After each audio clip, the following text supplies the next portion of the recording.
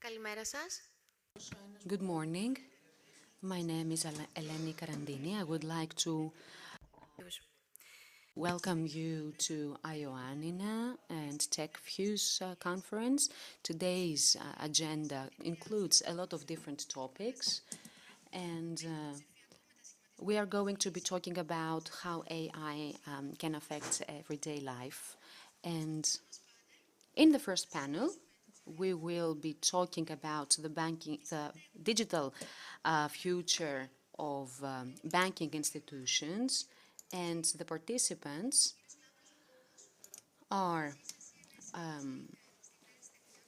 Aichen Gunay, Foreign Unions Portfolio Manager from Zurich Technology, Labros Gogos, who is a partner from CISA CNS, and Gabriela Kindert, who is a banking executive. The moderator of this panel is Mr. Thanasis Navrozoglu, the president and the CEO of NATSEC SA. So this is a discussion which is going to be taking place in English, and there is interpretation into Greek.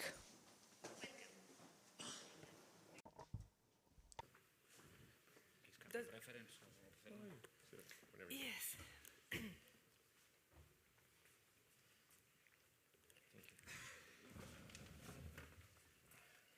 Thanasis, the floor is yours. Thank you, Eleni. Thank you all. Thank each one of you for being here today with us. It's Saturday morning, and I really appreciate your time and energy for this event, and also thank the organizers. So, I'll be doing this interview or session, let's say, in English. I hope you don't mind. I think it's going to be the first non-Greek panel that we have. So, we are in this region, most probably the sunniest place in Greece. And yeah, it's very typical, the weather. But there are other elements as well, so that make it stand out. One of them being that we are most probably the region with the lowest income per capita in the whole Europe. But still, we stand at the cusp of digital transformation, and that's really important. And the aim of this actually discussion is this future, the future in the digital future in the banking institutions, and all of you represent an aspect or an angle of this. So, we're going to be having like 40 minutes. I'm not going to be as punctual as Yannis was yesterday, but let's try to stick on the plan. I'd like to start by saying something that actually Christos Megalo mentioned yesterday and really caught my eye. We are in a digital age. Now, customers are increasingly impatient. You know that they're not anymore. They don't really like waiting on the lines. They don't really are able to go the extra mile to be served. They want everything to be snappy, to be, quite efficient, everything to be near them. And experience is of key importance. Now, we have AI, we have ChatGPT, everything is dominating our lives, things are progressing. And we heard yesterday, I said, Christos Megalou was also referring to something that Jamie Dimon said. We need probably more clicks rather than more bricks. I'm rephrasing a little bit. Now, looking at this and how this is shaping the financial institutions, I'd like to get a view of each one of you. So I'll start with Gabriela. And first of all, congratulations. There was some big announcement yesterday. And welcome. So, in a minute or two, could you share your reaction into the what's the trend towards more, the sentiment that creates these more clicks rather than bricks? Okay. Good morning, and thank you so much for being here. I'm really honored to represent SNOPI in this panel, and feel this is a great opportunity to make digital transformation real. By background, I'm actually a historian, so I'm not going to avoid giving you a bit of context how I see the digital transformation and the transformation of banking. And it's not going to be 2 minutes, but I try to keep it in 4, yeah? Banking is actually a quite simple business, yeah? On one side, you have liabilities and you have assets. We are not producing too much, but we have a major role in the society to transfer. We need to make a maturity transformation and risk transformation. What do you want from a bank? Most important product, you want mortgages. What do you give to a bank? You give your salaries. You immediately see a maturity mismatch. And our role, and the digital transformation role, can be to connect these two and create an easy digital onboarding and underwriting process at all levels. So why are we here today in banking in this digital transformation? Many reasons, actually. After the financial crisis in 2008, just put it in the context, the banking sector was around 35 trillion and reduced by 7 trillion. 7 trillion. So put it in the context of GDP of Greece in 2 years. Within 2 years. So what did it mean? Like, I had a presentation by the CFO of Fortis and the CFO of BNP Paribas, and the person said, oh, by the way, we acquired Fortis, but the 650 billion balance sheet was gone within a year. So that was the shrinkage of the banking sector combined with extreme regulatory pressure. On the other hand, you have a huge industry, which is the insurance and the pension sector, who has your savings. So a lot of people saw this opportunity to connect insurance sector and the banking sector and combine and create products outside the banking sector. That's one thing. So a major business model transformation happened. Second, in banking, you have 3 sorts of costs, yeah? You have funding cost, operating cost, and cost of risk. And if you make money or not money depends on these. So we had a huge pressure in banking to reduce cost. And that's what you have seen in the last 15 years. Number of employees have reduced by 30%, branches reduced by 50%. So digital transformation was an enabler for cost cutting. And the other aspect you saw, a data revolution. And some of this data happened outside the traditional banking sector. And that's one of the reasons why Alipay, on the basis of Alibaba, became one of the largest financial institutions. So put all this together, I'm really fortunate that I have seen the major transformation, a really historical transformation in the last 10 years in the banking sector. I give you a couple of names that really did not exist 10 years ago. And I have seen actually most of the founders 7, 8 years ago in conferences. Revolut, with approximately 17 billion value, put it in the context of SocGen with 20 billion market cap. Starling Bank started from a lady who was frustrated by the legacy systems of RBS and started Starling on bottom, created huge value, 4 billion valuation.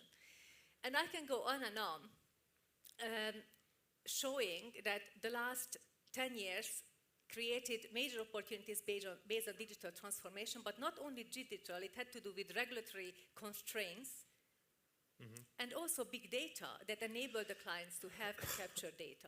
So if you ask me what is where we are today, we are, of course, from bricks to click, but I will go further. I believe that the biggest challenge right now is from click to fix, because digital, I will compete with Jamie Dimon on this, from click to fix, because the biggest challenge right now is how to capture these clients. And every single company I mentioned, like Starling, like Revolut, just Google them, like PayPal, they actually want to go into mortgages to make clients sticky, because they realize that digital is not enough. You need to have broad product range, you need to have customer service, you need to have the entire client experience.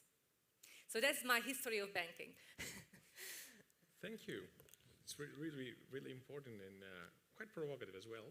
So I really like your question. It gives me a great opportunity to change a little bit the structure and actually ask Ayhan Güney here, who is representing one of the largest banks in the region. He's coming from Ziraat Bank.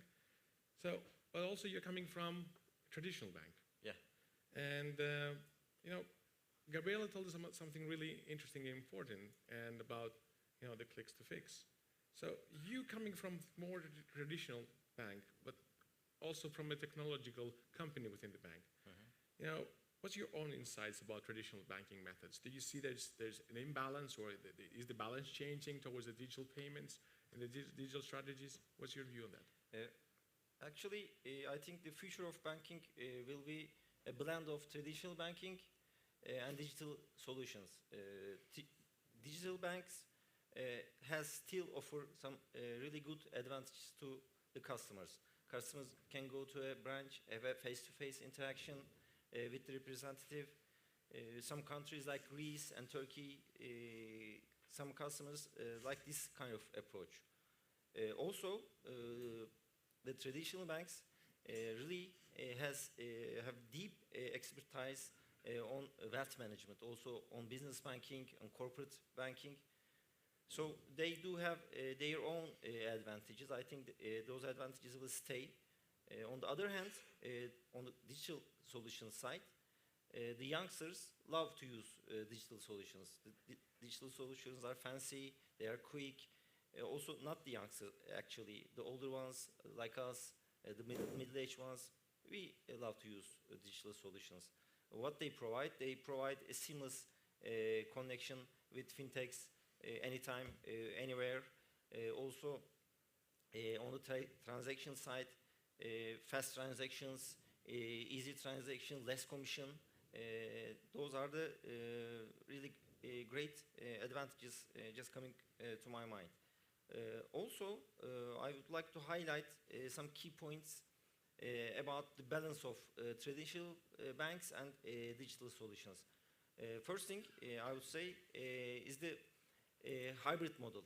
Traditional banks are already adapting the hybrid models. What I mean from the hybrid models, think about a bank that has a physical branch. You can go to a physical branch. You can have a face-to-face communication, but you can also have a digital platform on that branch. We all know ING was doing this already more than 5 years, maybe. So you get the best of both worlds. Second one, I can say digital transformation. Traditional banks are heavily investing on digital transformation. They also have great mobile solutions, also digital wallets, also customized personal financial solutions. They do present chatbots also. They offer, they do have their own advantages, like I said. Also the third one, I think this is the most important one, is the emerging technologies. We should focus on blockchain, DeFi solutions, AI. They will shape the future. And especially, I would also like to highlight the AI part, artificial part. I think artificial intelligence will not only shape the future, it will literally bend the future, for my thought. So it's very critical. It will have a critical role in the future. Getting in the conclusion, I would say youngsters love digital solutions. Digital solutions have a significant role in the future, but traditional banks won't disappear. They will have their own space in the future of banking. Okay, thank you. I totally agree with the last point. So let me change and go exactly the opposite direction to Yannis Dianelou. Ayhan mentioned a lot about AI also and the blockchain and modern things. Do you think those advancements in the AI, and the digital technologies are actually changing the customer expectations? And if so, in the financial sector, do you have any recent examples? Because you're also heavily investing in technology as well yourselves. Yes. Thank you, Thanasi. Thank you for the invitation. Glad to be here. A small introduction before I answer your question about the company that I represent, just for the audience to understand. I'm representing the Tora Wallet. Tora Wallet is a OPAP group company. We are an EMI, an e-money institution licensed by Bank of Greece since 2017. What we do payments. Why OPAP needed a payment institution? For a couple of reasons. First, as OPAP, we have a very extent physical stores network. We're talking about above 3,000 OPAP stores all around Greece. So we needed to bring some more services in this big network and do payments, utilize this big network and provide payments to customers. So what we do bill payments. So customers can pay their bills, utilities, taxes all around Greece. And has a very good acceptance.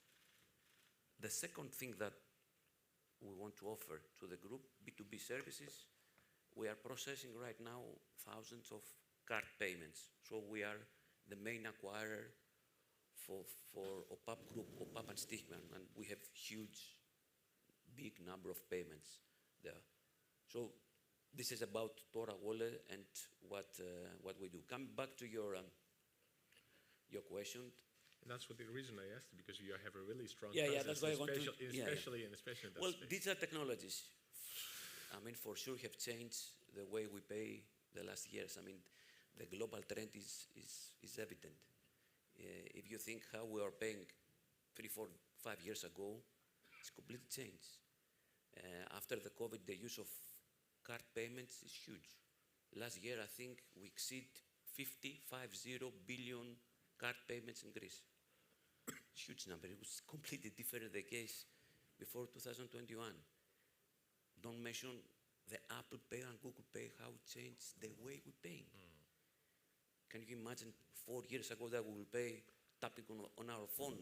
I mean, I'm sitting in the queue to buy my coffee every morning, and if I see some guy that, put the card in the POS and trying to pin, to type, what he's doing? Why he's not tapping?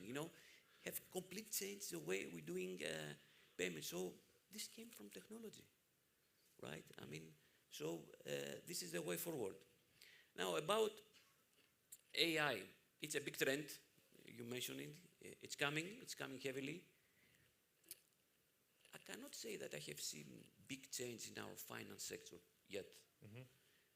I believe the changes will come in the customer support, chat box start coming up.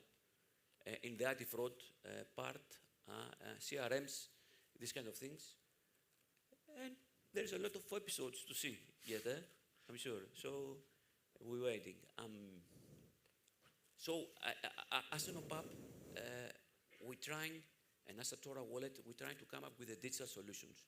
We're trying to switch our customers. We have a huge customer base. We're talking about 5 million customers. And trying to shift them to the modern, to new ways of payments, different from the classic ones, card, cash. So we are working on building new solutions for our customers. Thank you, Yannis. That's very interesting. And actually, that gives me the opportunity to ask Lambros. Lambros Gogos is coming from a Big Four. Actually, he's coming from EY. And he's a senior partner there. So considering what the other panelists have mentioned and the advancements in technology that we're talking about, do you feel that there are particular actions, there's particular strategies that those institutions, they have to adopt? We heard Yannis saying that AI is important, but we haven't seen the results yet. But how do you feel this trend goes, and what are, according to your view, the actions that need to be taken? Yeah, Thanasi, thank you so much. Thank you so much for hosting this excellent panel and inviting me as well. And I would also like to thank the host today. I mean, it's a fantastic setup. Yannis, Tassos, the whole team have done a brilliant job, and it's very inspiring, by the way, on what you guys are doing, not just for yourselves, for the community, and also for your city. So we treasure that, and we'll follow it up. So thank you so much for having me here. So back to the question. We're already discussing it. Banks are already capitalizing on the growth that technology is providing them. They are providing services that are more personalized, more efficient, more scalable, and more accessible. The reality is that technology is really fusing everything. Digital banking is already there. A lot of online banking is done. We have digital wallets now moving into place. A lot of traditional products are offered in a digital way. You have AI, you have blockchain, you have robo-advisors, and you also have the great examples of what Piraeus yourselves are doing by creating Snappy and attracting clients and providing to the clients a very focused need. From a strategy point of view, what we see and we understand, in essence, it's simple. Banks and financial institutions need to embrace the change of technology and need to incorporate digital transformation into their business. They need to invest in digitalization of all their processes. In essence, they need to automate as much as they can. They need to embrace this change to make sure not just that they are more efficient operational-wise, but in also to be very fast, provide market speed, and meet the client needs. They need to have a strategy, and it was very well positioned by Gabriela, they need to have a strategy that is relevant to their clients. In essence, the banks are there for their clients, for ourselves, right? We are clients of banks as well. We need to be provided as a customer base products that are very relevant to us, that we need, and actually clients ourselves are demanding this digital transformation. Certainly, you need to have a strategy around AI. It's already mentioned in this panel yesterday as well. AI is coming, and I'm going to talk a little bit about in the next question. AI is coming. We need to embrace it. We need to understand it. We need to build our knowledge and understanding around it in order for AI to work in our favor, in our businesses, for our people, for our systems, for everything. And certainly, the more digital we become, we need to have in mind that there are threats out there as well, especially around cyber. So we need to have a strategy around setting up our understanding around cyber threats, existing or even future. The more digital we are, the more exposed we're going to be to threats, and we need to make sure we have the right strategy there. So, banks, financial institutions are already digital, and they will continue to grow their digital footprint. We need to understand that, everything is done here today. Mobiles have expanded. Internet access is everywhere, and it has provoked and actually supported this digitalization. And very importantly, client demand. The clients ourselves are creating this need, and the banks need to adopt to it. And I'm going to say the last thing, COVID, the pandemic itself, it has provoked a significant change in our mentality, in our approach to society, and digital has been part of has been the catalyst, I would say, that has been led also by pandemic. Thank you, Labros. That's also very interesting. And actually, I would like one small question to Gabriela. Considering all those elements I mentioned, do you feel that the regulatory alignment is a risk when you're trying to adopt any such a modern approach and any such a digital approach? Because you mentioned a lot about fixing, and I assume it has to do with regulation and compliance. So in a really short sentence, do you feel it's going to be a challenge or an opportunity there? Both. I think regulators do things for a good reason. In my perception, risks and the perception of risk is changing. I totally agree with you. Depends what sort of sectors you are doing, but for me, in a digital world, cyber risk and cyber security is a major risk, and people want to feel comfortable with their money. So I think the regulation is also catching up on that, and regulation standards are higher. Blockchain the same. They're catching up. Cryptocurrencies are the same, catching up. So it's an evolution also on the regulatory landscape. Okay. Thank you. And I think the best is to do this evolution together. And I think the best regulators are those who are ready to listen and recognize that they are also not knowing everything, because these risks have not existed, or cyber risk, and also ESG risk, for example. Mm-hmm. Small point for Ayhan. Yeah. About risks and regulation also.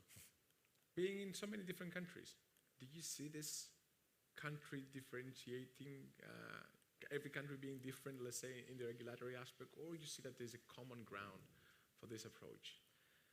Actually, what we do, first, I'd like to summarize.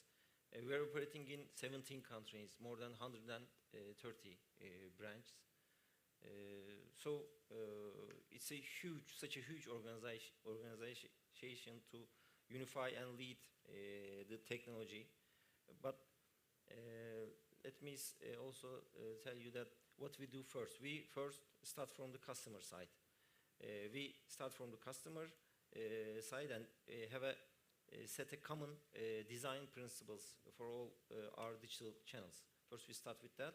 We have same design on our digital channels, same look and feel. Everything is the same. Also, we hardly invest on security side. We had a common security principles for all our foreign units. So that's another critical point. We heavily invest on that. Also, I would like to highlight some critical strategies that we do. We have a 724 cybersecurity team department in Turkey, located in Turkey, and we are deeply focused on cybersecurity and compliance also. So that's critical for us. Also, we invest on technology. We will open a digital bank in Turkey, so we will most probably transfer that technology to our foreign units. Most probably we will open a digital bank in a country where we don't exist. So security and compliance is really critical, and it will have a big role in the future. Thank you. Coming back to one of your points, we have so many different branches, and I'm just highlighting some of your points before.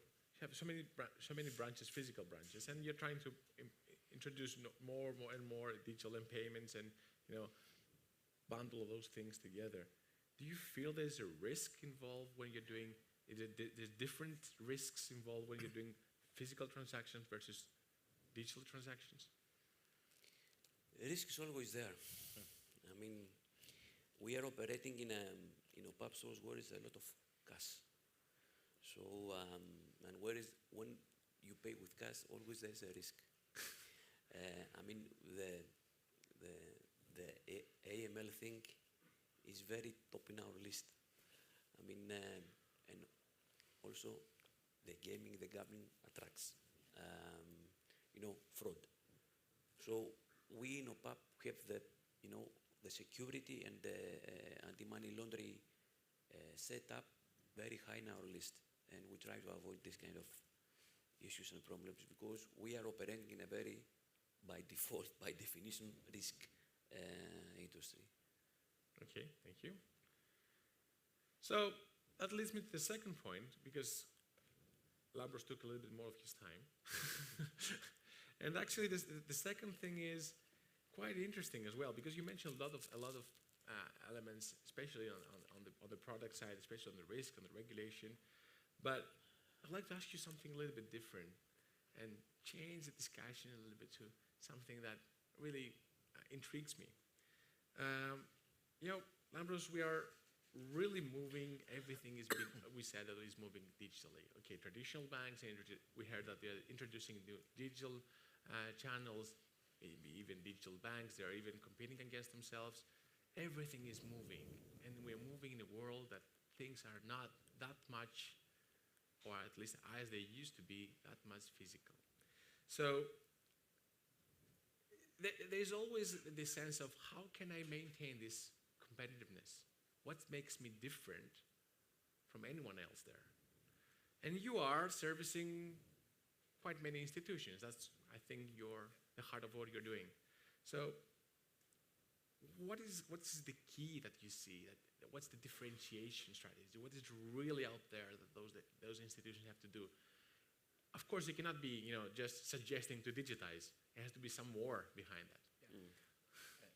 And I think, Thanas, that's a great question. I mean, the reality is that this is what I think keeps awake board members or CEOs on a daily basis, right? How to be relevant, how to be in front of the evolution and the change. there's no simple question. The reality is that you need to do as pragmatic and as simple stuff as you can. You need to have a holistic view, first of all, of the technology changes. You need to make sure that you capture the change, you try to adopt, because you cannot be, especially coming from Greece, the first adopter or the game changer. But having a holistic view, having an understanding of everything that is happening around your environment is a key step. You need to certainly be ready to adopt AI. AI is there, and most of us, I agree with Yannis, potentially we don't see it on a daily basis, but it's really coming up. And we need to start having a setup around AI. We need to build our cockpits within our organizations, the control towers, whatever. The reality is that it's simple stuff. You just need a committee on a weekly basis to set it up, understand it, discuss with the business owners or your biggest business units of what is changing, your innovation officers and your data officers sit together and understand how we can take advantage of it. You also need to understand cyber. We mentioned it earlier on that cyber is out there, so you need to have an understanding of how to better position yourselves around it, and certainly you need to have a mindset of collaboration. I can't overstress how important partnerships are for the future, how important it is to be part of ecosystems in order to either get innovation ideas and be more innovative, or to also, have a common sharing of risk rewards. The reality is that we are part of a wider ecosystem, but we need to position ourselves as more efficient as possible and gain as much as we can. Thank you, Bats. Gabriela, you want to comment on that? I would like to add to it, indeed, because in our digital world, we have to be very mindful that at the end of the day, people want cheap products. And how you differentiate yourself is being relevant, having a brand, being a brand that people love and people trust. Trust is a very important feature in the business. And in our changing world, one of the biggest challenges of digital banks are to answer the question, how do I get genuine customer feedback? If you talk to the CEO of Monzo, CEO of Revolut, they actually invite clients to their physical office and ask them, please say us what honestly you think about our products. So that's a responsibility, how you create environment when you get customer feedback in a changing world, and how you create a brand that people love and trust. This engagement, connectivity, social values are extremely important, especially for the young generation, but also for the older ones. Yeah, I totally agree with that. Ayhan, considering that you mentioned about taking initiatives that will serve diverse set of customers, and also highlighting on what Gabriela said before, do you take any such an initiative to get from different countries that you serve customers experiences so that you can have a common, let's say, a similar experience across those regions? How challenging that is, I really don't know, but I'd like to hear some more from your side. For 17 countries we're in, it's really challenging, I must say. It was hard it's not hard to prepare a common design or common security standards. It's not that hard, but it's really what's hard is to implement it. We did it with Natek. Our internet banking has Ziraat Finance Group standards. It was a win-win approach, a big project. But we had some pros and cons on that project. It's hard for us, but then eventually it grows. It fastens. So we had problems, but we are still getting feedbacks from our customers. We want to learn how our customers want. Also, not all customers behave the same. Not all countries have the same approach. So what we do is, I think, we have a tailored digital solution. What I mean tailored digital solution is we have two different functionalities. First, basic functionality, set list for the customers, and second, an advanced one. For a digitally matured country, we go with the advanced functionalities. We go with digital wallets, personalized financial solutions, chatbots. For less mature countries, we go with a basic functionality, then we grow and put additional functionality upon it. That's really great an approach. Okay, thank you. Yanis, do you feel that technology is, and because we hear a lot of challenges, also and opportunities, but do you feel that the technology is actually becoming now the catalyst for something additional, going a little bit further or a little bit complementary to banks? So in the space of payments, for instance, Yeah. and you're heavily investing in that. What are the challenges that you face there? And of course, the opportunities. Yeah, yeah. Technology should not be the catalyst, in my opinion. You know, the catalyst should be, and I think also touched by Labros as well, the customer needs. This should be the catalyst. What the customer wants, because we have examples, and everybody, I think we have examples that companies that, you know, from the hunger to be innovative, to come up with a new solution, they lose the focus. They don't see the customer. They want first to be that they will come up with this platform, but in the end of the day, nobody uses it. And they're making losses. So in my opinion, the financial sector, the payment should be focused on the customer needs. What will be the customer proposition? What will be your differentiation? Because everybody copy the others. We're doing the same stuff more or less. What will be the differentiation from the other competitor there? That should be the focus, in my opinion. Technology will be the enabler, but the customer needs should be the driver to innovate, to invest, to do things. And to give you an example from my work, from OPAP ecosystem, I mean, we recognize the need in our online customers to find a way to put money in their online gaming wallets with cash. So, and we come up with a solution where we offer to them the opportunity to go in OPAP store and using a QR code and pay in OPAP store, and the money online, they can see it in their online wallet. So a digital thing. It's not so innovative. It's not so technical, complex, but it works. The customer, we recognize the need and we come up with a solution. It's not the super duper, technologies thing, but it works. And it's profitable and it makes sense for the customer. So the company should be focused in coming with the solutions that make sense for the customer and they're financially viable as well. Thank you. So let's try to find 1 minute each and try from your perspective to explain to somebody who is not experienced. Let's try to make a persona of a 10-year-old children in front of you and tell them, what do you feel, and make it that clear that the digital future of banking institution looks like. Let's keep it to 1 minute. Not Yanis 1 minute, but real 1 minute. Gabriela? Based on data and technology enabling a brand and the products that people love and appreciate.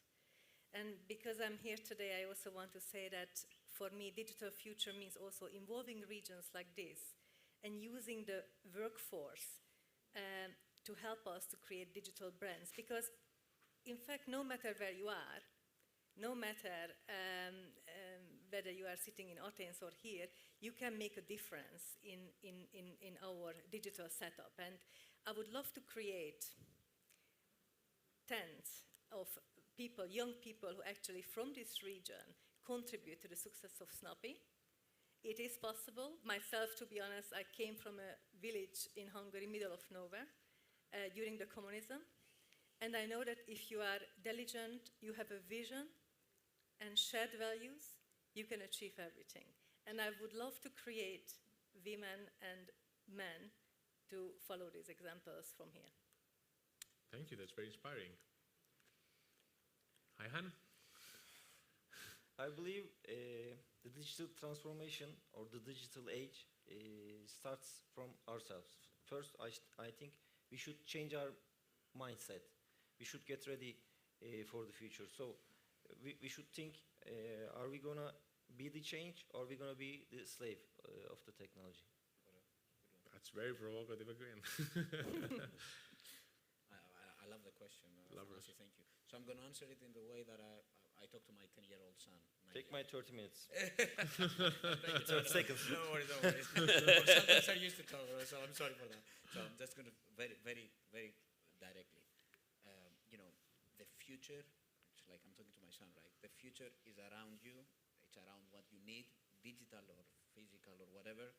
Make sure you keep your human values, the right values that will change the future and will benefit around your needs. Thank you. Very punctual. Yanis? Me, I will not talk to my 10 years old kid. Actually, I have two in 13 years old. But I will see the different way. I think the companies in the financial sector should be prepared for these 10, 13 years old kids. We're talking about the generation Alpha now. We passed the generation Z. It's the generation Alpha that was born after 2010. So when these kids will be, and these kids are living in a digital way. You know, they communicate digitally. They listen to music digitally. They're using their phones every day. They are learning paying digitally. I mean, they're exchanging money and they're sending money to each other with using a QR code or account-to-account transactions. So when they will become adults, they will expect from the companies seamless digital solutions in their daily transactions and make their life easier. The company should prepare, and we need to be ready for that. Thank you as well, and thank you all. It was a really interesting panel. We got a lot of views. I think that we are entering an era where things are more fluid, but also I think there are also basic principles that underline this whole progress. I hope you enjoyed it. I enjoyed it a lot. And thank you very much from this first TechFuse event happening in Yanina. And I really look forward for the next major event, and I would like to see you again in our place. Thank you so much. Thank you. Thank you, Pluto. Thank you. Thank you very much.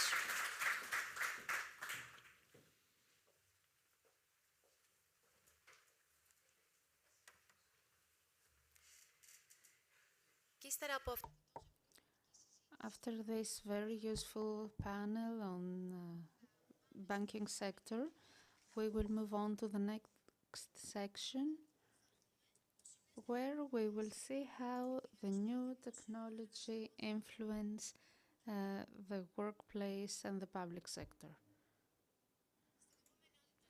In the next section, Mr. Yannis Zavoleas, Associate Professor of the Department of Architectural Engineering School of Engineering of the University of Ioannina, and Dimitris Papanikolaou, Assistant Professor of the National Technical University of Athens and Urban Synergetics Lab, will discuss about the influence of emerging technologies on society and the workplace.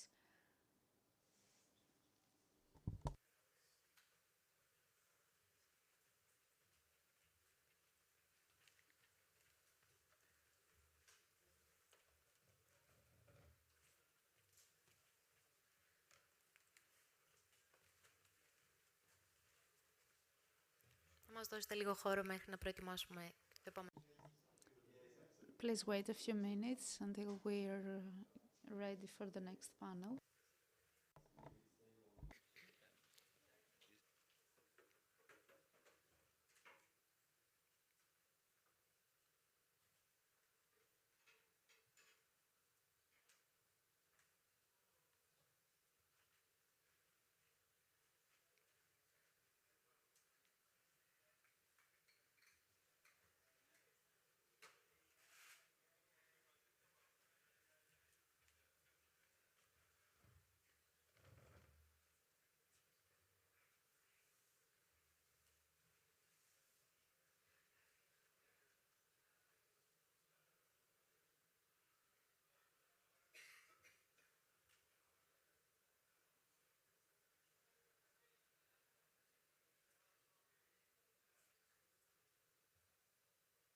Σκοπός σήμερα είναι να κρατήσουμε το ενδιαφέρον σας.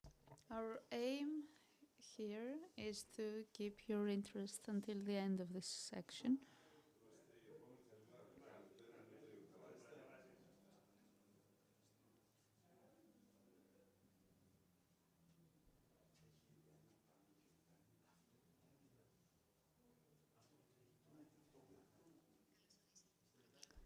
Welcome, please have a seat. Hello.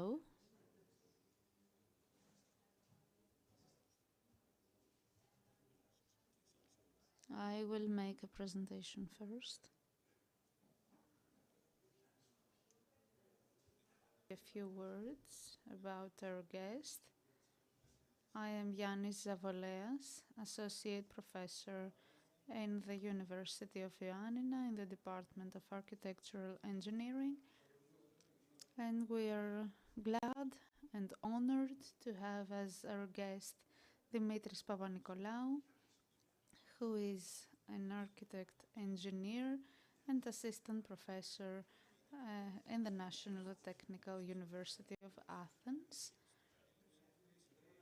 We're going to talk about the management of the architectural space, and his research has been carried out on interaction between people, objects, and places based on calculations in order to develop a research and useful results about our ecosystems. He focuses his research on the landscape and the interaction with the society. We will have a conversation later about the subjects we discuss as scientists. Good morning, everyone. I need some more minutes because I'm trying to carry my file in the PC of the conference.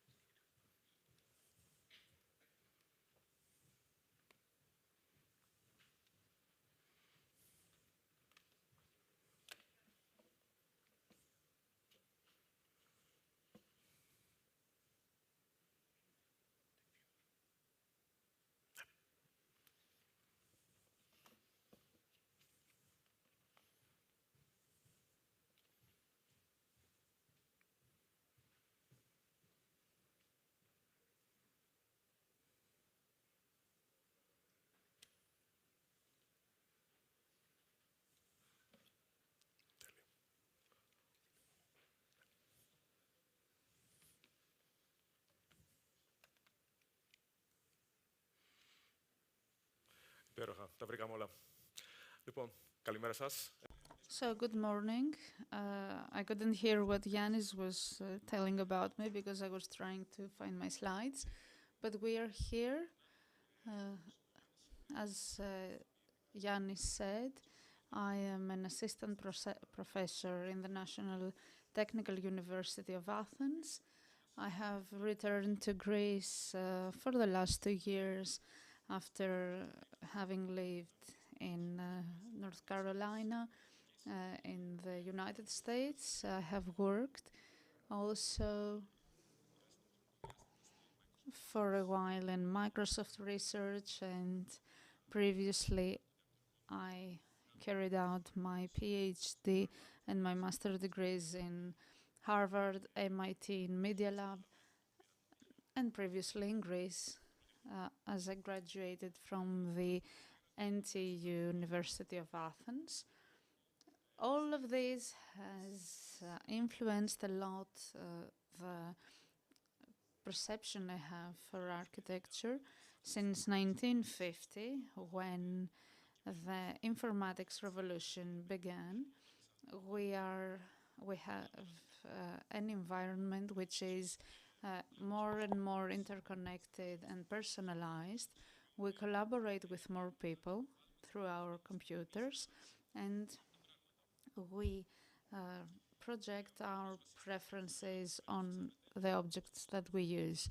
The cost of the information is less and less, and now we have more connections on mobile phones than people on this world. So we can imagine how important it is to stay connected. However, this increasing access to common resources makes the access more easy from one point of view, but more difficult at the same time. The more interconnected we are, our actions influence the actions of others, and the environment is a very complex and political issue that technology itself cannot resolve. In my research, I am trying to figure out how this interaction influences the way we move in our environment and how we interact with it. We focus on the conditions that exist when we share common resources, and how our behavior mechanisms can improve or destroy the communication between people. While I was in North Carolina, I created the Urban Synergetics Lab, which I run in Greece now, and it was a collaboration between the university, the Department of Architecture, Engineering and Informatics. It analyzes and creates new strategies about the systems that connect people with their structured environment. Then we research and study the way people work through these systems. And I vision a future where the intelligence around each environment is born from the way people interact with their environment. So I have these three questions.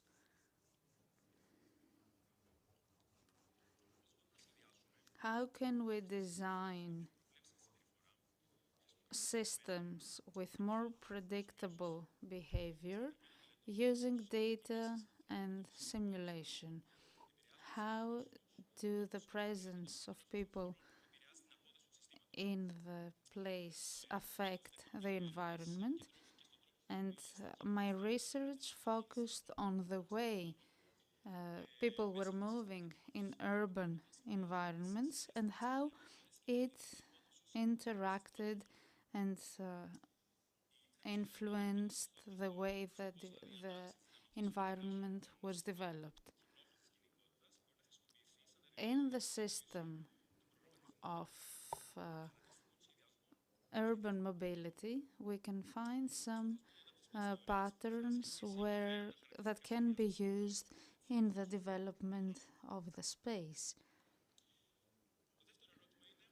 My second question is, how can we design some co-sharing platforms that will ask their users to share in a more productive way? For example, we found that we could share some cars for a journey in common or carpooling. My research in MIT showed that for each user, there is a different need. There are some who are willing to share their cars in order to save money, for example. And we have this market where stations and travelers interact with each other. In my research, I have developed a digital platform of market for experiments to get some empirical results on my theory. The final question is how can we design technological media and means that let people share their experiences and resources through their natural environment. In this way, people have are more aware of others around them.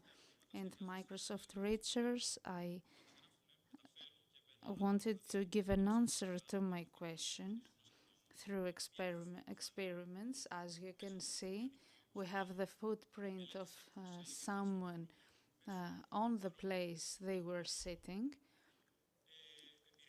And we found through some models the way people influence the perception of others. So I have some other questions in my future research and in my recent work, Silent Breaths, which I developed with my lab. We had the constructions that you can see on your right. We found a way to understand how the presence of people in one place can influence the absence of people in another place. This is what I wanted to tell you as a presentation, and now I will be... Καταρχήν, κάθε φορά που... Thank you very much. Well, the truth is that every single time that I see Dimitris and I see what he does, I always come up with new questions concerning the convergence of new technologies and architecture, and especially how through those new technologies we can expand our perception of space as users, but also how those that design this space are actually affected by all of this. How are we doing our job nowadays, and what do we teach the new architects, the architects of the future, because this profession will be defined from now on in new terms. So there is a series of questions here, and they will probably take us to some new paths. The first question is about digitalized space and the fact that we perceive it through the use of the internet and platforms. So the question is how all of these frameworks can be combined within the digital world, and how moving on from the physical to the digital world can affect social and human life, and what are the new designing approaches? Well, first of all, this is a question about architecture and its connection to the digital world. Is a central question since the 50s and the beginning of the informatics revolution in the field of architecture. And there are some projects that were carried out by Architecture Mass group in the 1980s that created the first chamber where a user could could communicate using their own voice through this chamber. From then on, it was a central research field for the sector, and we can see that it is becoming bigger and bigger around the world. I think that there are two aspects. The first one is the practical aspect, how this connection between digital and physical world can affect. We also have all those hybrid tools that are actually a combination of the computing system and the human factor. And this is also changing a lot the way that we perceive space. And I want to give one example, maybe not so an architectural, but it's about aeronautics and the way that the pilots can navigate through this cloud of information. So we are talking about tools, basically. It's not about processes that are being carried out by digital assistants, but still their tools have changed the way in which the user perceives the physical space. It changes the choreography, so to say, of what they do.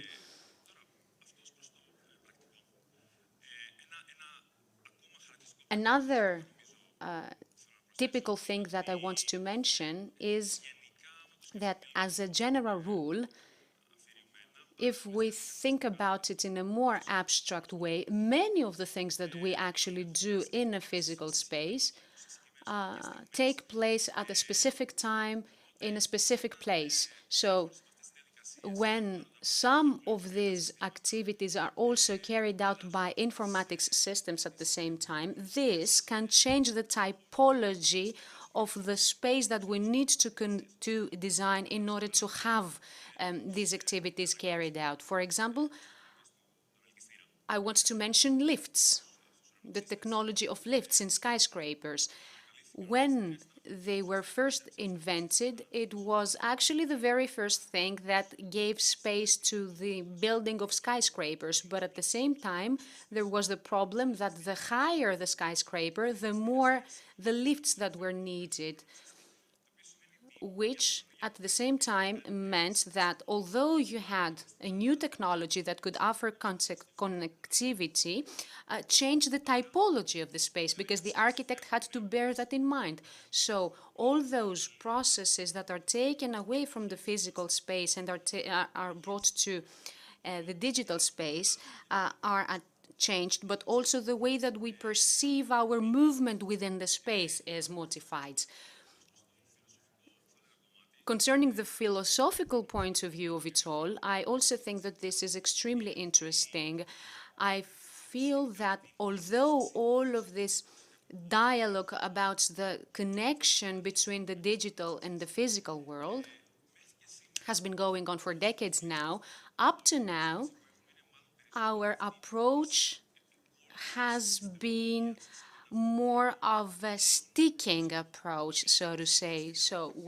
This means that we keep designing buildings the way that we have been doing so far, and we simply try to add some new technologies as if they were stickers on a piece of paper. So although we are talking about connection between information and physical existence, there seems to be an existential differentiation between the two, as a matter of fact. So you will see that in spaces where people work about the digitalization of information, this does not exist. For example, you will notice that you can produce without using microchips or cables, but through the synthesis of matter and energy.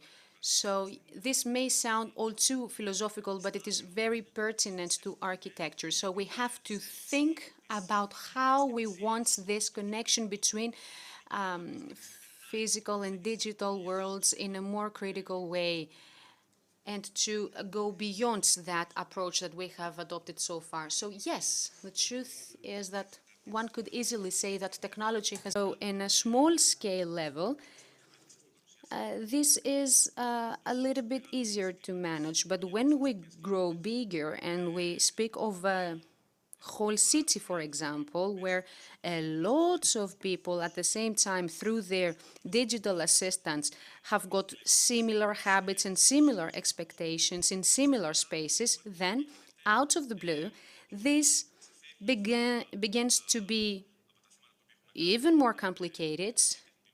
And it's not about AI anymore only, because there's a lot of discussion about gamification, ecology, economics, because it's all about being able to perceive and comprehend a new ecosystem in which everybody functions in the best possible way. And of course, I'm talking about digital assistants, okay? So I feel that it is difficult to approach the connection between the digital and the physical world, mainly concerns bigger scale designs. So who has the ability to comprehend and design all of this? I think that this is a very topical point, because I feel that up to now, there hasn't been a specific discipline that could assimilate all of this knowledge and put it into practice in order to design all of these things on urban scale. And this happens because from the theoretical point of view, all of those questions are questions that have to do with computer science or engineering or economics and operation research. So they work on it, all of them, but on a theoretical level. On the other hand, putting all of this into practice depends on the way in which the participants can actually comprehend the way of functioning for these systems. They can understand them. Motivation mechanisms, for example. Also, one more thing is about the time that one can take to move from one point to the other, as I said in the example of the skyscrapers. This is also another thing that needs to be resolved by architects, for example. So we can see that there are different disciplines that have been fragmented in different fields, and there isn't one specific discipline that can combine it all. And probably one of the basic reasons why this is happening is that it's something that made its appearance during the past decade only. So it is very little time, as a matter of fact. So imagine that having access to the internet through our mobiles and the usage of smartphones, or the supervision of urban landscape through the internet, are technologies that appeared for the first time only during the past decade. So inevitably, this had the consequence that a gap was created in the universities. Of course, at the same time, this might mean that we need to create a new field of studies that will include part of architecture, but also informatics, engineering, economics, maybe psychology as well. And the reason is because all of these different fields can affect the way that we design these systems.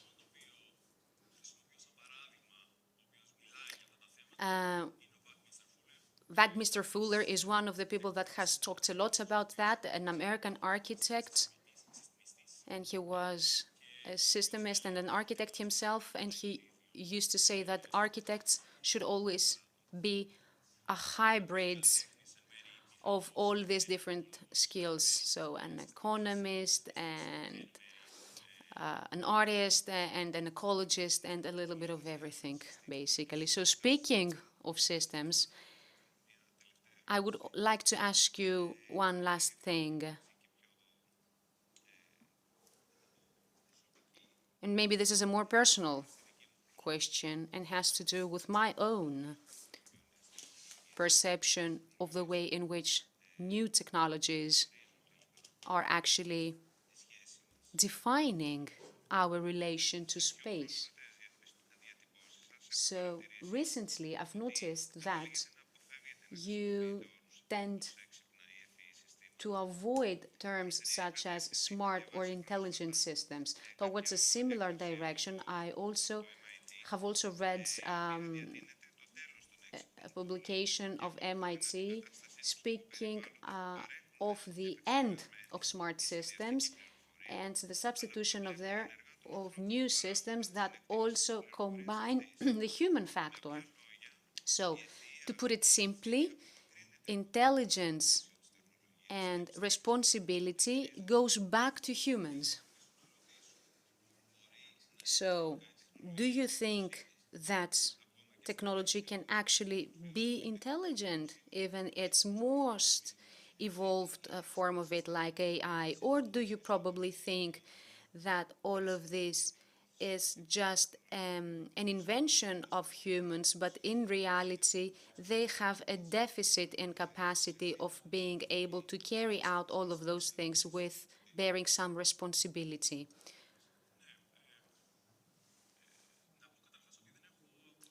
Well, first of all, I feel no hesitation whatsoever concerning AI or to talk about intelligent systems or smart systems.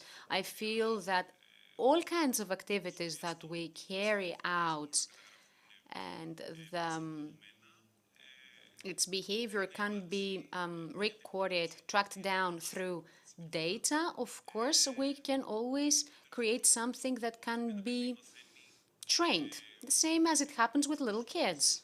Little kids that learn the worlds during the first years of their lives in an empirical way, so to say.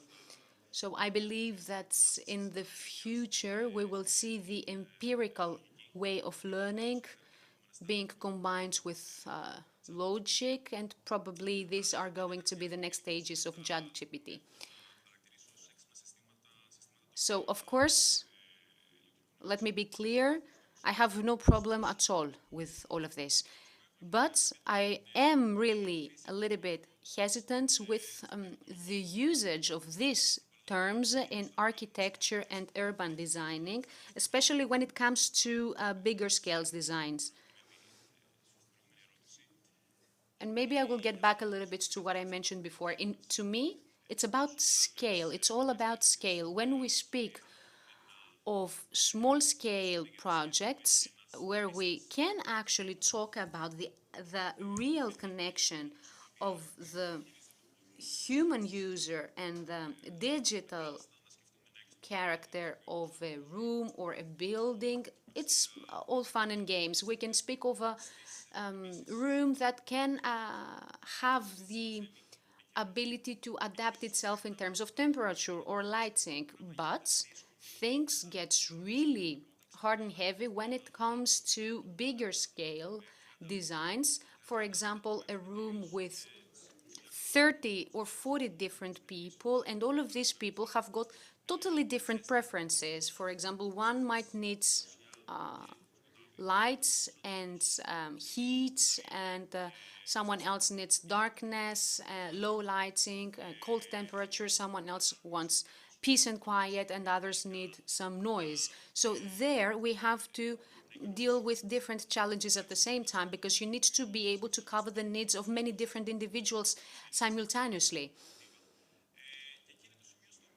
And this is the point where I feel that we are getting more into the idea of gamification or ecology systems, where we need to talk about systems where every single individual can be represented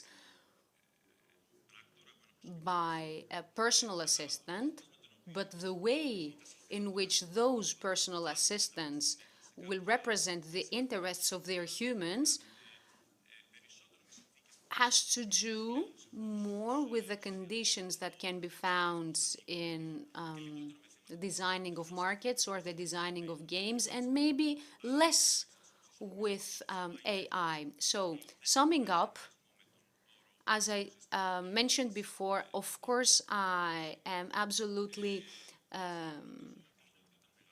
I totally agree with the usage of the terms smart or intelligent systems, but things get very complicated when we have to serve the needs of many different individuals, and we need to take into account other factors such as ecosystems or the cityscape. Well, thank you very much.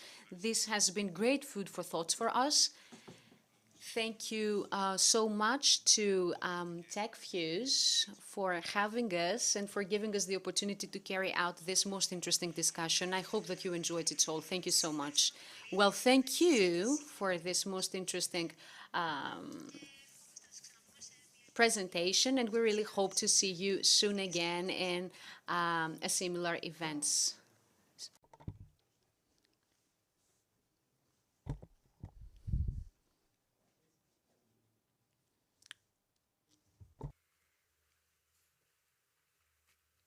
Την επόμενη συζήτηση. The next panel, with the title The Digital Transformation of Enterprises, will be presented by Michalis Modraitis, strategist and C-level executive CIO, business and digital transformation global leader. Andreas Dimitriou participates also. He is the president of board of the agricultural poultry cooperative Pindos. Dimitris Kavouris, Deputy CEO and Chief Strategy Officer of Singelidis Automotive Companies. Ioannis Kallias, Chief Executive Officer of TUV Austria Hellas and Regional Manager Greece, Cyprus and Balkans, and Executive Vice President, Service Lines of TUV Austria Group, and Nikos Petrakis, Country Manager of Visa Greece. Welcome.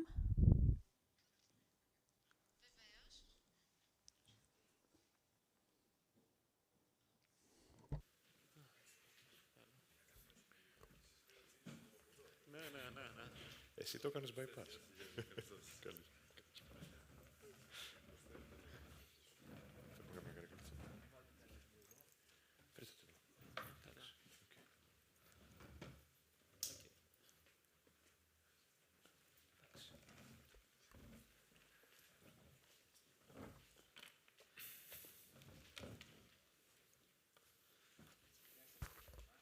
Καλώς ορίσατε και θα σας φέρουμε τα τραπεζάκια σας για να είστε άνετοι. Welcome. You will have your table as well with your bottles of water so that you can move on to this next panel. Thank you very much for being here. Thank you to the organizers for inviting us.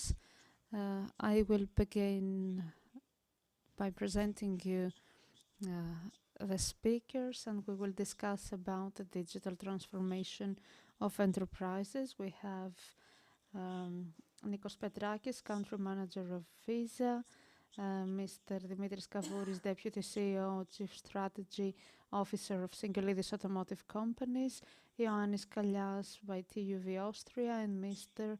Andreas Dimitriou, the President of the Board of the Agricultural Poultry Cooperative Pindos.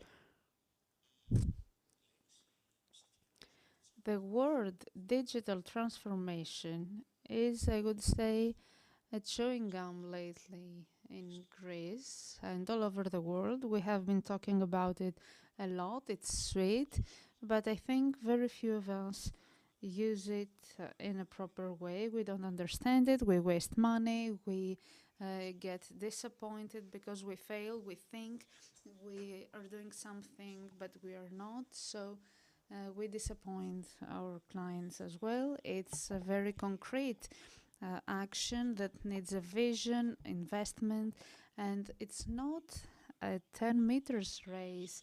It's a marathon. After you have reached the kilometer 42, you will begin another one, and then the next one, and all of those marathons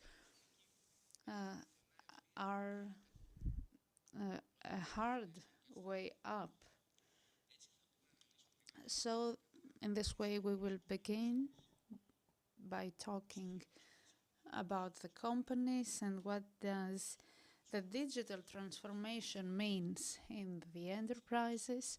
And I will begin the first question with Mr. Dimitriou. I can call you Andreas. We are friends now. You are a person that belongs to the market. You are a very important company in Greece, and I would like to see what does digital transformation mean for your organization. How do you perceive it? And it's not something you do at a local level. You export as well now, not only in Greece but abroad. Good morning. It is like this. Welcome to Ioannina, since we are here, locals. I would like to thank the organizers for the invitation, and I would like to congratulate them for this event. I think it should be hosted every year because it is needed. And before I answer to your question, Michael, I would like to say a few words about my company. Pindos is a cooperative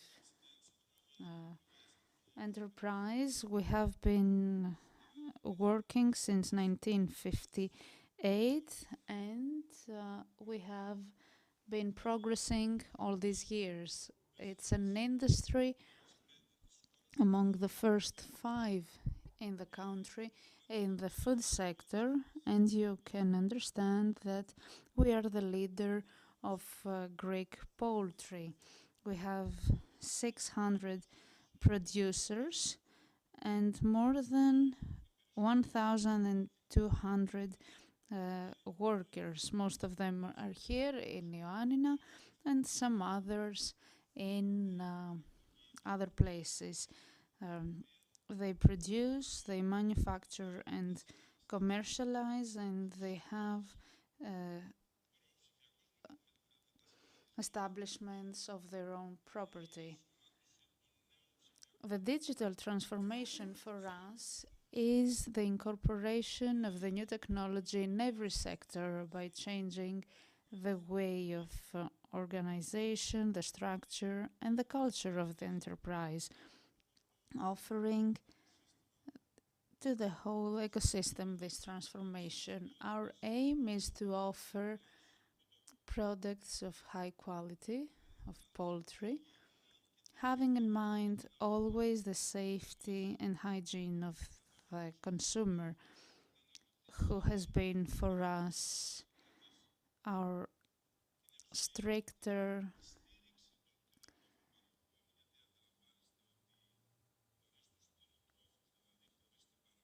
person of criticism. So you understand that without our clients and the producers, we couldn't exist, and the producers need to improve their production with the new means of technology, and this will help them improve the competitiveness, and it will give a big boost to the exportations. So in this way, after all these, through a big investing project and plan in the last 5 years,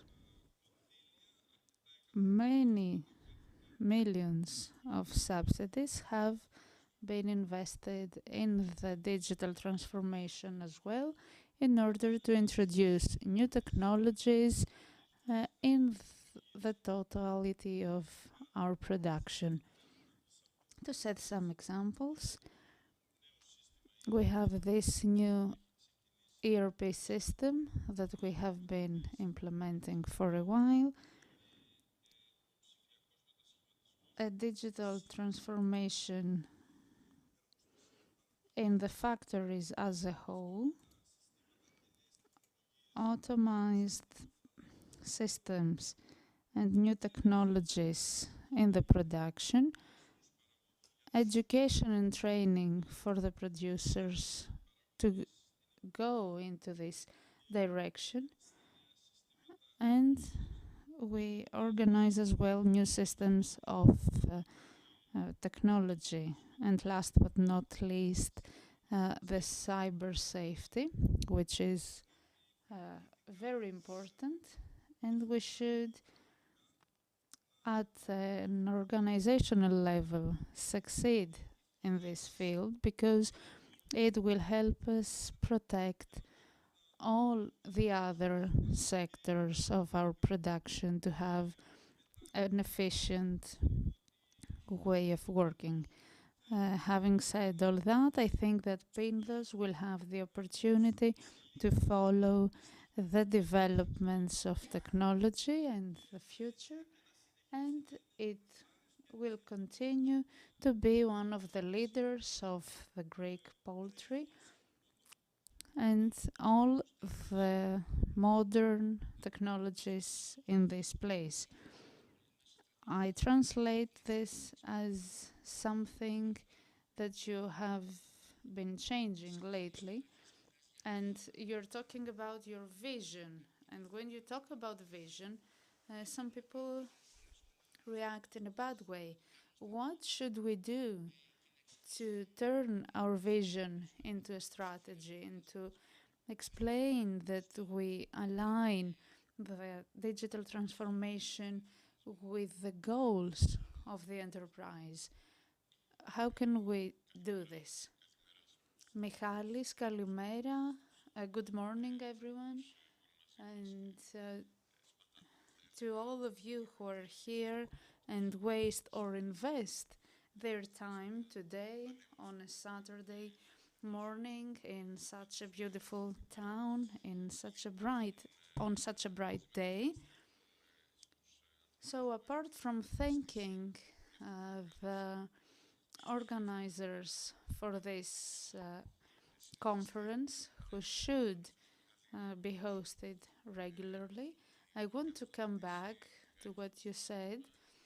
We could use some cliches or innovative ways to answer.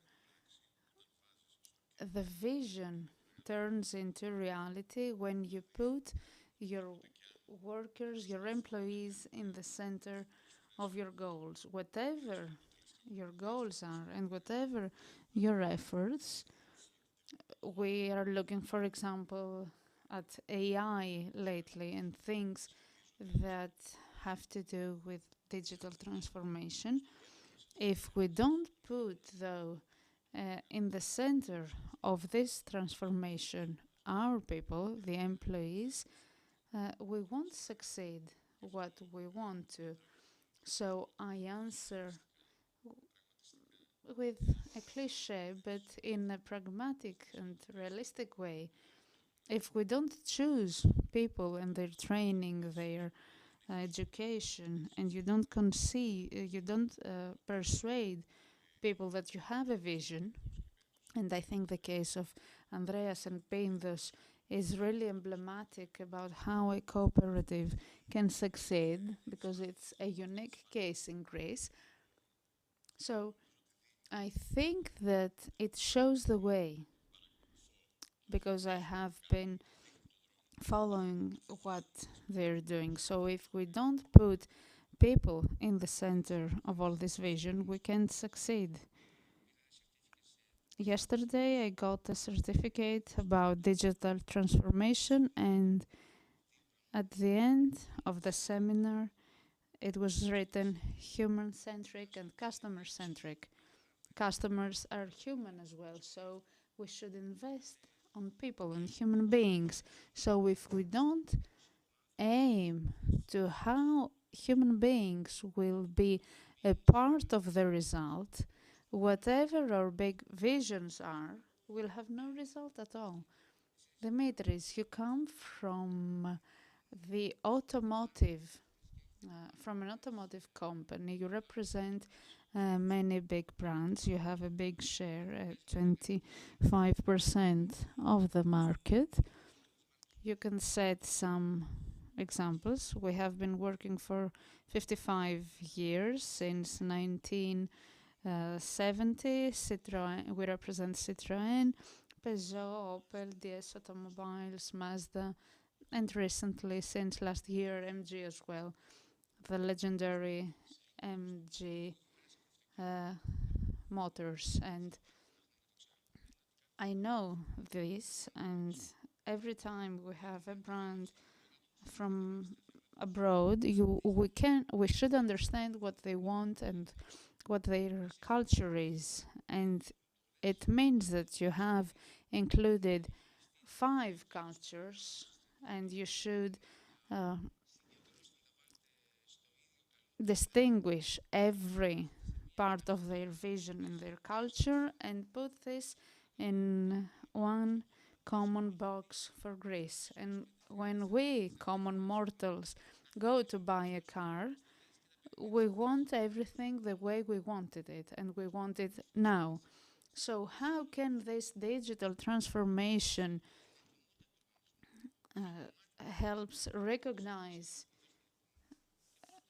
the readiness of your enterprise, and how can you include it? Because one of the problems of digital transformation is the level of the maturity. Before you push the button, you should have prepared your corporation to adopt this change. Thanks, everyone. I would like to thank my colleagues, the organizers, you, Michalis, for the invitation and for organizing this panel. And I would like to say the following. The car is a product of high involvement. It is a very big buy, a very big investment. So whoever comes into contact with this car, and now the first contact is digital, it is really, everyone is in a really highly emotive condition. So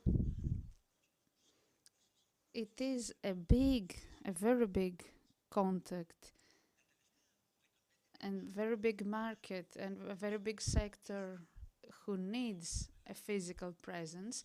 But when I say physical, I mean in Greece we have 150 dealers that have invested millions in establishments, and they reach one point when we say to them that having all these installations and infrastructure is not enough. You need to go digital. So this is a difficult task.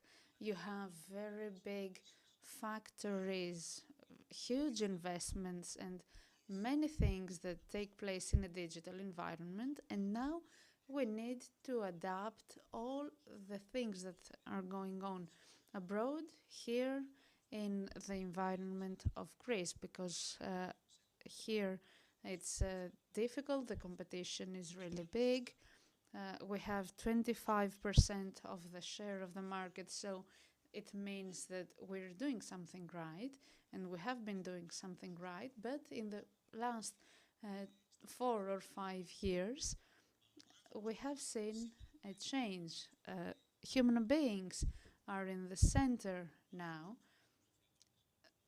human beings will go into this digital transformation for the human beings. And this is where our gaps are,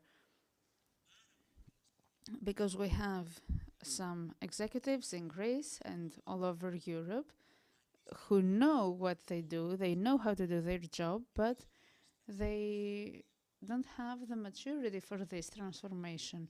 So our culture is to have our very good employees in the center of the approach, and we try to be a little bit beyond of our era so that we can transform all the parts that help us connect with the manufacturers in order to be able to offer a digital experience to our client and get in return the most of it. And the digital transformation is really important for the after sales as well, and the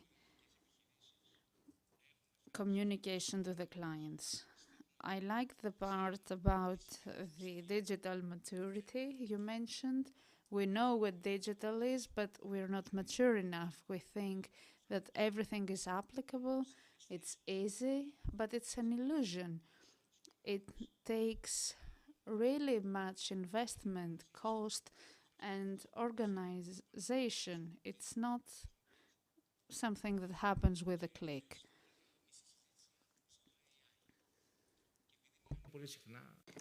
So we have been talking a lot about AI, and I'm really impressed with what you have done. So how does Visa view things, and how is AI and new technologies integrated in all of that? Many people get confused and they feel that digital transformation is about artificial intelligence. No, AI is only part of it. So how have you been working so far with this, and what kind of environments have you created? The big players environment probably. What are you doing now with AI? Well, first of all, good morning, everyone. Thank you very much for having me. Well, I've heard so many interesting things from all of the panelists. A couple of words about Visa. Many people don't really know what it is. They only have heard about it. But Visa is one of the first fintech companies. And basically, we're talking about a big network orchestrating payments across the world. And our goal is to remain the best possible way in which one can carry out transactions and facilitate. We have worked a lot towards that as well. One of the important changes that took place about a year ago was the creation of Gen AI and ChatGPT for Visa in specific that will help people to do their work more efficiently. But the most important thing is to give people tools that they need to carry out everyday tasks more efficiently. So first of all, we had that ChatGPT version to our employees, but it was not enough, of course, because giving someone a tool might mean that part of the people use it, but the rest of them no. So we need a high commitment. You need to offer incentives to the people in order to do so. So we have organized a whole ecosystem of common effort to support everyone. So ChatGPT is a very good tool, but the point is to be able to type the correct question, to give the correct prompt. So you have to offer some training to your employees so that they can know how to use it most effectively. In some cases, there are ambassadors that have undertaken that role, and they are helping actively employees to learn how to use it. We've also organized hackathons in order for the people to be able to learn how to have a substantial usage of all of these tools. Another point of view that has been widely believed is that AI will lead to unemployment. But this is not true, because we have got so many employees wasting their time in time-consuming tasks. So we will be using all of those tools now and carry out mundane jobs and everyday functions so that our people can deal with more important things. So that's all about the use of technology. But on a personal level, I have those tools myself and I use them on a daily basis. I use it in order to prepare a presentation or to combine information, to prepare myself for a conference. I use all of these tools because they help me to save time and to be able to invest my own energy in comprehending what you need from me. So, yes, of course, on the one hand, it's really good to have the appropriate tools, but it is very significant to also have the proper mechanism and management commitments and to have people interested in that. But at the same time, we need to be able to see to what extent and in which ways those tools are used. So we have to have some form of monitoring, because otherwise we will need to either see what is happening and why people are not using those tools, or to probably even relocate them to someone else that need it more. Transformation is a core value of human existence, but transformation at the moment is not something really novel. It runs in our bloods, but it is just taking place in a different way. Well, I remember that we had been talking about transformation and then re-engineering, and then we talked about business transformation and digital transformation. So probably now things are a little bit more organized because technology has to be categorized. We need to put things in perspective so as to be able to build the future. Because if we speak of business transformation in a general way, probably it will not hold waters. So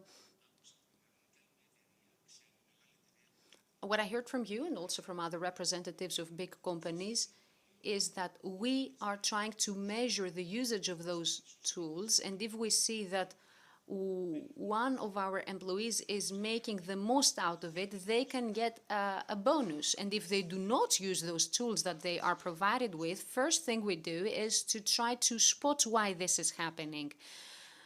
Because we urge people to use Pilot or ChatGPT, this is not something cheap for the company. They millions of euros are invested, and they need to have some return or investment. But it's not only about that.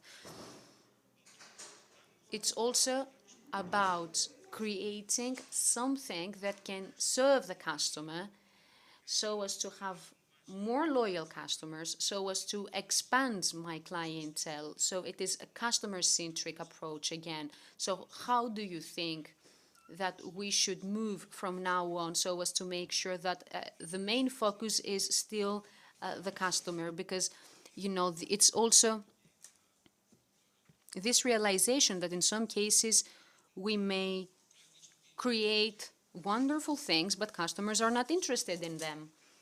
So how can we really make sure that we still have a customer-centric approach and that customers can benefit out of it? Because you have a very wide clientele, and how can you make sure that no one is dissatisfied? I remember once a customer told me when I worked in the automobile industry. I remember once a customer told me that they need to have physical contact of the material of which the car was made. So this is something that some customers are looking for. Well, the truth is that there are many big brands that have already been thinking about what is going to happen in the future for a long time now. This means that there is deep research of their customer base and their needs. All automobile companies across the world needs to be close to their customer. And there is a lot of research in that. And we have a lot of data about it because cars are still physical. And we need to have very specific ways in which we can measure the impact of what we do digital-wise and what the impact of it all is on the customers and their experience and how fast we can cover the expectations and the needs of our customers. So yes, it is measurable. We invest a lot of money in that so as to be able to monitor customer behavior. There is a lot of data because you know that cars and many other things concerning the digital transformation that we have in the purchase of cars actually derive from all of this data that had already been connected from customers. And in this way, we also have the transformation of the new models of cars. So it's data that has been collected for years now, and we are making use of it, and there is research into the customer's needs. And Mr. Dragus, for example, is a main strategy actor in many big companies. And the director of digital transformation is the one that helps us shape our future. So we do have the tools to do that. We have made our investment in that. And it's also the customer service where we maintain physical contact and digital contact with our customers, and we use all of this data, and at the same time try to change the way that we approach our customers in order to create a new network and be as close as possible to our customers. And we need their feedback. And you will have results in this way. It is more than obvious that digital transformation also requires all of this process. And if it is, if you do not measure it and if you do not possess it, of course you can lose your way very easily. And also, one more thing is that you have to be always prepared for change, for adopting something new, something brand new that you had never seen before. You have to be courageous and change quickly. You need to be agile and flexible, get rid of old habits and maybe make a new investment, take some risk, because this will take you further away from now on. So this is about culture. And sometimes it also means that you have to change culture. And the truth is organizations that disappeared because they did not adapt quickly enough. So do you think that all of this will form part of our new culture and it's going to be a constant readaptation of ours? Well, Michalis, we're talking about big organizations. Let's make it specific. Because I've read a report recently concerning the change of the economic environment. So we are talking about organizations that belong to the so-called SMEs, and there are 22 million businesses like them that offer more than 90 million job positions on a European Union level, and I don't want to go even bigger and talk about the global level. So, after all, what we're talking about are SMEs that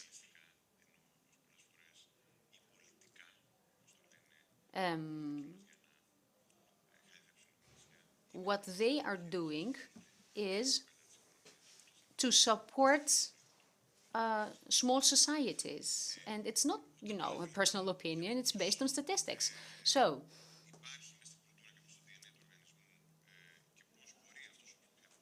how can digital transformation take place in such small and medium enterprise?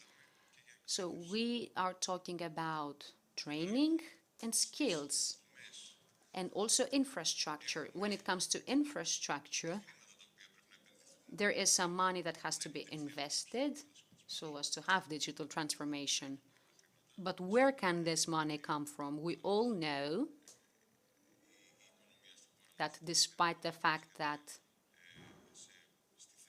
Greek economy is doing rather well lately, however, there are still problems,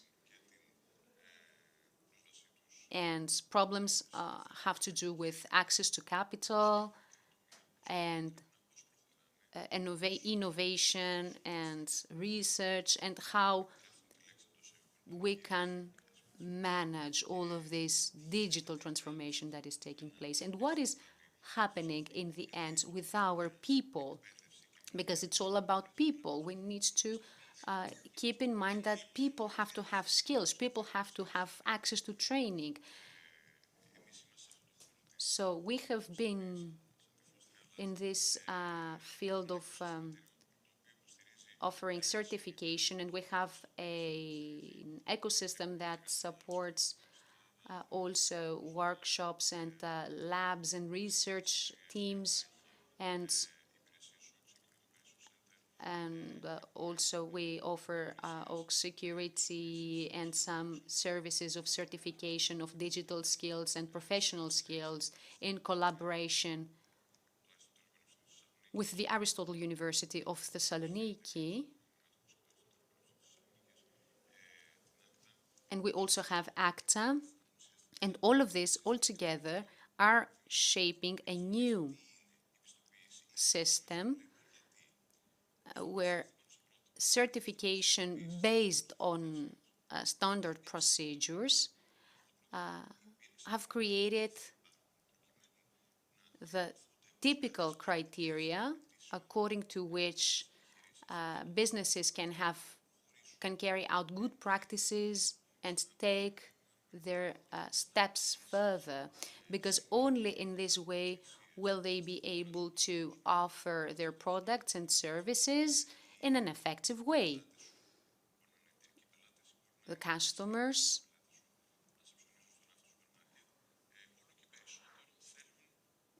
are seeking for certified products, be it actual products or services. They need this security.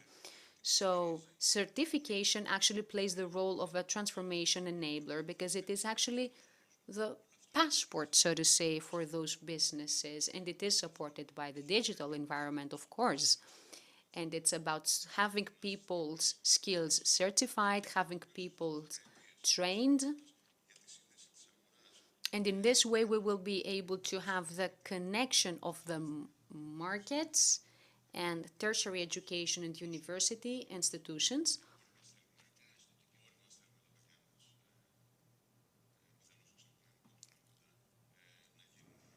We all want our kids to be scientists, but what there is a deficit in is the technical skills. So certifying these skills and offering proper training are an integral part of digital transformation. So this is giving us a great opportunity to pose another question.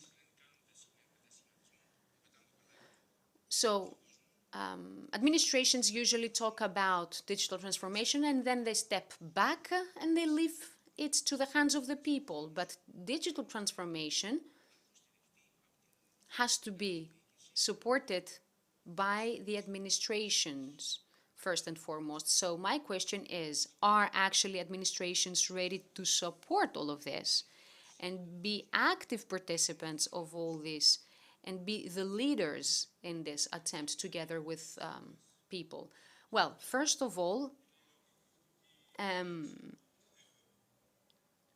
in our organization, we only talk about we as a team, as a family. No one is acting individually. So all of those years, we have been working all together, hand in hand, in order to be able to have results. And you can see that now. Of course, there is an administration which I feel that has to understand what is happening around and realize how important it is to be close to technology. It has to have vision for the future of its people, to get rid of fear, not be afraid in front of innovation and novelty. Because, of course, all of this can only be positive. You cannot lag behind, you have to keep up. And inevitably, if you do not do so, things will go only worse. Also, administrations have to realize that they have to make some investments. They need to invest in functionalities and technologies and digital transformation and all of those things that we have been talking about.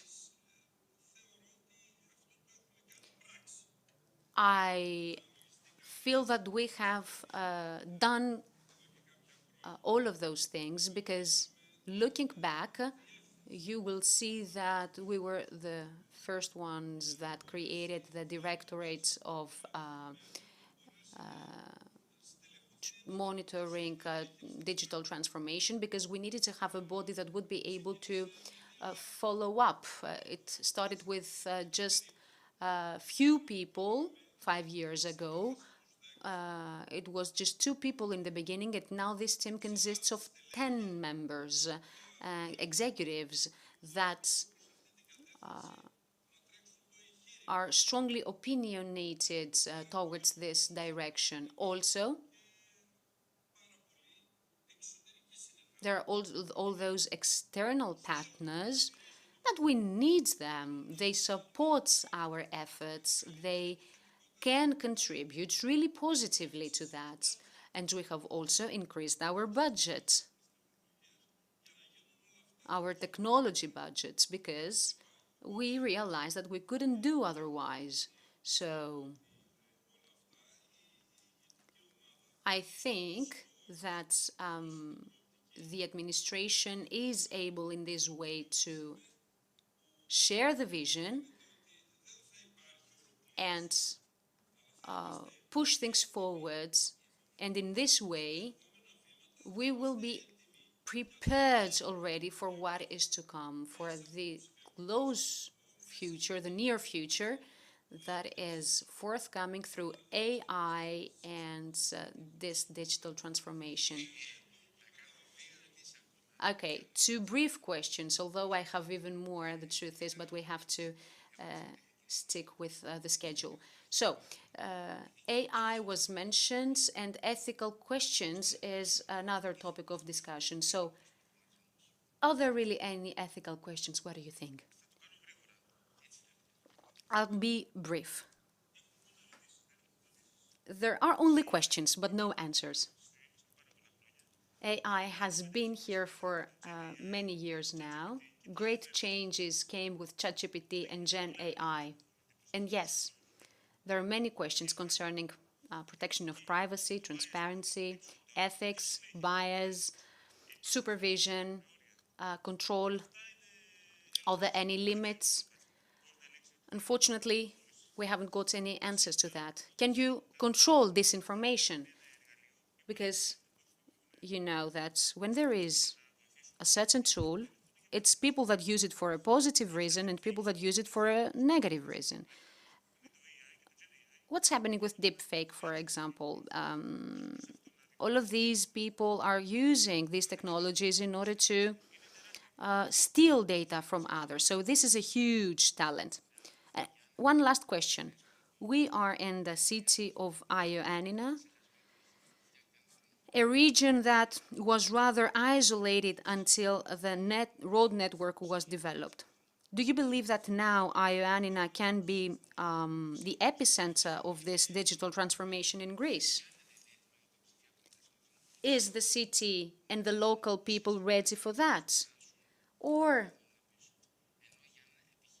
are they running a risk of lagging behind? And I'm talking about the businesses of the area, because there are big businesses here, yes, and they have had their offices here as well, but there are also other smaller businesses that don't even know what the existence of a computer is.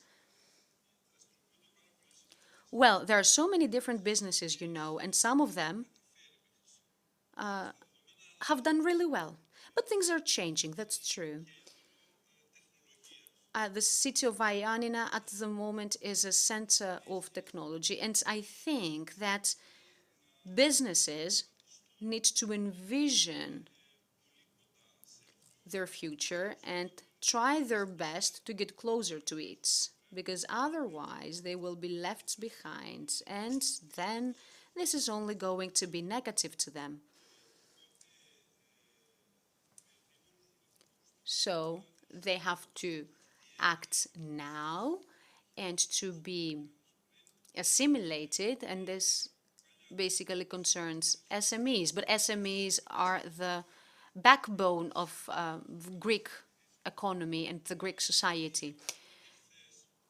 Yesterday, as well, the representative of the Cooperative Bank of Epirus and the representative of Piraeus Bank, it's absolutely clear that financing tools are necessary at the moment for digital transformation in the Greek regions. But I think that there are many people who are eager to work hard. I think that there is potential.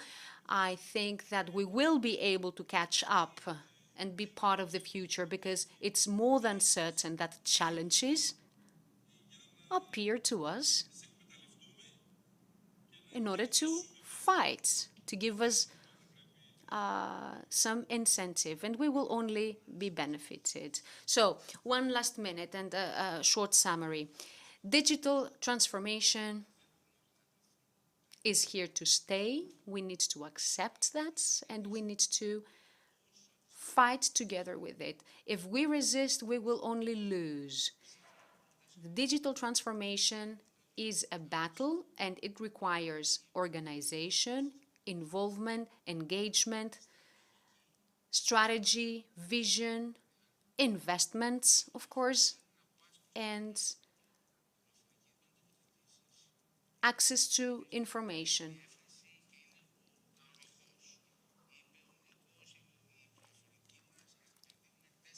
The panelists said that informatics is our assistant, informatics is our aid. So informatics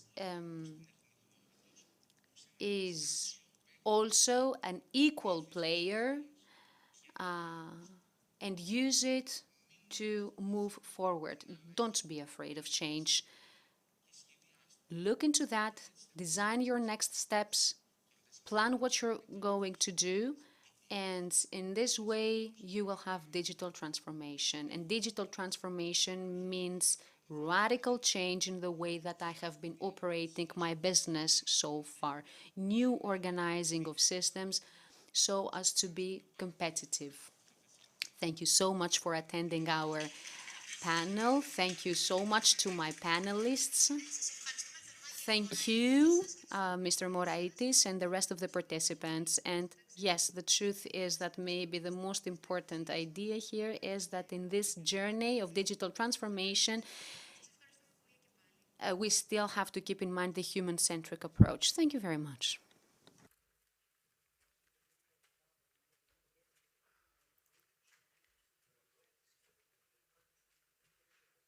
Επόμενος προορισμός.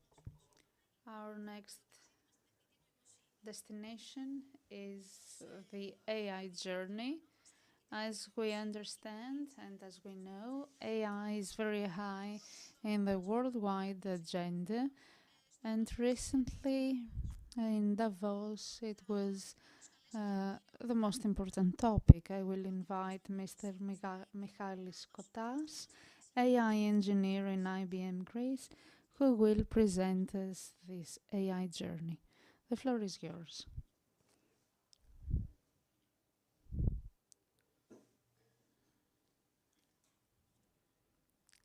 Great. It seems really nice. First of all, I would like to thank you for being here and honoring me with your presence. I would like to thank also the organizers of this event who invited me here today for this journey in AI. A brief introduction.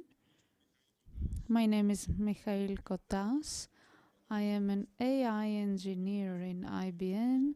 My background is in astrophysics, and I have dedicated the last 8 years of my career in data science.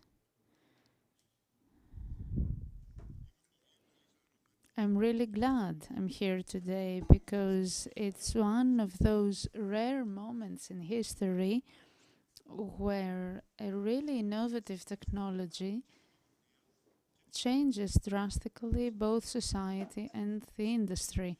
And of course, I'm talking about artificial intelligence and more specifically in generative AI or just Gen AI. But what is artificial intelligence? As a technology by itself, or in combination with other tools,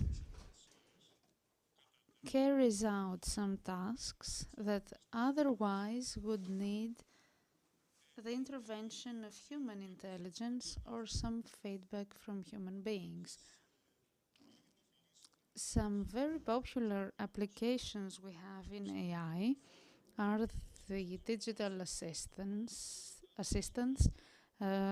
automated vehicles, GPS, and some Gen AI applications like ChatGPT, who are really popular right now. Artificial intelligence has passed through some hype cycles, and in this period it is at a high point of this high cycle because even the more conservative ones after ChatGPT would recognize that we are in a turning point. We have made some progress in computer vision, but now their leap of faith has to do with Gen AI models that can learn and compose not only human language, but other types of data as well, such as images, videos, PC codes, and even molecular structures. Of course, to reach at Gen AI, we began from somewhere. And even though history started many years ago, I chose some important dates in the history of AI such as 1950, when Alan Turing published the Computing Machinery and Intelligence. He is considered by many the father of informatics. He is famous for decoding the Enigma code of the Germans, and he asked one question: can machines think? And he suggested the Turing test as well, which included a human being that should know to tell the difference between a man and a machine, judging by a written discourse. And this as a concept is really consciousness, αν έχει consciousness μια μηχανή κτλ. Is really pertinent right now. We move on to 1956 when John McCarthy invented the term artificial intelligence in the first Congress of Informatics in the world. We have reached in 1967 with the first Mark I perception, who was invented by Rosenblatt, and we reached the 80s when backpropagation algorithm became really popular, and it shows how the neural network allows people and computers to learn. Something that helped the AI evolve were the games. Like scientists use some rats, AI engineers and computer scientists use games, and more specifically rule-based games with defined criteria for success and failure to evolve artificial intelligence. And if those games included a complex decision-making system, that was even better.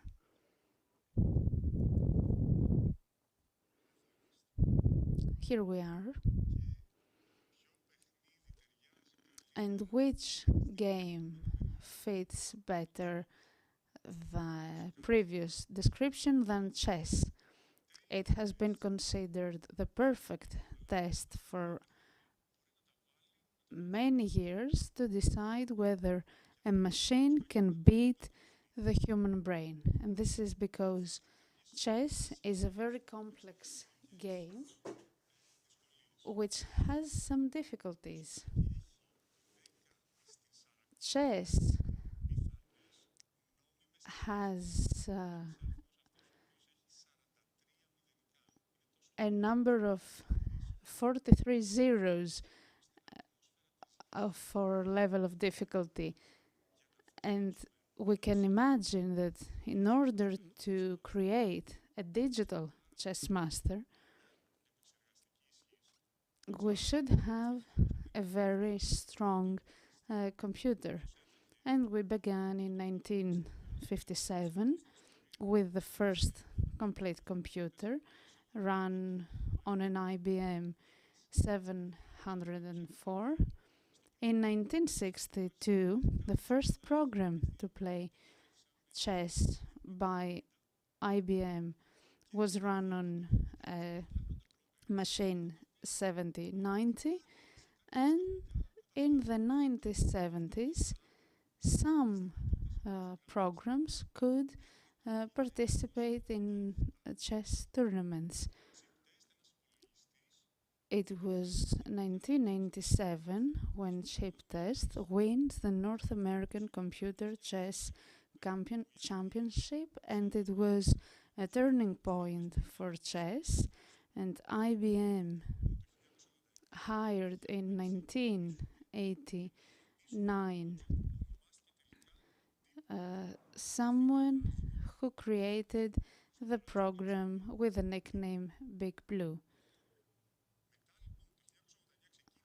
In 1989, it began, and it took 7 years, and a big team of engineers and researchers who created the Deep Blue computer, who was really capable of playing chess, and its power was provided by 32 processors who could do at the same time all the calculations needed for when you play chess. It could analyze 200 million chess positions per second, and it has a processing speed of about 11 billion flops. The first machine of IBM was under 500 flops, 500, and now we're talking about 11.38 flops, 38 billion flops.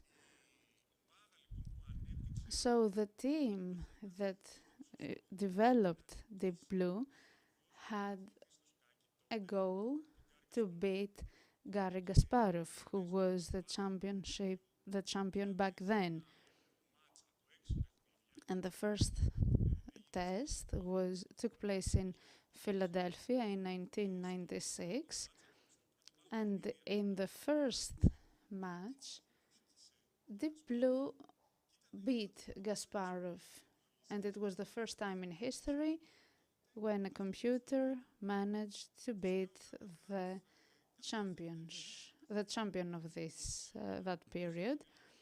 And in the end, Kasparov managed to win the whole game.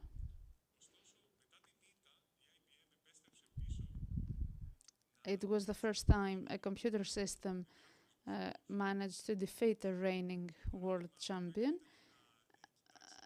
And despite all this, IBM tried to improve this machine even more. It improved the system and the calculation mode. They hired other grandmasters as counselors, and it did whatever it could to beat Garry Kasparov in the rematch, who took place in New York in May 1997. In the first match, Garry Kasparov won.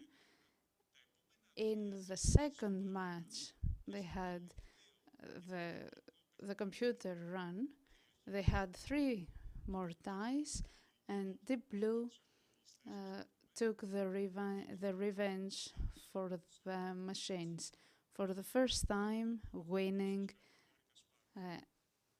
and beating the reigning world champion. Obviously, all this technology behind Deep Blue was used by many computer scientists and researchers of this period to draw some ideas and inspiration to beat Deep Blue.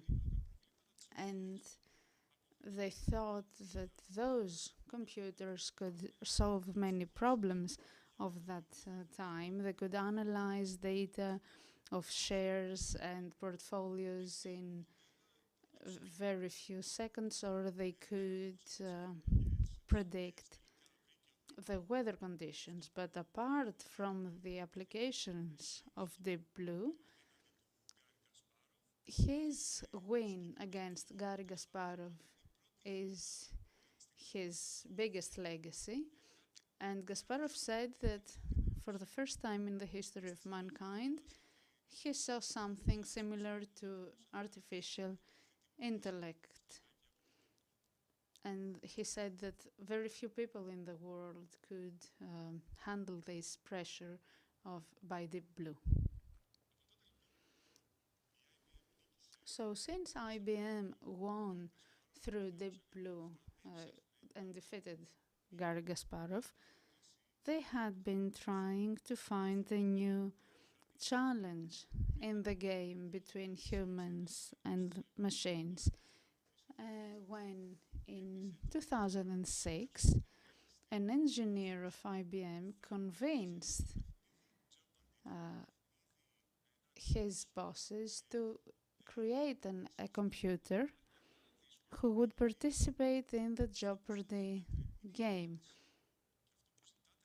It was a quiz show on television where you were given the reply, the answer, and not the question.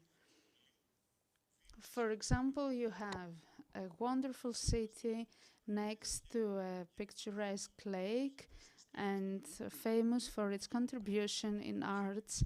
And of course, the question would be, what is Ioannina?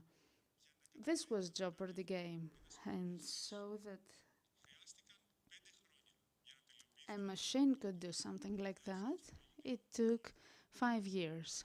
From 2006, it took 5 years to 2011, and of course, a very big group of scientists. This computer, Watson, had 10 units and ran 90 servers and included 2,880 processor cores. Even today, it's a very powerful system.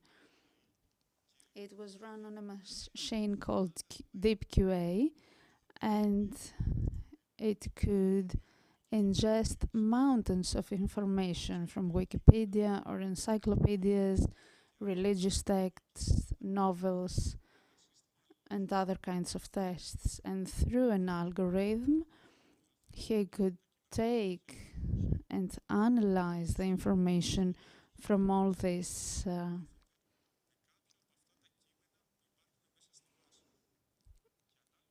texts, and according to the number of the algorithms, Watson would be confident enough to answer the question or to find the question to the answer.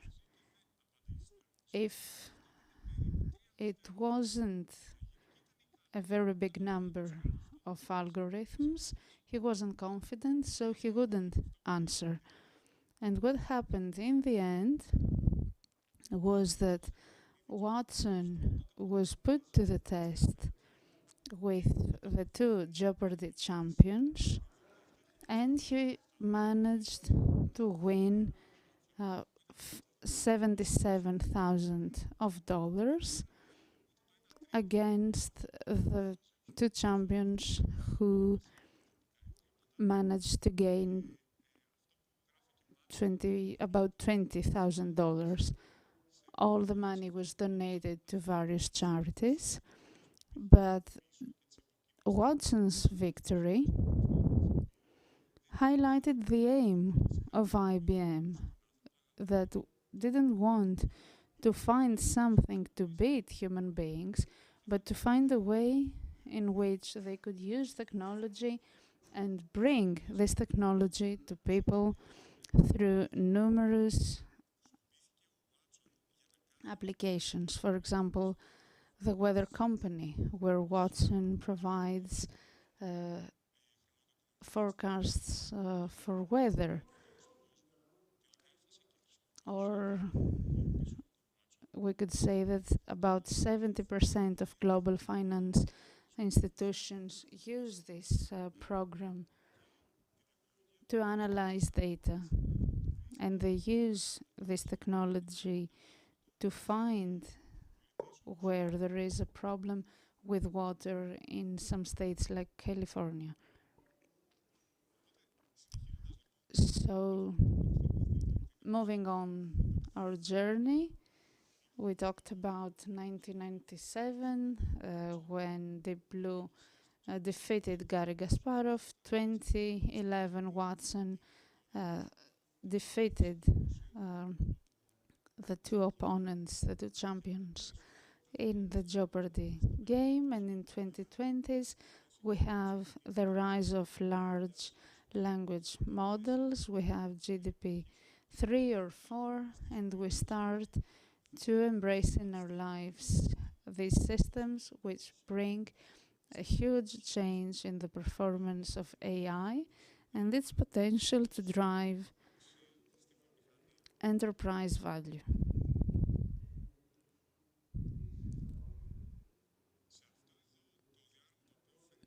In this diagram, you can see it very clearly, but I will try to show. Now it's moving towards left. This was the previous slide, but this one isn't in the center. I will try to zoom out. Maybe it will work. No, it's to the left. I will try to describe the title. The yearly increase for Gen AI is 42%. And in 2020, the market was about 200 billions, and it will reach about 570 billions. And advertising and digital advertising, which uses this type of models, reach 192 billions. So we understand there is a huge potential for generative AI to accelerate the digital transformation. There are some provisions that are really impressive. 3 to 4 trillions of dollars are forecasted to be the benefits to global economy, and 80% of productivity gains across classes of knowledge workers. It is considered to lead in a very rapid adoption of this technology in the next 3 years.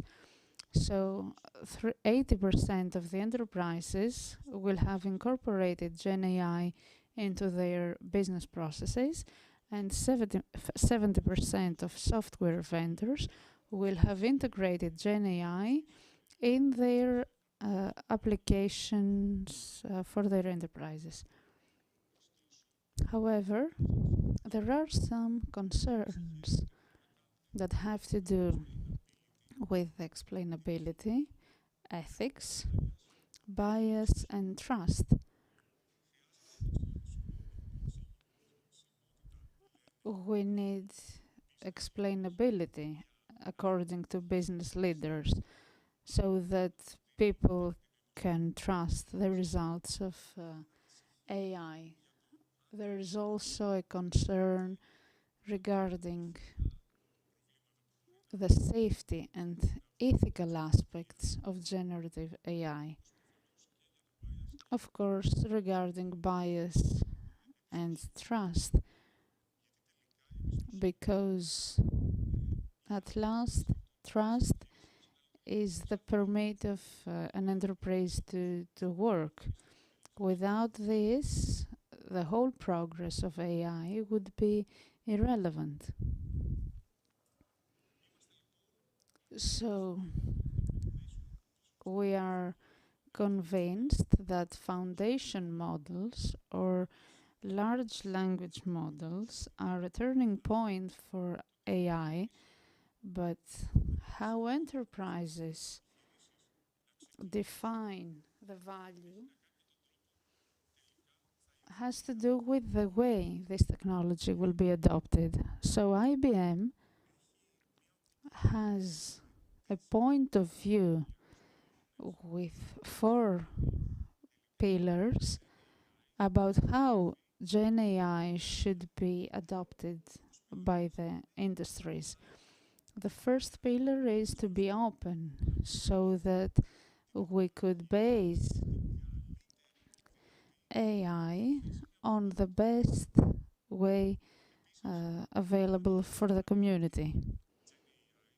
Furthermore, when you have an open Gen AI, you're not vendor locked. You can choose as many models are available year by year. The second principle is for the Gen AI to be targeted. It's not an application used by final users. It's used by the industry.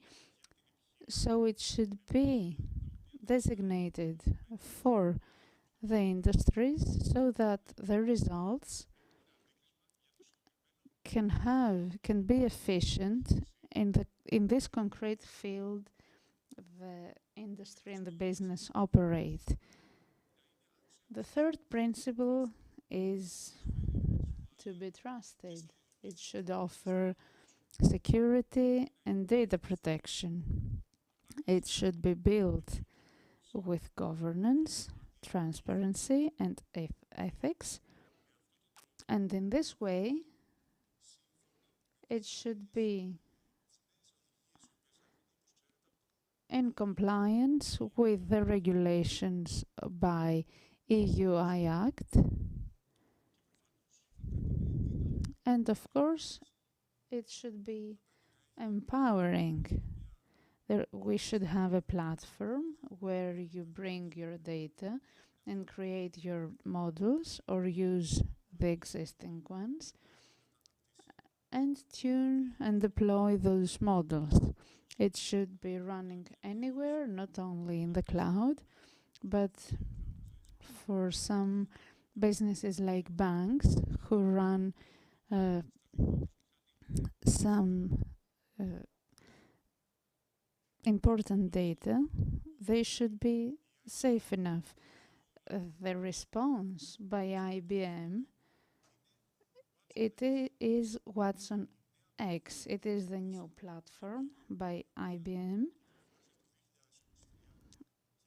that started in 2023 and is targeted to make AI work for us. It has been built based on 3 strategic pillars. We have an AI workspace, the Watson X, where you can bring your own models or use the existing ones in order to adapt and deploy them. We have Watson X data that can be connected with your data anywhere. And we have Watson X governance, which is the governance of all this so that we accelerate responsible, transparent, and very useful AI for each business. I think that this journey in AI has reached the end. Thank you very much. If you have any questions, I am open to answer. I don't know if you have any questions. Watson, this name was inspired by a former CEO of IBM, in honor to whom we have named many of the projects, since he focused on AI, and for this reason, IBM names all its products with the brand name Watson. Thank you very much.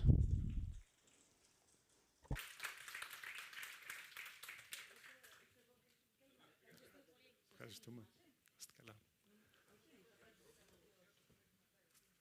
Κύριε Κωτά, σας ευχαριστώ. Thank you very much, Mr. Kotas, for this most interesting presentation. I really hope to see you soon in our next events.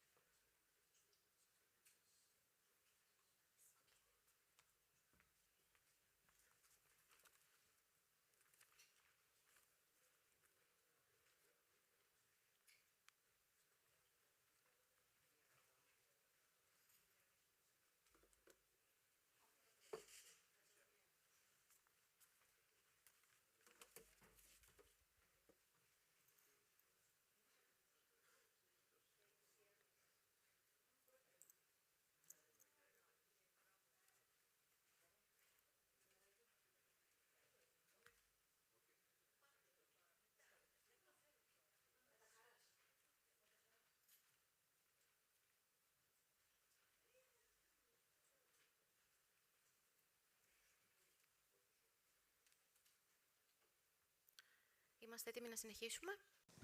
I think that we're ready. We can continue.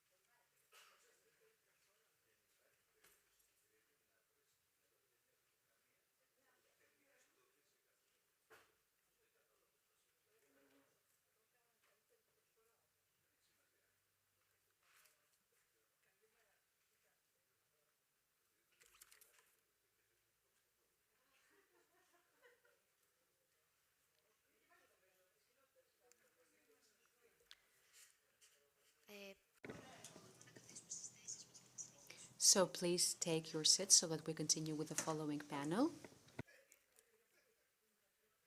Το ελληνικό κράτος The Greek state, during the past few years, is making an important effort to digitalize itself and to enhance the services offered to the Greek citizens. So in the following panel, we will see how Greece is becoming a smart state, and we are really happy to have the Minister of Digital Governance, Mr. Dimitris Papasteriou, here. It's an honor. And he will be joined by Lilian Mitru. Mr. Papasteriou is here. Thank you very much for coming. Please take your seats. So he will be joined by Lilian Mitru, professor at the Department of Information and Communication Systems Engineering at the University of the Aegean. Also, he will be joined by Mr. Stefanos Kollias, the president of National Infrastructures for Research and Technology,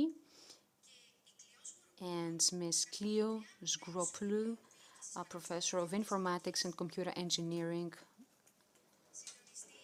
And this panel will be moderated by Mr. Alexandros Melidis, and he will be moderating this discussion on the steps taken by the Greek state for its digital transformation. So welcome, and the floor is yours.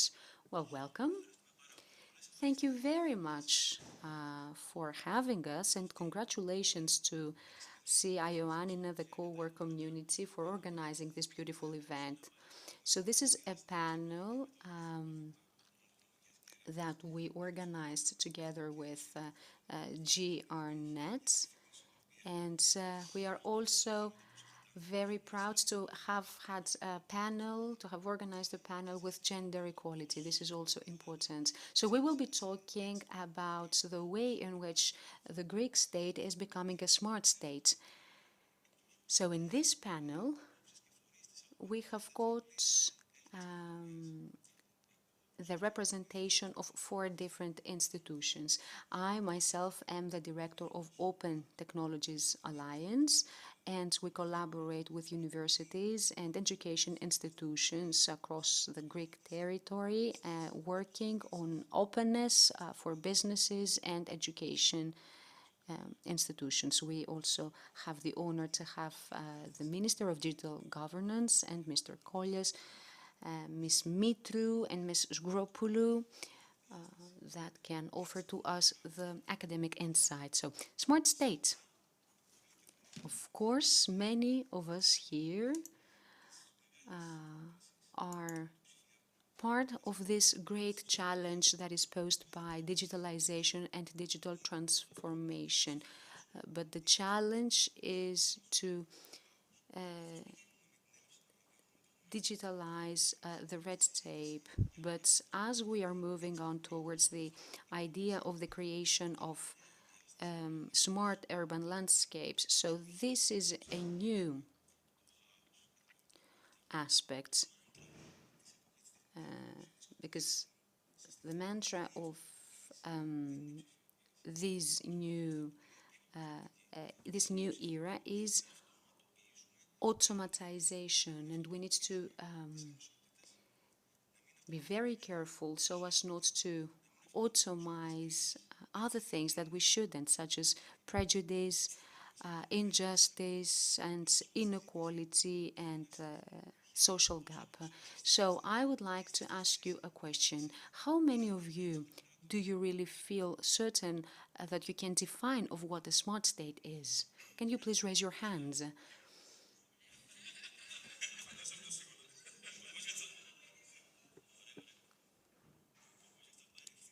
That's why we've got the minister here, and he will take the floor soon enough. But this is a panel of specialists, and we are happy to have them, because the truth is that many of us feel kind of uncertain of what a smart state exactly is. So please, dear minister, could you probably help us? You are coming from the field of local, regional governments, and how do you think that we can move from smart cities to a smart state? What does it mean to have a smart state? What are the milestones? Well, thank you very much, everyone. Thank you for having me. Good afternoon, everybody. I'm so happy to be here in Ioannina, and that I am given the opportunity to discuss something very interesting and which concerns us all. So let's first say what is considered to be a smart city. Because if you want to have a smart state, of course, you need the local authorities and the regional governments, and then you need to have multiple layers of intelligent systems in order to be able to create smart regions and a smart state. So a smart city is a city with reflexes that can interact with its citizens and manages to find quick solutions to their problems and contribute to their well-being and the high quality of living for everyone. I think that the same applies to a smart state. A smart state should be able to listen to the needs of its people, and it's all about being able to rethink and reorganize all the organizations. So,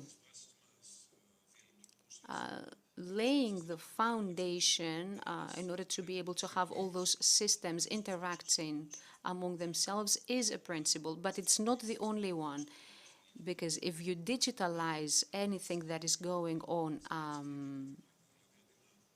in the public life in Greece, the only thing that you will be able to achieve is to have to move on from physical red tape to digital red tape. Last Wednesday, there was a bill which was proposed for the Digital Services Act, and the second part of it was passed, the second part of the bill. So it was the first time that we have talked about the end of certificates. Why did we have certificates until now? Birth certificates, for example, because this happened because in the 60s and the 50s and the 70s, there was no way to, for a newborn baby to prove its origins. But now we have systems. Now we have databases. So there's no actual need to prove yourself. You don't need any certificates like that anymore, because all of this data exists, and the institution that needs it can simply draw from the pool of information that they need. So what we tried to do within the realm of the ministries that work towards this goal, we have also passed the part of the draft that talks about the consent giving consent via mobile phone, because when an institution is asking for your personal information, you are sent a message and you have to click to give your consent for the sharing of your personal information. And I think that this is a really important step because things will be faster. The point is that when citizens see that they are not heard by the states, no solutions are found to their problems, they lose their trust. And that's what we need to do. We need to show that we really understand people and what their needs are, and to move towards this direction.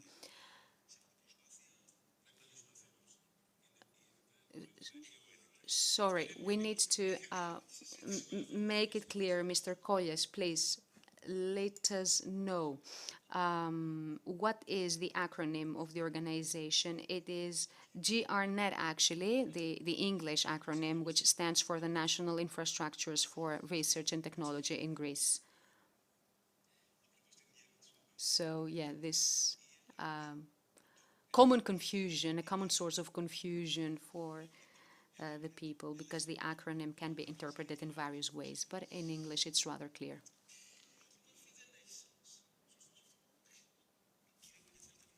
So, Mr. Colles, would you like to tell us which are probably the most critical technologies and infrastructures that can help this change of the Greek state into a smart state? Well, a smart state is the state that can effectively connect the physical world to cyberspace. In cyberspace, we have the gathering of information and data. We have algorithms running that produce information, and this information can be transferred to the physical world so as to facilitate the everyday lives of the citizens. So how can we support that? We can support that through the usage of the technologies that have already been applied, used to process data, and they can even probably anticipate or describe issues of security or health issues of the citizens. Our goal is not to create an automated society. We need to, what we're trying to do is to forecast things, or to be able to foresee things before they happen. So I believe that this is the generic framework. So this is supported by infrastructure, of course, which in turn, it means that we need some data centers to support all of this processing of information, the computer systems that are required, and generally speaking, all of this infrastructure that is required to run all of those models. ChatGPT, for example, or large language models and other models that will be applied to all of those applications. But now this takes me to another point, because this ends up in a huge energy footprint, because the energy which is required for this connection between the physical and the digital world is something really important. And we are trying to create lighter algorithms at the moment that will probably modelize those brains so that the neurons use less energy. But of course, all of this also needs the participation of the citizens. And technology is helping us to make things more automatic, such as auto AI, so that citizens will not need to waste time and energy on such things.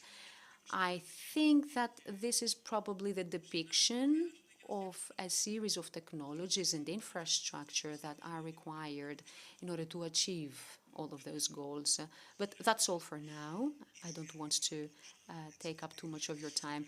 Lillian, I would say that she is like the legal brain for all of those issues, because when any of us, of all those stakeholders, need some consulting concerning the security and the protection of all this data, we turn to Lillian. So, Lillian, in your opinion, what is the role of the legal framework and the regulations for the protection of privacy and of data and personal information? For example, what is happening with the right to protect yourself from disinformation? Well, First of all, let me thank you myself as well for having me in this beautiful panel. I would like to get started with the idea that creating a smart state is not our one and only goal. Our goal is to achieve, to create a smart, democratic, fair state. This means that whatever you want to offer and to monitor at the same time needs to be done while bearing in mind civil rights. First of all, this is to the benefit of all stakeholders, because in order for these systems to be accepted, and not only as a product, but to be really integrated in the citizens' everyday life, and in order for the citizens to be able to trust their online wallets and their online ID cards, and even voting online as well in the near future, first and foremost, there has to be a relationship of trust. So people need to trust that we don't have this phenomenon of, changing the physical red tape into a digital red tape, but also they need to feel confident that while all of these things were being designed, already when it comes to the designing of an information system, for example, so already from its very first steps, what you need to bear in mind is how energy is saved and how rights are protected, because only in this way will you be able to have the trust of the citizens. And we can see that people don't have the level of trust that we wish for. I can see that from my students. Students really doubt that it is secure and safe for them to cast a vote online. So we have to make sure that we design all of those systems in a way which is rightful and not only future-proof and protected rights, because they feel that they have to, that they are taken seriously. Otherwise, they will not be interested in participating actively. In this way, citizens will be able to make the best possible use of all those tools and contribute in turn to the creation of a smart state, which will be mutually beneficial. Well, the Minister previously mentioned all of those important changes and the creation of digital centers. I remember that a few years ago, when I participated in a meeting in the ministry, and I saw some announcements that on a cupboard, and it was a paper saying that it was the archive of digital transformation of the state. That was really funny. Yes. It's also, I also have another example of mine, similar one. The truth is that not many years have passed ever since, but things have changed. So I remember we had a general director back then, and she was really, she was so surprised when I talked to her that we can do things via email, and she was really shocked when she realized that things could be done, although the people that were managing the email account were on a different floor.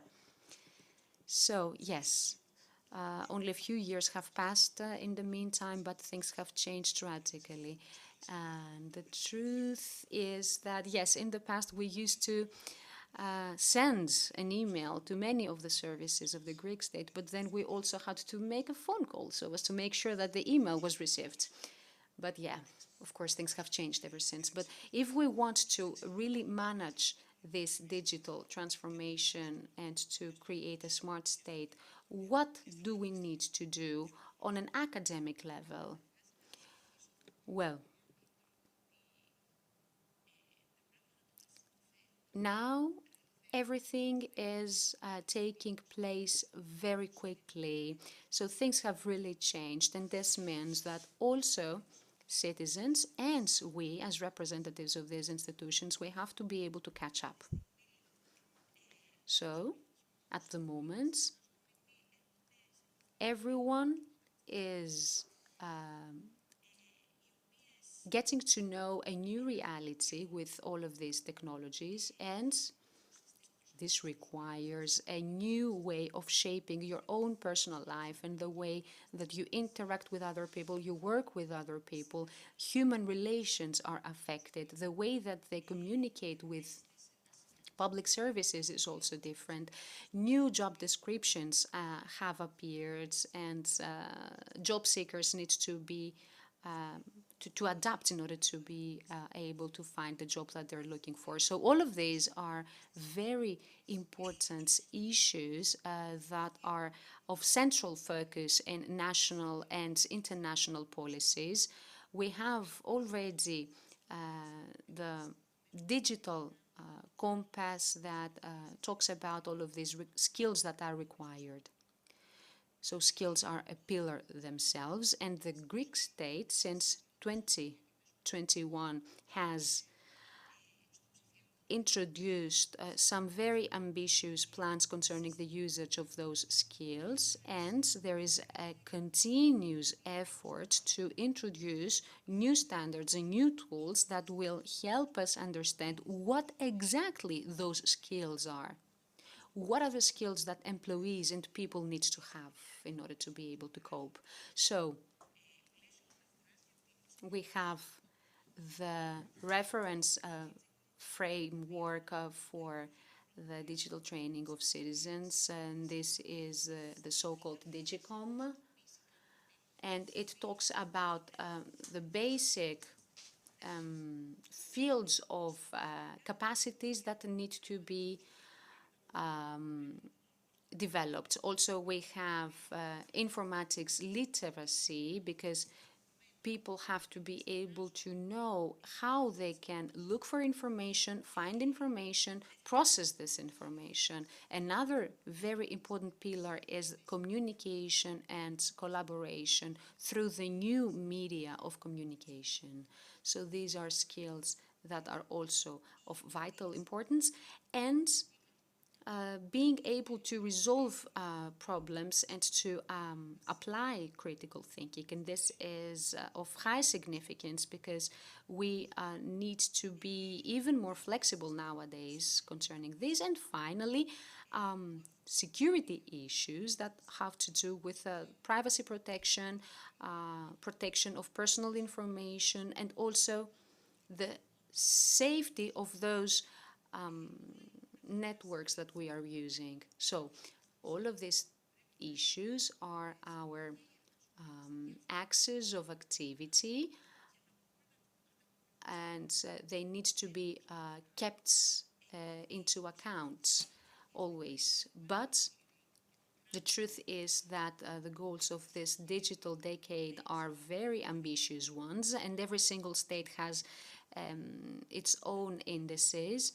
So we are asked that by the year 2030, 80% of adult population in Greece should be able to have all those skills, and this is really ambitious. We also need 20 million professionals that will exist in this field, in the resources provided by the university and its research, and to create an ecosystem with new computing infrastructure that would work in a complementary way to other services and disciplines, so as to have a local ecosystem together with local businesses and be able to offer to all those people the opportunity to find the challenges that they are facing and come to us in a live workshop and help them create their own pilots. This is extremely important because in this way we are able to match make the public sector and the people that we're working with startups and small and medium enterprises, and with the help of researchers and scientists, we created a smart hub that includes all the pillars of the Greek society and the Greek economy so as to achieve the acceleration that we need. We're really happy for that because through this we have also participated in the national nodes for digital governance of the ministry, and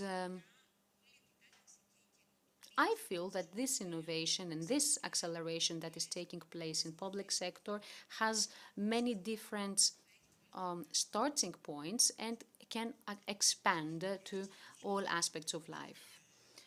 Another idea would be the collaboration of the local civil society, because yesterday we talked about the need to create such hubs and such nodes of innovation in smaller areas on a local level to become an integral part of the local ecosystem. So that would probably need to be part of the next agenda of ours. I think that it is pretty clear that every single one of you has a different approach towards what a smart state means. To me, for example, the question is who is this smart state created by and for whom is it? So Lillian, do you really think that a smart state can be smart for everyone? And what is the regulatory framework that needs to be applied so as to be able to promote innovation and protect civil rights to the benefit of public interest? Well, first of all, every single time that we design a new service, we have to watch Daniel Blake by Ken Loach, that film talking about the story of a middle-aged man who's trying to find a job through a digital system, and he's finding really hard. He is actually offered certain job positions through this AI system that he is using, but it doesn't seem to be appropriate for him. So, yes, the truth is that on the one hand, you may say that you are able to achieve the literacy of 80% of adult population in digital skills, but in reality, does this really help? And also, if you want to redesign those services on a large scale, you need to intervene to many governance systems at the same time, because if you have managers and directors in high positions that do not realize what is really happening, you cannot find a solution. So this is a change that affects many different aspects. This might mean that you will be led to conflicts as well, you know, and it's not really pleasant, because only through conflict you can change hierarchies and job allocation, information dissemination. And a very critical point also is what you mentioned, Alexandros, of how will you actually be able to not create new inequalities? Because the idea of creating a smart state is to create a state that can help citizens overcome their already existing problems. But we need to make sure that we do not create new problems. This is really significant to have a symmetry of information intergenerationally. So, another significant point is that we have to have multiple regulations that in the end might even set an impediment to innovation. So this could probably shift the burden. So in my opinion, a smart state needs to say that we don't want competitiveness in all of this. We need to be able to say that we can achieve this goal of high usage of digital services by protecting privacy, the privacy of citizens. Of course, it takes efforts. Of course, it takes training. It takes studies and estimations. Also, it might require that you change your mentality. And all of this is difficult. I can recognize that. And one more thing that is necessary and very helpful is to open a dialogue with other institutions as well. So let's get started from there. And it has to be the priority to seek and manage to have a symmetrical satisfaction of all the needs and the achieving of all the goals at the same time. And these are the goals of a smart state in reality. Thank you, thank you, Lilian. Mr. Kollias, you are representing a GRNet SA, as mentioned before. So my question is, what should we expect from now on? Well, I will probably repeat myself, but it's important to keep that in mind.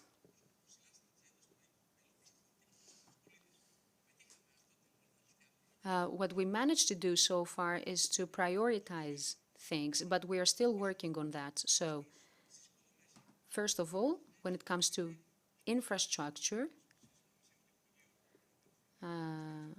we tried to work together with the ministry, and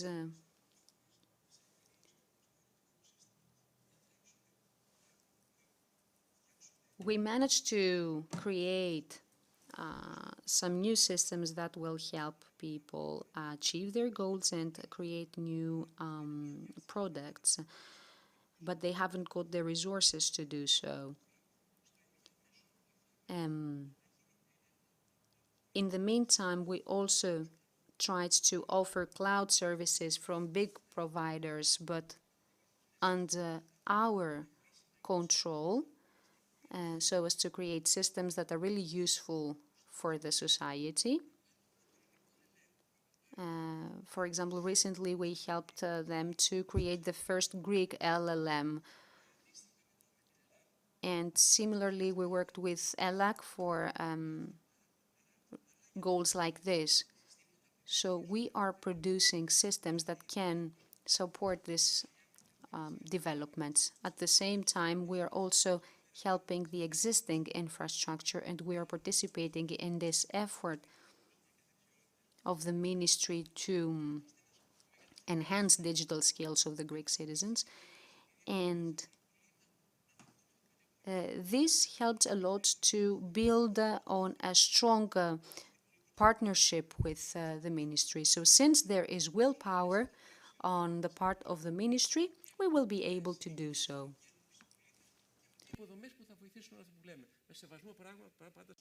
But of course, all of this will be done taking into account and with great respect to what Lilian mentioned before. Dear Minister, I think that probably we have managed to help the people participating in these events, how important it is to have this digital transformation leap in order to create smart states. And we need infrastructure, we need new technologies, we need these new regulatory framework that will have the human factor in its epicenter. So what can we expect from now on the part of the ministry? Can you talk to us about the initiatives? First of all of these things that were mentioned in this discussion were very interesting to me, because the truth is that GRNet really aided us greatly. Probably you have already seen this new digital assistant, MyGov, which has been on since a few months now and is receiving thousands of requests every day. Now our goal is to create a digital assistant that will be able to do things for us. For example,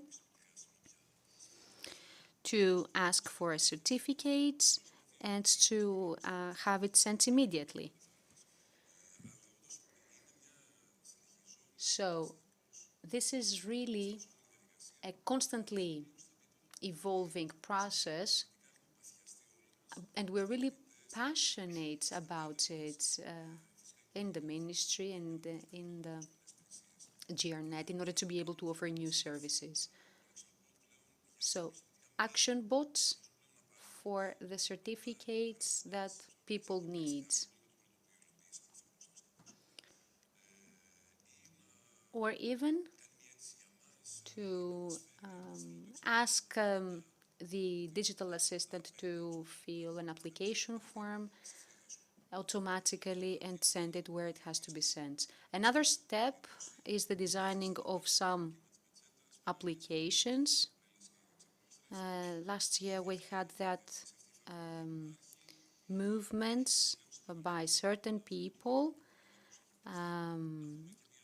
that were complaining about the usage of public space and the occupation of the beaches from private companies. So now this year, when someone visits a beach and if they feel that there are too many sunbeds, for example, and umbrellas, they can automatically enter the website and see what is legal and what is not, and where they could intervene probably. And also another goal of ours is to help citizens to have easy access to services offered by the state without having to go through this mundane process of downloading files again and again. So maybe one of the most interesting things, however, that we have been working on during the past few months is to see new space, and this is really impressive. It's a pity that we have not really realized how much Greek companies are contributing to that. And last year, we changed our working schedule rapidly because we had all those important incidents with the forest fires and the flash floods, and we realized that we have to invest in those new satellites that can offer quick information and they can help us see what is happening and help us to carry. And the truth is that nowadays they have ended up trusting local authorities even more. So let's realize that now citizens really want to trust the state even more. And one more change that is about to take place soon enough is the digital identification process that will be taking place outside football stadiums, because police forces don't really have to be wasted every single Sunday outside football stadiums. So if there are people that want to attend a football match, for example, they can simply take their ticket and they will be automatically identified outside the football stadium. So we needed to create a digital way in order to do that, and we will still have one gate for those that find it hard to adapt to the digital change, maybe the older ones. So this is something which will now begin, and for a month or so we will maintain both ways, the traditional one and the digital one. And we have already started communicating our goal, and the truth is that we already have 220,000 registrations in this platform.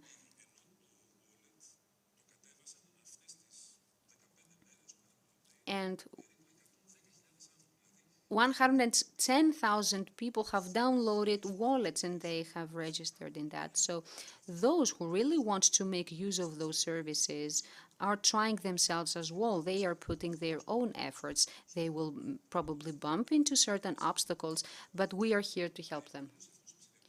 So all this digital world can only be digital, but at the same time, we still have those service centers for the citizens.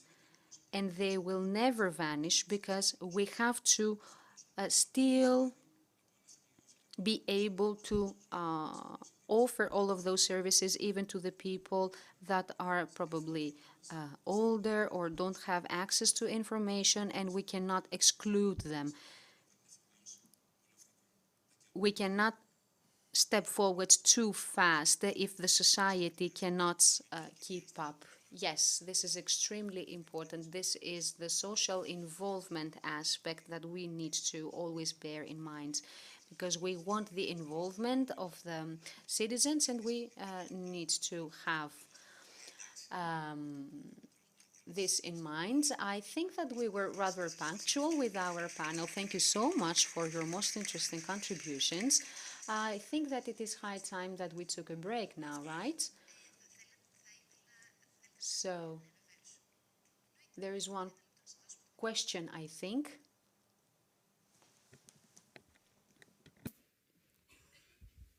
Καλημέρα. Good morning. I am Thomas Yutinjas. I am the deputy mayor here in the municipality of Ioannina. I am responsible for the digital transformation. My question goes to the minister. I know that you have worked in the local administration for many years. I want you to welcome you all to our town. So the question is, it's been a while since we started talking about the digitalization of the archives for urban designing in the municipalities. And when this project is completed, it will be really very helpful both for the services, the service providers, and the citizens. Do you probably know where we are finding ourselves at the moment concerning that? And the second part of the question, as you very well know, Ioannina is one of the 6 Greek towns that have been included in the in the network of carbon neutral towns in Europe. So apart from the green goals, we also have the goals of digitalization. So what is the perception of the ministry, and how will those very ambitious goals be achieved by 2030? So the digitalization of urban planning is really something very important. So at the moment, we're trying to digitalize so much data from many different aspects of life, and we also have some questionnaires. We're trying to help the development of certain areas in Greece. This is a project which is included in the recovery plan, which means that by the year 2026, summertime, we will have to have completed it. And at the moment, what is happening is that commissioners are visiting the areas in order to see what is required. Some areas are very difficult to deal with, others are not. And it is one of the most challenging projects that we have to deal with. Because imagine that by the end of this summer, we will have to already digitalized 30% of the totality of the files that we need to digitalize. I'm talking about a number of about 1.6 million files. I think that if we manage to make a good start, we will manage to do it, however. Concerning the other project that you mentioned and the inclusion of the town of Ioannina in the network of 100 carbon-neutral towns in Europe is a really ambitious project, but it helps a lot with the digitalization as well. Unfortunately, we are lagging behind in FTTH in the Greek towns because the providers that had undertaken did not act effectively. What I know is that municipalities at the moment need to help as much as possible in order to accelerate the processes, because there was one case of one region that asked for the reconstruction of a huge part of the road network just for a small project. So these things cannot help with our project. We need to be very careful of how things are done, and municipalities need to aid towards that. And the ministry pledges to support the regional governments towards this goal.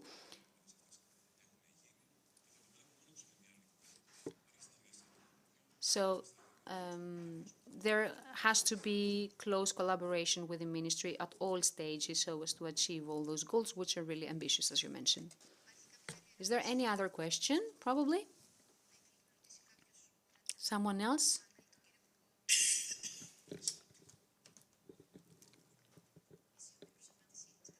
No, I guess that there aren't any other questions. Thank you all very much for this panel and for giving us an insight to the advancements concerning the creation of a smart state in Greece. Thank you very much. Thank you all for staying. Now we have a 30-minute break. Thank you all. See you in the following session.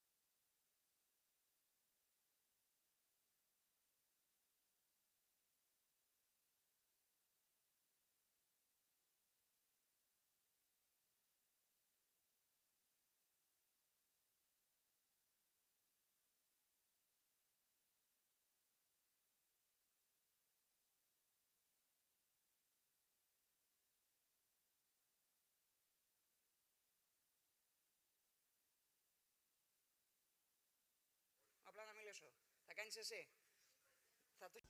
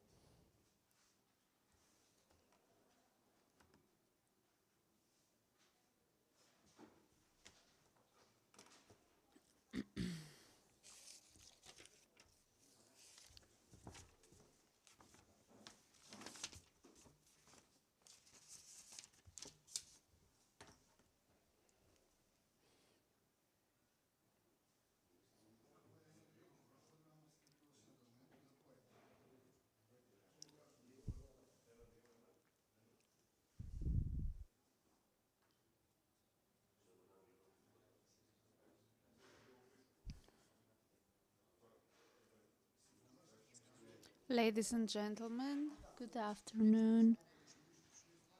I would like to welcome you as well. We are very glad and honored to welcome you here in this meeting of products with respect to knowledge and technology.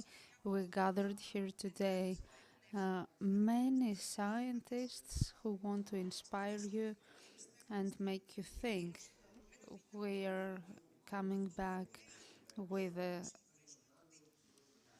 strong message, building bridges in death valleys. This title is about the effort to overcome important sector, and Mr. Vafopoulos, founder and CEO at Licked Business, will make a brief presentation. Thank you very much. Μια ζωή ολόκληρη. Καλησπέρα και από μένα. Good afternoon. Thank you very much for inviting me. I will try to help you digest your meal, and I will give you some ideas from the lessons learned in this process. Whether we are in a small or big corporate business, we listen to the question, what do you want to do? Why did you do that?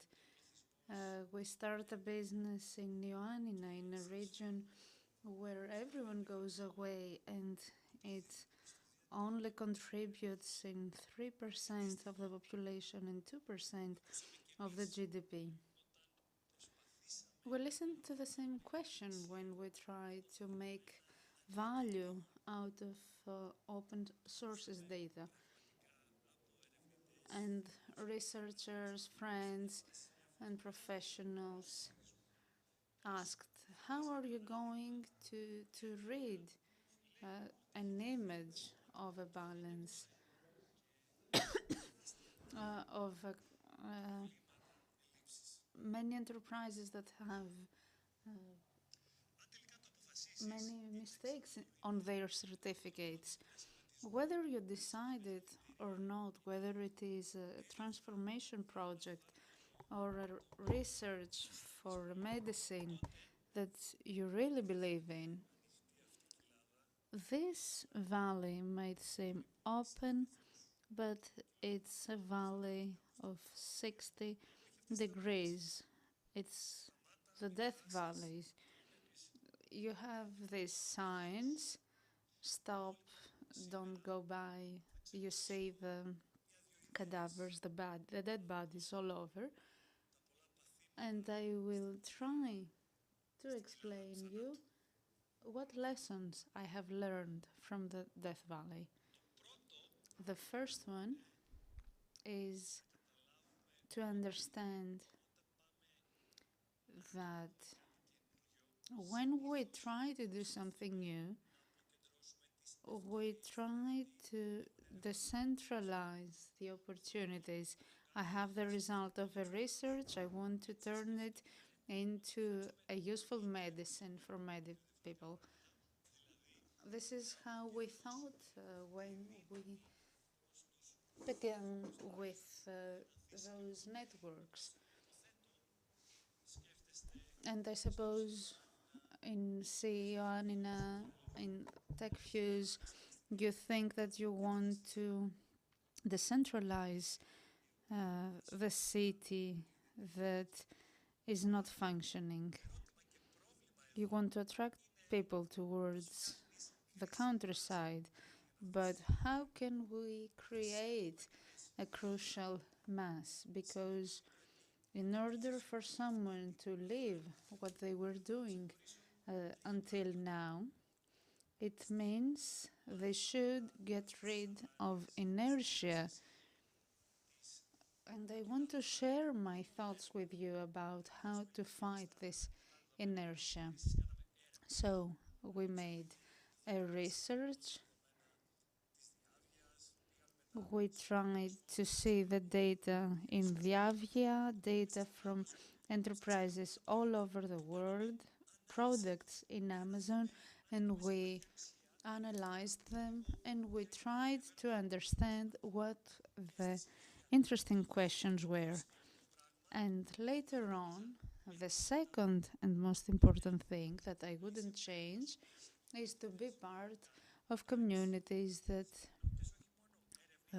take actions, not only in the field of research, but the one like the open data barometer. And if you ask me, it has a great value. Whether you are with the inventor of the web or you have a lab with a public employee, it is the same, because the second part is the community. And in the communities, we have one principle. Do not thought what you can get. You should think about what you can give. And this is a very safe but difficult principle someone should believe in order to get into the community. The second part is the application. While we were late providing our new product in the business, I thought about who invented LinkedIn, who said, it's too late if you're not ashamed of your product. You shouldn't expect it to be perfect. We didn't expect it to be perfect, and this is what we did. We worked for about 6 years for very big enterprises to find clients, to reduce risk.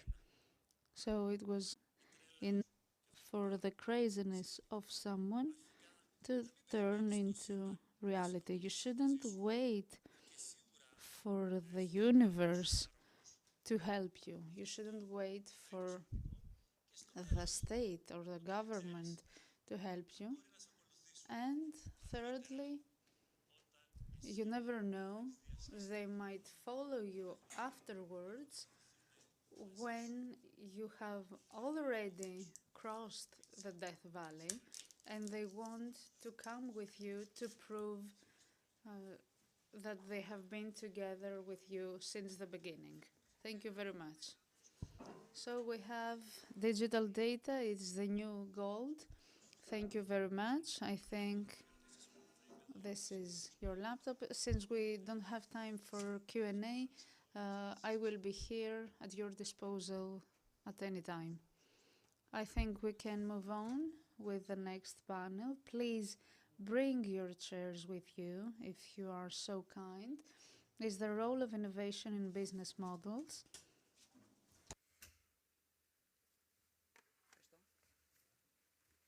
Πολύ ωραία. Ναι, είναι η σειρά σας.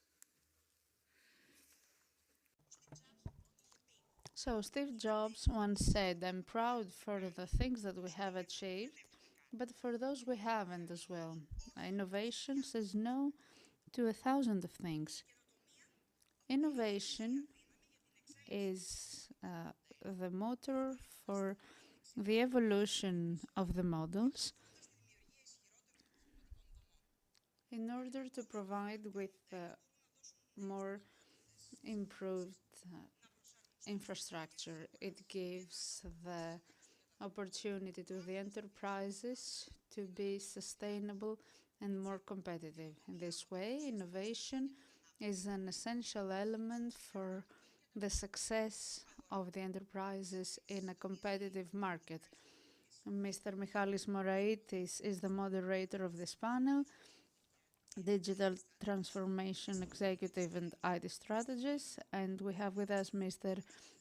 Drakos, Chief Officer of Singelidis Automation Companies. Mr. Digital transformation is a very misunderstood term. Innovation is the same. My first approach and encounter with this word was back in Australia with CIO of Adidas, a Dutch guy, who told me that we have institutions for innovation. It is a process, and each year, under the responsibility of the general director, the general manager, we create groups of work, and whatever goes well, we push it a step forward. We do this twice a year. For example, a shoe needed 183 steps, and now it only takes 39. The rest of them are eliminated or improved through innovation of their group. It means innovation is an integral part of their DNA and mentality. We don't have this mindset, and now we hope to find some visions to start implementing it. Labros, this title is very close to innovation. What does innovation mean in 2024? I would also like to thank for the invitation. I think that the organization and the speeches are really interesting. But before I answer to your question, I would like to see how do we thought about innovation in Adidas, but in Greece as well. We thought of it as something new that we would design, we would present to our clients, and it would be a huge success with the relative benefits for the enterprise as well. I think that for 2024, we should think about innovation in a different way, because we don't only talk about innovative products, but we should talk about innovation in the procedure. For example, what you said before about Adidas, how they managed to reduce the steps in the procedure. Another part of innovation is how to offer new experiences to our clients and how we can interact with them. In public, we experiment a lot with new methods on how we can talk to our clients and offer to them new experiences. So I think we should see innovation as a multifaceted term that not only has to do with the product and the service. I agree with you. Innovation goes beyond the mentality of just one good idea It is a well-organized thought, and it has to do with the connection with the client and the business model so that it will be a continuous evolution and not just a boom out of nowhere. Mr. Drakos, you are in the sector of automobiles and you have always been influenced by Peugeot, Renault, and other manufacturers, for example. So what do you do? Do you create your own mix for your own model? How does it influence you to put through this new mix? Has always been, since the first time of its massive production, more than 100 years ago.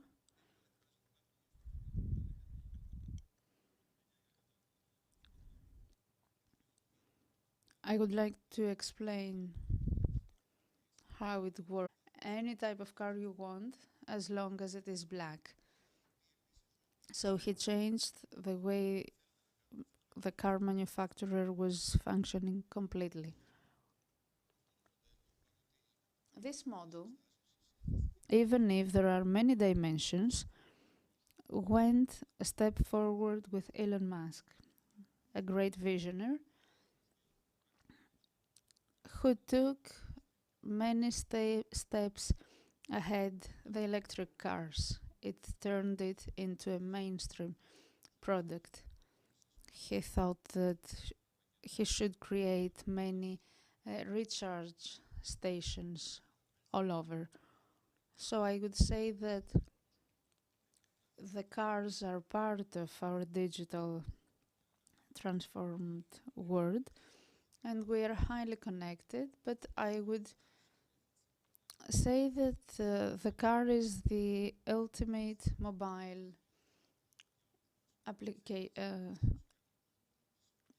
dispositive. So in any means, either it is voice recognition or any other service, you can have it into your car.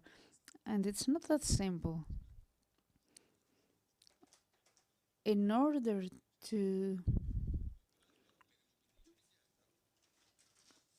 bring this to the people who do the PDI, we need to get them acquainted to this technology. And this is something that happens in every sector. The way we collaborate with this is quite simple. We represent many manufacturers from all over the world. It's really difficult in this corporation to bring innovation. But what happens in such cases is that we have some synergies with Stellantis. There are many companies we collaborate with, and about 150, 160 companies that provide them with innovative ideas.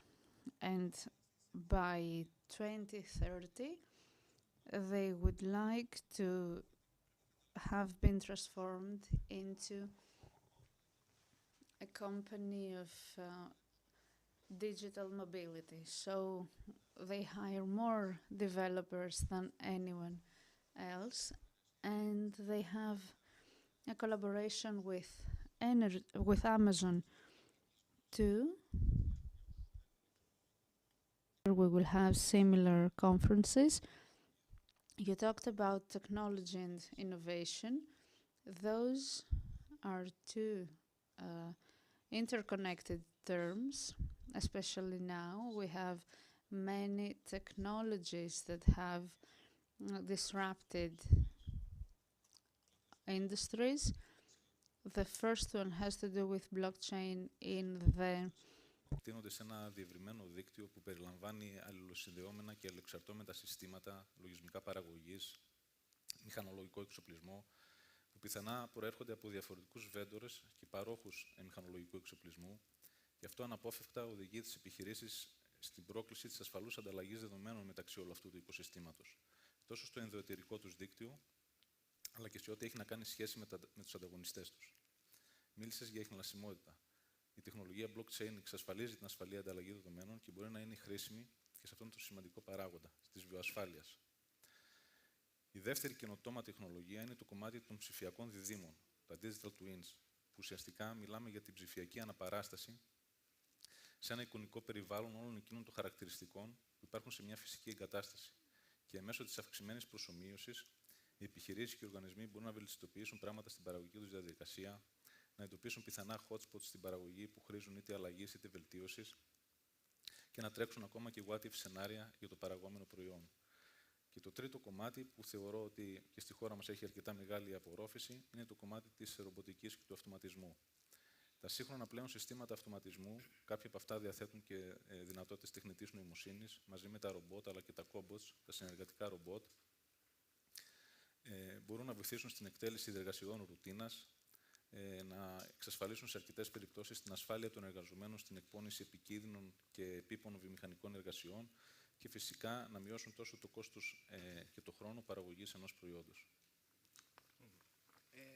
Μου δες μια καλή πάσα. Όλα αυτά που είπες, digital twins. So all of these things that you mentioned, digital twins, technologies that we use and have their own cost. So, okay. The question is there return of investment, because we need to take care of all of this on a daily basis. So, Nikos, you are representing a very big company, and we know that you are trying to comply with all of this on a daily basis, but there is some background. So, how do you feel that this can be a sustainable development? Because if we haven't got sustainability, innovation is unnecessary. Because you know very well that small businesses will not make these investments. Very good question. Good afternoon, everyone.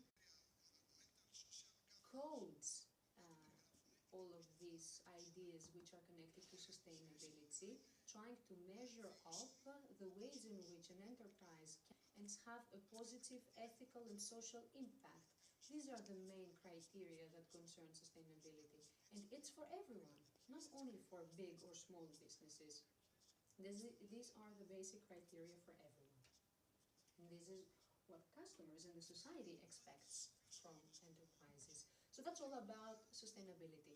When it comes to innovation, it's about the creation of new ideas, new standards, new procedures, and the application of it all. Because we don't only care about the creation of ideas, but also the applicability of these. Because this is one of the goals, to apply all of this in order to enhance productivity and contribute to social development. So both of them are interconnected and very important to the development of an enterprise. I'm talking about innovation and sustainability. But another parameter is also what we have discussed about digital transformation. So this is a challenge, the challenge of sustainability, and at the same time now we are facing the challenge of digital transformation. And according to studies, we can depict that as a vortex. And it means that the closer you move to the center, the faster the rhythm. Everything is changing. All sectors are changing. So, at the moment, we have got those three pillars. And all enterprises, bigger or smaller ones, need to adapt. So you have sustainability, usage, proper usage of innovation, and effective digital transformation. The combination of these three elements is not, of course, always the same for everyone. There are different ways in which a big enterprise can function and different investments that can be made in that case.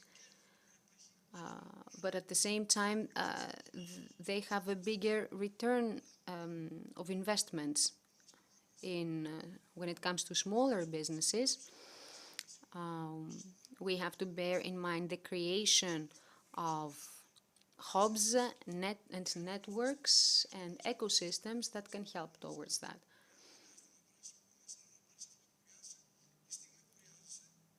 And in this way, smaller businesses can have access to all of this infrastructure without having to pay huge amounts of money. Well, the truth is that innovation on its own means that you disrupt certain sector of the market. And sometimes when we cannot really perceive a specific notion, maybe breaking it down into more practical examples can be helpful. And that thing that you mentioned about a software company was first mentioned by CDC, who said that this is not a banking institution, this is a software house which happens to also carry out finance transaction. And Nikos Petrakis also says that they are digital provider, support logical providers with great infrastructure. Yes, and let me add something else here. We all need to understand that when it comes to innovation, we speak of the applied use of knowledge in order to provide new, improved products and services. And I really want to highlight that because we want to make it clear that innovation is not only about technology, it's also about the introduction of new procedures and new ways. And this can also apply to governance issues. Now, about our cooperative, we have invested a lot in robotics and automatization, and we're really taking great pride in it because we are considered to be a company of high automatization in its production, and we tried to introduce technological innovation in our productive models, and we tried to see how a traditional procedure of production can be more modern and more efficient and to develop through time, and how it can be cost-effective and cost-efficient and agile and flexible enough to keep up with the constant changes in the social and economical landscape.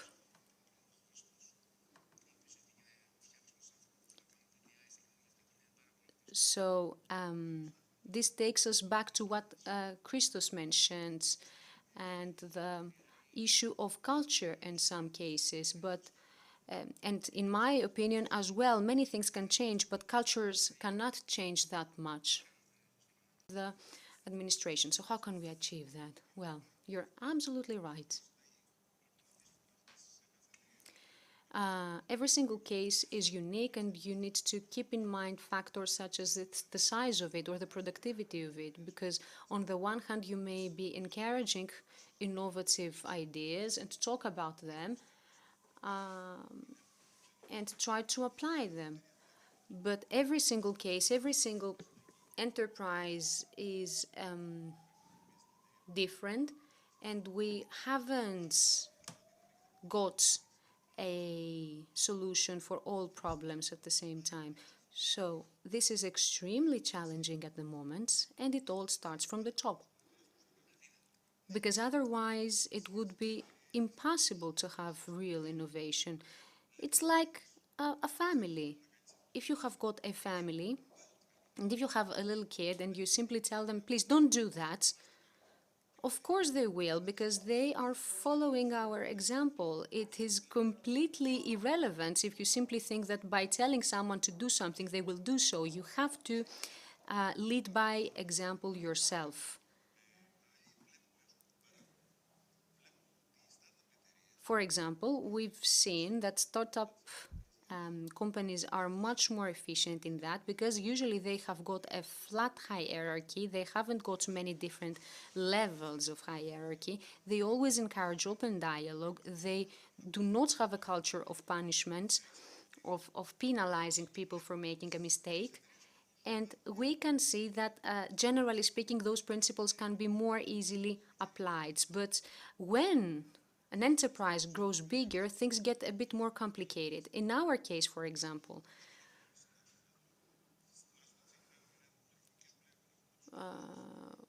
when we started an informatics project, we tried to seek for our key users. The same thing is what we're doing with innovation as well. We are seeking for the people that can be leaders in that, and if they are convinced, then things will run a bit more smoothly. At the same time, we also use platforms. Plug and Play is one of them, a very efficient platform that can help you realize why you really need networking. That's what we're doing here actually today. We're networking, we're exchanging views and opinions. So this platform and many other similar ones can offer these kind of solutions. You can try to find a solution to their obstacles and their problems. So you need accountability, you need open dialogue, you cannot penalize mistakes, and you need to start from the top. If you need a leader, you need a leader because you want them to follow all of those principles and values, and this is a core element if you want to make it work. Well, you mentioned startups, small businesses, and big businesses. Although we are here to talk about startups, of course, everyone wishes to grow bigger. And there is the question of stability and results, and sometimes innovation cannot help with that. So how can we deal with it? Because, okay, we want innovation, but we also want results, you know. So is it possible to really have the proper balance between the two? Well, yes, this is really challenging indeed. And it becomes even more complicated because in the retail sector, things are changing very rapidly. Nikos also mentioned that this is a landscape which is constantly changing. So I believe in that in such an environment, and if we look into all industries, you will realize that this is the case with everyone. So at the moment, innovation is not optional. It's mandatory for everyone, because if enterprises do not try to differentiate themselves from their competitors, and if they do not attempt to include innovation, it is more than obvious that they will have to face some great difficulties in the near future. So what we do at Public, and I really believe that it is a very good practice and can be very effectively combined with what you mentioned about the 10% of the population, is that the business portfolio of an enterprise also includes, up to a point, an amount of money to be disposed of for innovation. And this investment is not only about putting your money in that. of course, you should keep to the principle of the return of investment, because in this way it is easier to set clear goals and see how you can achieve them and what kind of steps you need to take in order to do so. And see if the experiment turns out to be successful,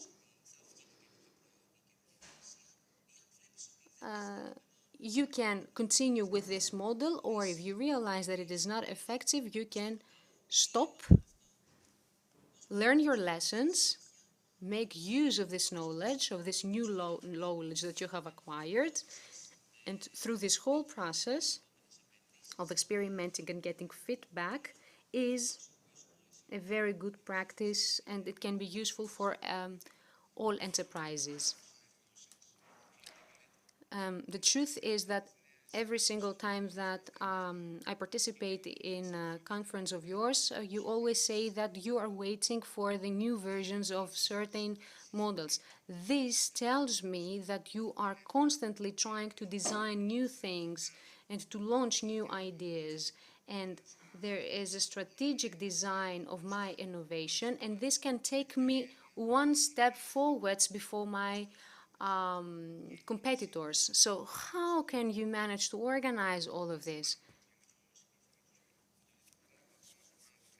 We've known each other for many years now.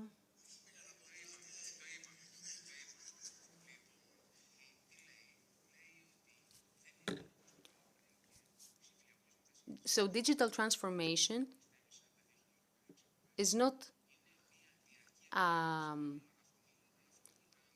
just one marathon that you set to complete and then you can get some good rest. No, the truth is that you need to keep running.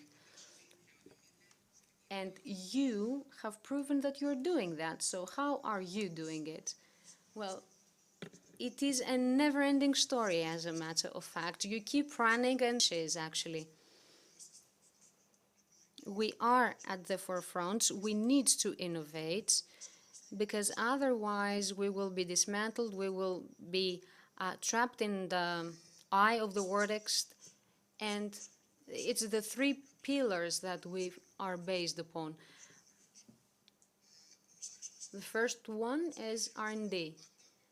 In-house R&D. Every single year we dispose of an amount of about $6 to $7 billion that go to R&D. This is a big quota dedicated to R&D. We have to have win fast or lose fast. We need to take quick steps and to change the culture as rapidly as possible. So this is a great part of the effort, but it's not the only one. Our second pillar are acquisitions. And I'm not only talking about big acquisitions, but also smaller ones. Our biggest one was the recent acquisition of Miss Blank of the value of $30 billion.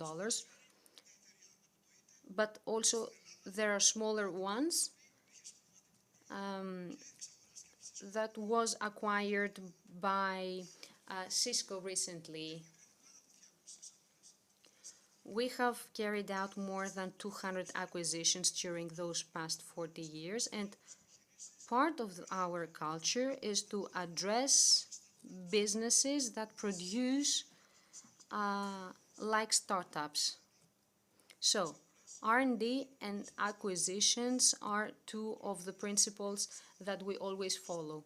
And the third one is the creation of ecosystems, and it seems that in Greece it's already functioning effectively, and these are ecosystems that provide training, education, exchange of views, access to information. So these are the three central axes that we are organizing our activity. So in Cisco, we want to create a safe and accessible environment for everyone. So innovation and all the activities around it needs to be aligned with this principle, to have a common approach. So keep your alignment with your core values. So, for instance, we have talked a lot about AI, and this is an innovation that can bring about a lot of changes. So, that's the question. How can we use this innovation? We need ethics, we need principles, we need transparency, and credibility. So, yes, of course, we will move on with acquisitions. Of course, we will try to make good use of AI, but as long as some certain basic principles are always respected. And that's how we're trying to create our culture towards that. That's what we're doing, and I'm really hoping that we're doing a good job. So probably we are running a bit late, so let's wrap it up. So it seems that innovation needs to be an integral part of the culture of an enterprise, and it has to have continuity or an ending point. It has to be run with ethical values and be supported by administrations. Administrations have to be engaged. And it has to have this continuity and to be a constant, to be part of the tradition of an enterprise, because otherwise we will be left behind. And innovation has to be combined with digital transformation, because through what is produced through innovation has to be included in our new strategies. Digital transformation plays a role in that. Innovation has to be a core value, and staff has to be trained and adapted to the inclusion of innovation. So we want those challenges because they help us be better and improve. Thank you very much, everyone, all the panelists. Thank you all for participating in this discussion.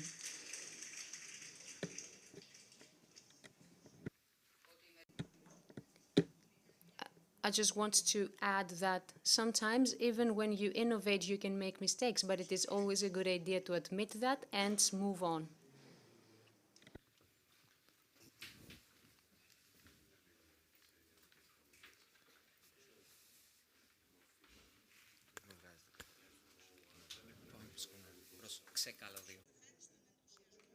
Without losing your enthusiasm, we will talk about the value of failure.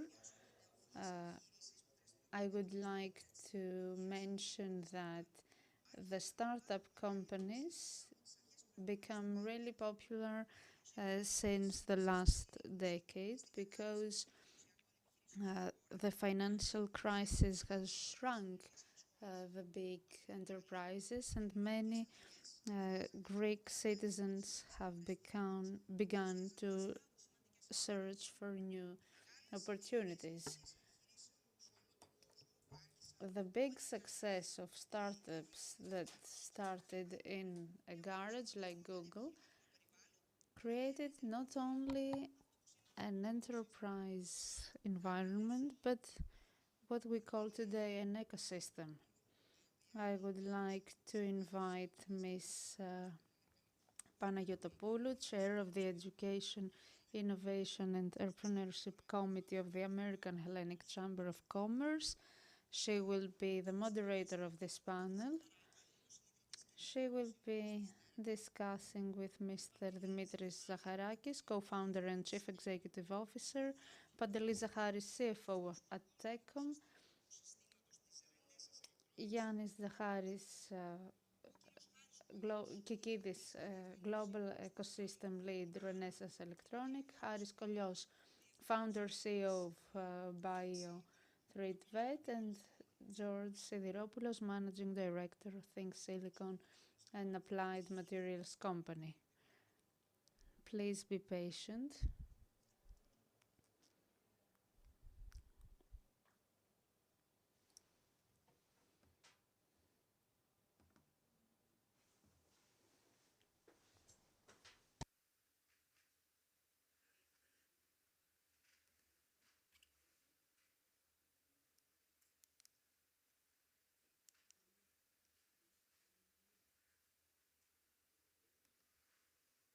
σε παρακαλέσω για κάτι.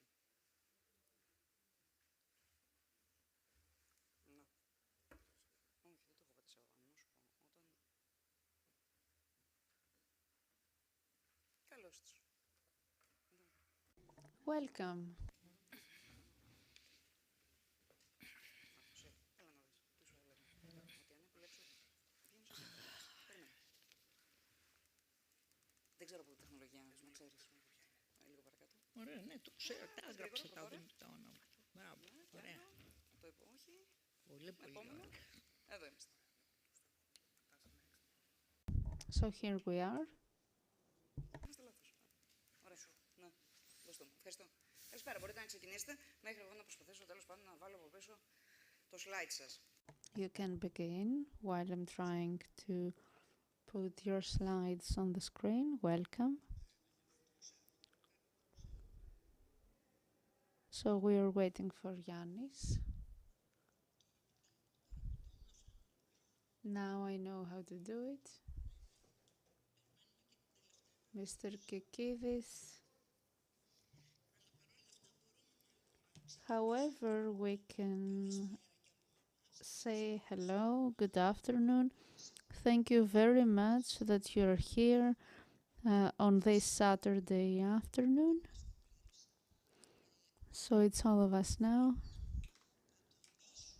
We need to underline that it is the first time in all these years that there is such a panel. Have you ever heard about a panel on failure? If you have seen anything similar, please raise your hands. No, you shouldn't raise your hands. You should say, no, it's the first time. It's the exception that confirms the rule. So have you ever seen such a big panel talking about failure? No, of course you haven't. So it's a really great opportunity to have these great speakers to be talking about such an important issue that no one ever considers. So what does failure mean? How do we count it? What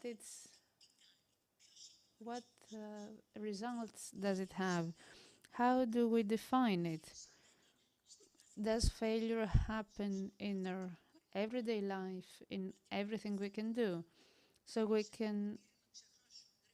we want to put some water in one cup, and if we forget to turn the tap off, then the water will be all over the place. This is a small failure as well.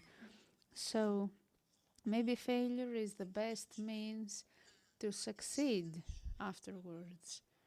So in this case, we want to examine this issue and see whether here these great speakers, those great people that are here with me, have they ever encountered any failure? Have they overcome any failure they might have had? Do they think they are successful now? Do they think that they will encounter any other failures in the future? So, how do we face failure? Because it's a different type of failure for the investor or for someone who needs to set up a company or who wants to improve an existing company. It's a different meaning for the employee, for the market, and a different meaning for the future investors or the banks or anything else. I would like to ask you very briefly even though we know who you are, to say a few words about your company. Have we ever had any failures?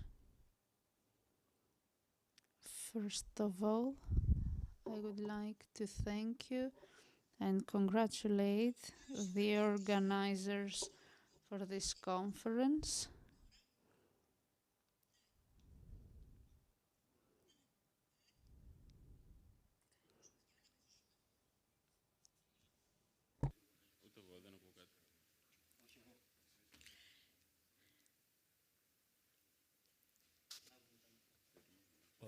Ωραία. Τη διορθώσαμε. So we fixed this failure so quickly. So you can say that it can happen, but we can fix it. I will begin by saying to the guys from CI Ioannina a big thank you and congratulations for this conference.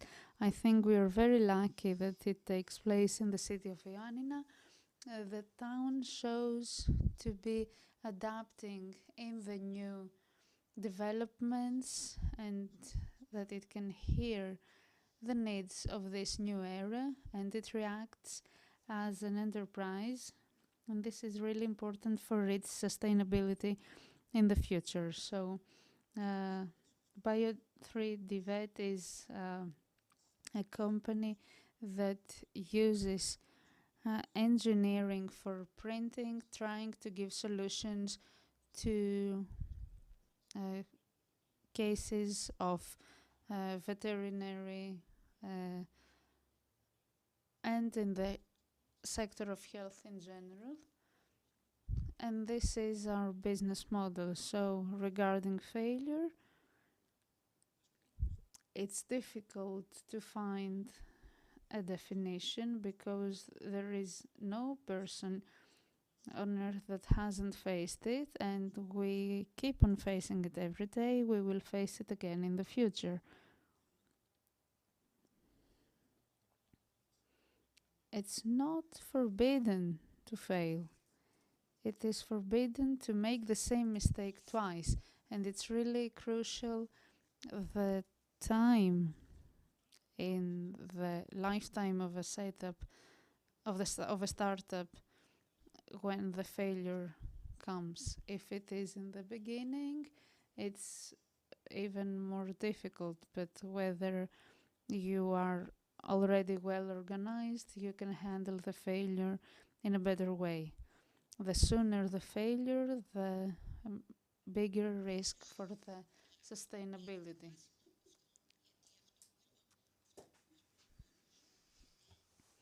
And you talked about something previously, that we shouldn't repeat the same mistake, but could we really manage this failure so as to avoid to make the same mistake twice? Yes, because a failure is a lesson. You only learn. Okay, you might find a wall at some point, but you shouldn't blame yourself for losing. This is happening. This happens every day, but the rule at a personal level, but for others as well, is that when you lose, you learn.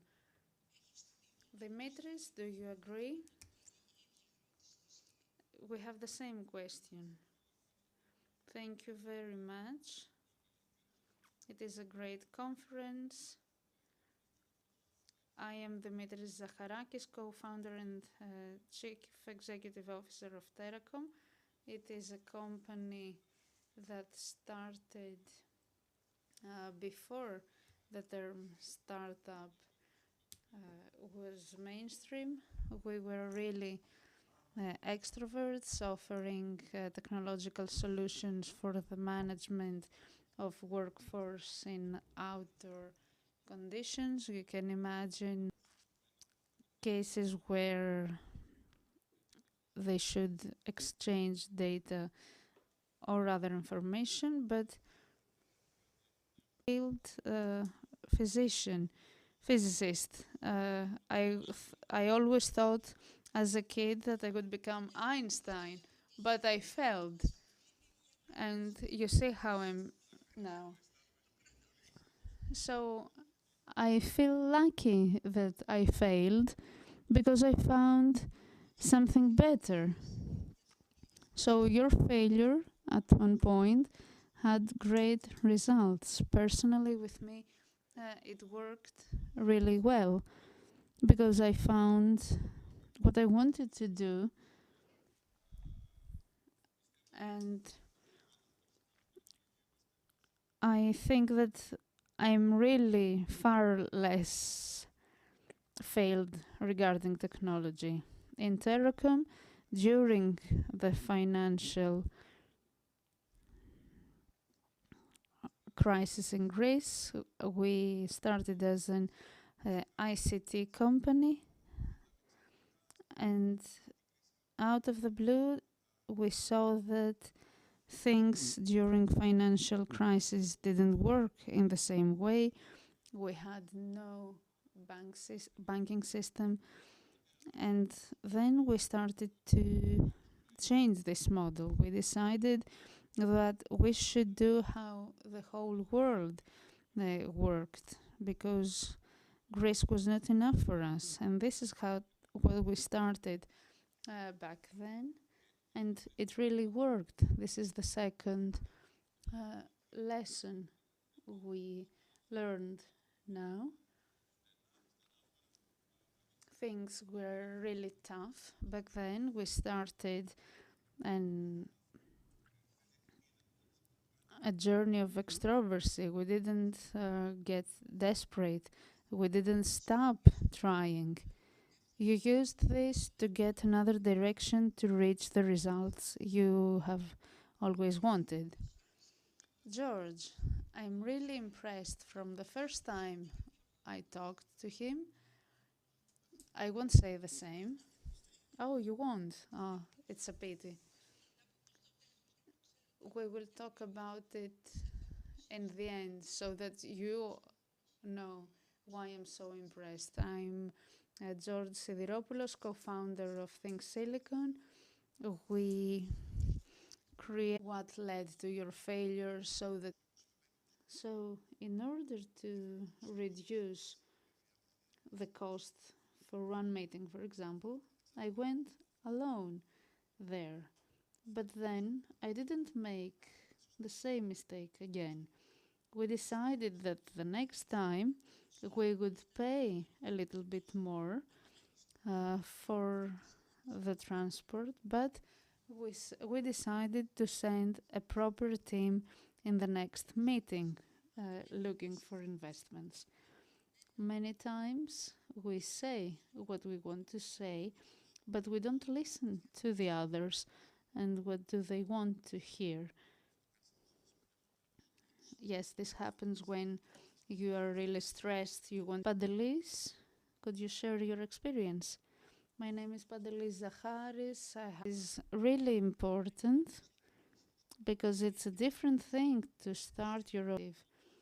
Yes, I was in the company in 2019 when they received the first funding. Back then we were four.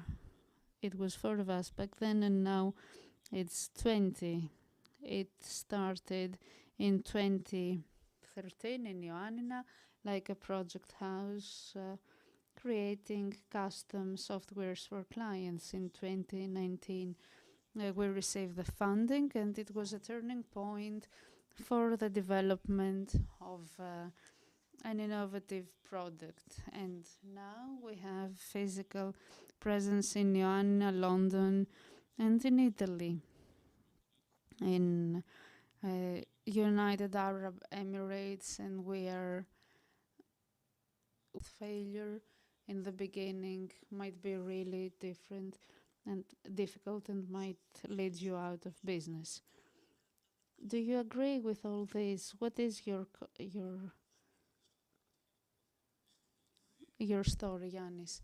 First of all, I had the failure of the microphone, and the basic thing in failure is to recognize the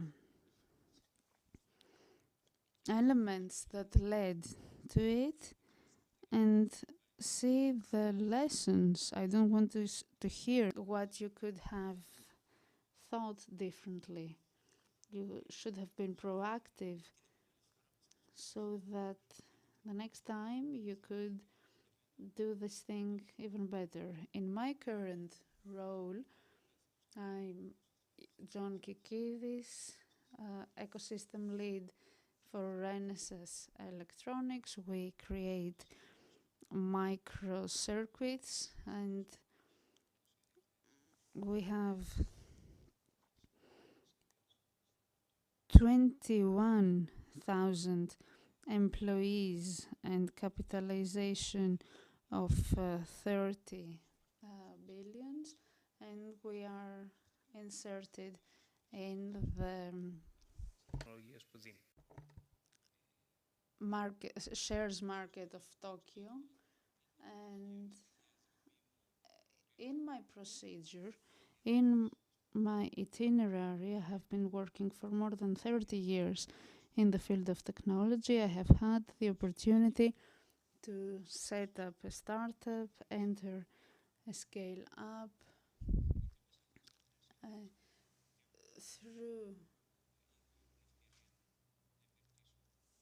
all the roles I have worked in. My first startup could be described as a successful startup. It had a good exit. We did a scale up and it was bought by Intel. So this is how I was found there. So you had this pattern where you could see how you can establish your success. But the first company passed through this valley, this death valley, and George seemed to go well. And at this point, we needed to see what works, what doesn't, and see how we can try again. This is how we went on. In the second attempt for a startup, things went worse because some things couldn't move forward the way we wanted to be, but you remember what have happened in 2008, what happened here in Greece in 2011, and another factor for the failure that we should take into consideration is that we can do our best, but we have this environment outside that we cannot control, and we should be ready and be proactive that there is a case of failure, a partial or complete, and this won't depend on us. But this failure for the first and second attempt is what led you to be here as an employee and never start a company again, or did it show you some things and didn't hold you back? I might not have learned my lessons because I went to a startup again. I think that you learned really well your lessons. Yes, because Renesas is the company that bought Dialogue, that was the startup scale-up where I joined later. So I think you win, and it is a point where everyone should focus on. The experience and knowledge you gain through this procedure is never lost. It's really useful so that you choose your next role with better conditions. And this is a question for all of you. So, if someone told us that we need to organize a seminar and teach people about the negative and the positive results of failure. Would you be interested in that? So let's say that someone comes in here and says that we need to organize a special training day about the positive and the negative aspects of failure. Do you think that it would be useful? Would you agree with that? Do you have any other ideas? Would you have any hesitations? Yes, I would definitely go for that. Because I believe that sharing experiences and giving people the opportunity to see the signs is important. Because in this way, and if people are able to actually see the signs beforehand, they could probably design in advance their next steps. It is as if we are giving them even more opportunities to succeed. So if we probably think of organizing such a training day, you would be one of the possible participants. But Pandelis, I'm coming to you now. There's also the chance that even an employee, and it's not a businessman, fails to do what he is expected to.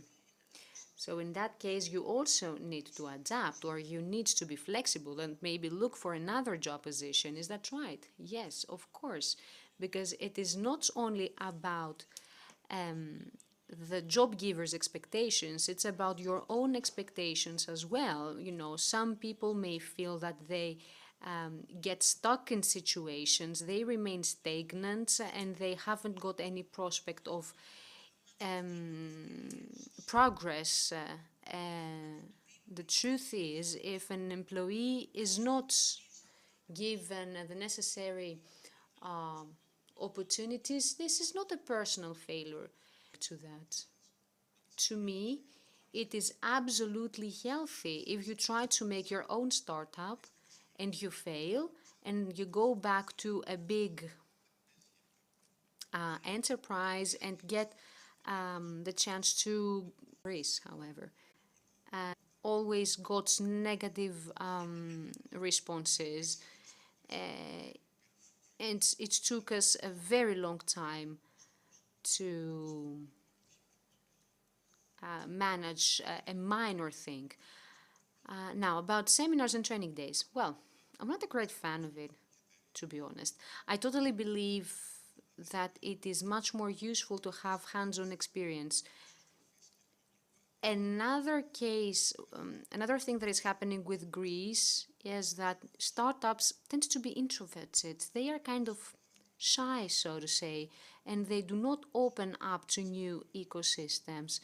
They do not seem to be so willing to exchange views and opinions. What I need that can be really useful. You have to have a personalized opinion and to ask for some advice from some experts on an individual level. Well, probably also the presentation of the product and how you present your ideas plays its own role. Probably you have not chosen very carefully what to say. But no, let's not. Let's get back to the idea of failure and how one can define failure and what has happened in your case and how you dealt with it. Well, as I mentioned before, when we took on our journey of extroversion, things were kind of different. Our very first customer, we got to the first customers of ours only months later. So it is the valley of death that is the... You have to be mentally prepared, you know, for all of this. And that's my advice. And I'm not very sure that you can teach people how to deal with failure, because every single case is unique. Okay, sharing experiences is important, of course. But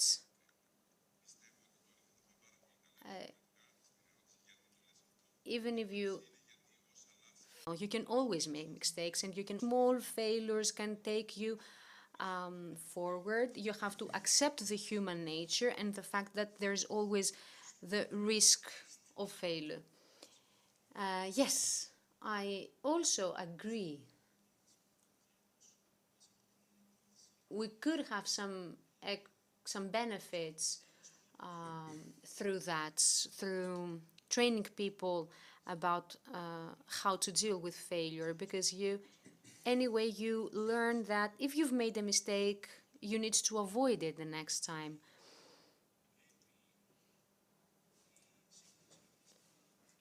Generally speaking, enterprises need to adapt to the latest advancements. We've seen that with the pandemic during the past few years. Of course, people talk to you about failure, but no one had talked to us through online communication that we did.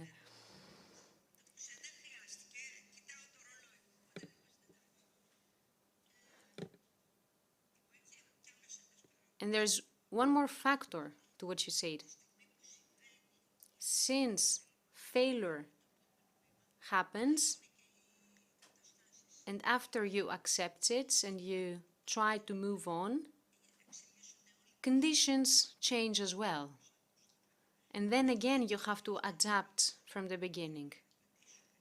My last question is the following. Is there any value in failure from your experience? And what's the advice that you can share with the people here? I'm sure. You lose learning. You always keep learning. Through failure, you keep learning. This is experience. And especially in startups and in Greece, entrepreneurship, where entrepreneurship is a great challenge, you have to keep that in mind. Yes, there is value in failure, of course, and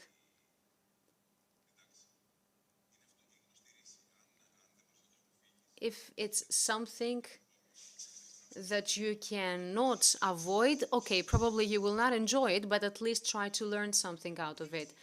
Yes, the truth is that failure is inevitable sooner or later.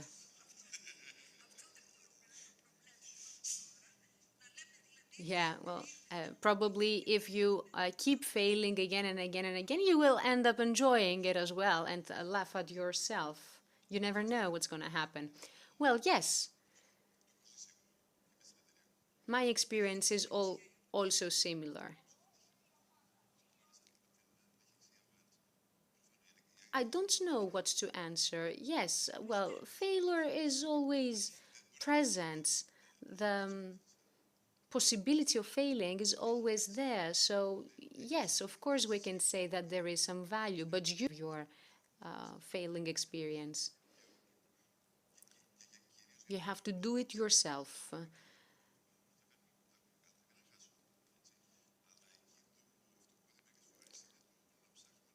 Some external factors that have affected the situation and have led to failure, but it's always your fault as well. So keep that in mind. Don't try to make excuses, because there is no value in this experience whatsoever if you do so.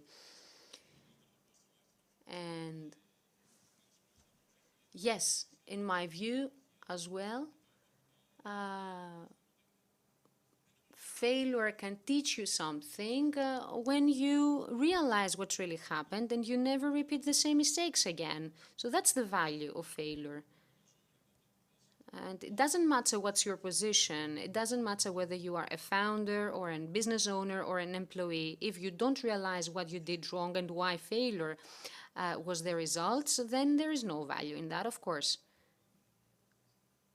In any case, we have to always bear in mind that there is the possibility to always bear in mind that there is the possibility of failure,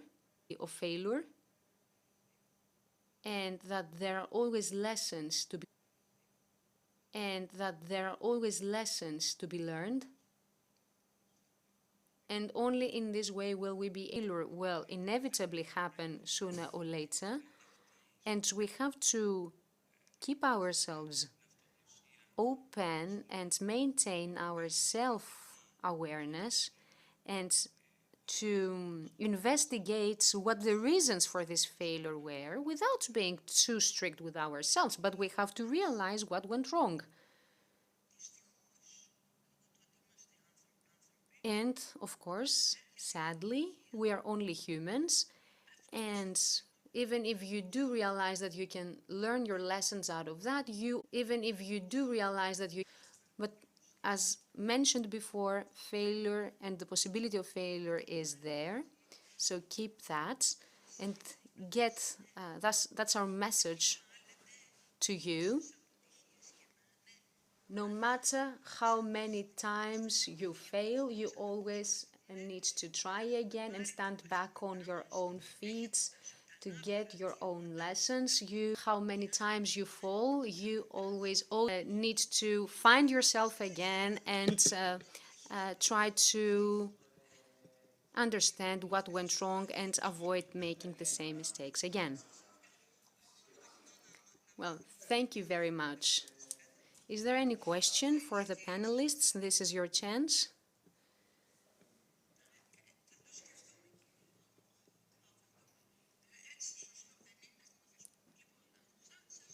So, okay. Any questions, probably? Please wait for the microphone. Ναι, ανέβα πάνω και είναι το καλύτερο.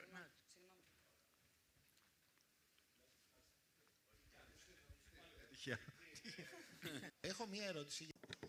I do have a question, as a matter of fact, because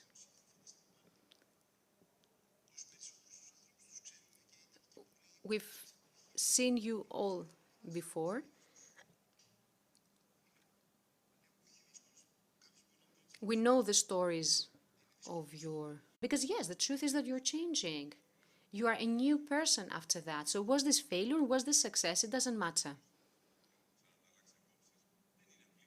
It's not a simple thing to define. There's so much dialogue going on. People doubted the case of Airbnb, but there is such a disruption that it caused in the global market. So there are a lot of unnecessary lessons to be learned, so to say, and stupid things that may happen to you. But there are also some very beneficial experience that you gain out of that. If this company, in my view, what your obligation is to manage to deal with failure, no matter how big or small it is. Because if it is larger than you, you will not be able to cope. So if you let things go out of hand, then it is extremely difficult to be able to deal with it. Of course, another thing that can affect the whole thing are the conditions, timing, where you are, who you're working with. So this is a situation which is influenced by so many different factors at the same time. There are similar stories of huge failure that had a great impact on multiple levels. So the way that you recover from failure is about how big this failure is, of course, but also and how well prepared you had been for the possibility of failure. That's why I said from the beginning that this is the first time to have a panel like this. I really believe that it is very important. Actually, tell you that never get too depressed after a failing moment, try to move on. So congratulations, everyone. Thank you very much for participating.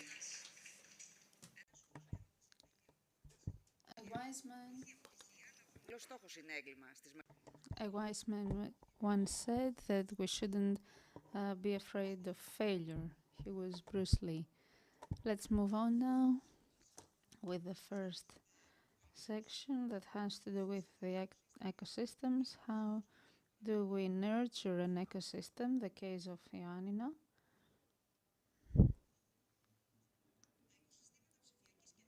The ecosystems of digital innovation are important for the cities and their citizens. The cities want the companies and the digital parks are in the suburbs. This is the case of Barcelona as well.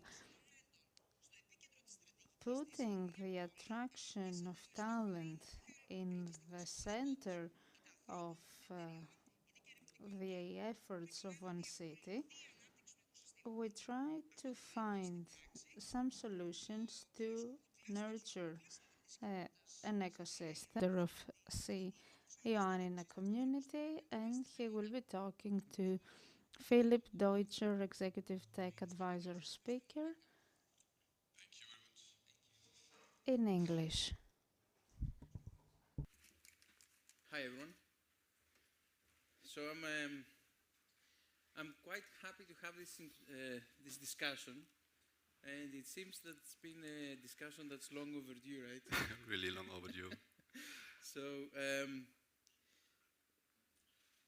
I'll let Philip introduce himself a little bit, because he has a lot of history, and his involvement in Ioannina and what's happening now has been crucial.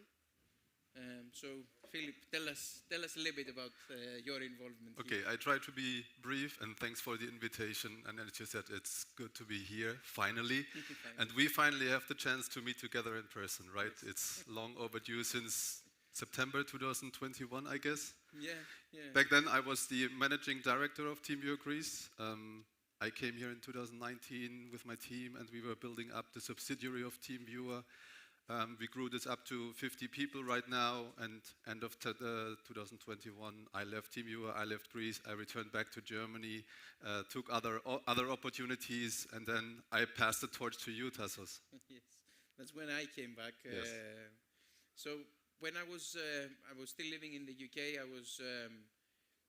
was getting all this input from companies launching, and I was researching online on LinkedIn, who's launching TeamViewer in Greece, because there needed to be, from my experience, there needed to be someone, right? And I said, like, who on hell from Germany, decided to come to Ioannina? That's when I met you, and we started talking on LinkedIn. So thanks for taking that chance and coming over, spending 3 years in Ioannina. And what I was realizing, and then talking about that with other people, was that Ioannina is having like a very rare opportunity with a brand name like TeamViewer. And that rare opportunity consists from, well, the elements of it is that you can explain to anyone in the world that it makes sense to open a digital center in Ioannina. And the reason is, why? When someone asks why, I say, because TeamViewer already done it, right? It's the easiest conversation. So if TeamViewer is in Ioannina, they already probably vetted if the university is good enough, if the infrastructure is good enough, and all of the things, even if it's not, sometimes. So that was our interaction, and it has always been online. So thanks very much for all the effort you've done. I think passing up the torch, essentially it wasn't the passing up of the torch, really. I mean, when we came back and we started creating Ioannina, the idea was to find people who, like myself, are remote workers, create a group and see, if we have any common problems that need solving, that is going to be easier to be solved if we go at it all together. That was, and then one thing led to another. The tech scene was starting. Best Secret came also after a while. COVID accelerated digitally Greece in a bit. And ecosystem started developing here. You have had a chance to see different ecosystems developed throughout your careers, right? So what I would like to ask and tap into your experience a little bit, if you don't mind, talking, what are the main elements of support like dozens of engineers. You need to have a good internet connectivity. Like Joanna has fiber optics. We briefly talked about it, but it's not connected to the homes. But it is there, right? You need to have a connectivity to other European countries, potentially via flight option. And you need to have also a good pool of talents, so a good amount of universities in the catchment area. And despite that, all the other things were in place. And then, of course, before TeamViewer, there was also P&I, and the investors of P&I and TeamViewer called Permira. So they were giving us the idea, they were injecting the idea of, hey, please guys, take a look into the Ioannina case, but that might be a good idea. It's a bit counterintuitive, but it still might make sense. So, and we did exactly that. We were also looking into other opportunities or other potential ecosystems in Germany. And we actually said, that is going to be really great if we can also bring in some senior talents maybe from the UK, like you, maybe from other European cities who would like to get back to their hometown and help us building this up from scratch, because you cannot just build a team only consisting of juniors, right? Yeah. So, but this is how it starts. I think, credit where credit is due. P&I was the company that came and sort of like opened the doors, right? TeamViewer has a more recognizable brand name. That's definitely for sure. But the important thing is, when you need to build technical teams, you need to have balance on the skill set level, right? So you need juniors, but also you need medium people, you need seniors. And unless there are companies for someone to start working and become a middle-level developer or a senior-level developer, there won't be any seniority. Exactly. And I think that's the really important for me. The reason why we open threatening to companies or would be welcoming to companies that are already here. Critical mass of good, solid companies that makes this whole ecosystem attractive. You cannot just be one international company, and I mean, if someone would join coming here and then after 2 years he would like to see something else, what other potential employers would be here in this ecosystem, right? I also experienced that personally, because when I was coming back, there weren't any jobs at my level here, so I was wondering, like, if it doesn't work out where I am, what would I do? Yeah. And potentially having an ecosystem that develops through some companies, through the seniority factor, I think gives more opportunities for people to consider coming also, even if they are not from here, or they might be from elsewhere, but they want to enjoy the standard of living of Ioannina. Absolutely, and please don't forget, we're talking about 2 different times, like pre-COVID and post-COVID. So pre-COVID, like this whole place were more isolated than it is now. Now you also have the opportunity as a digital nomad to come here and to do your work remotely. I think that's a huge opportunity.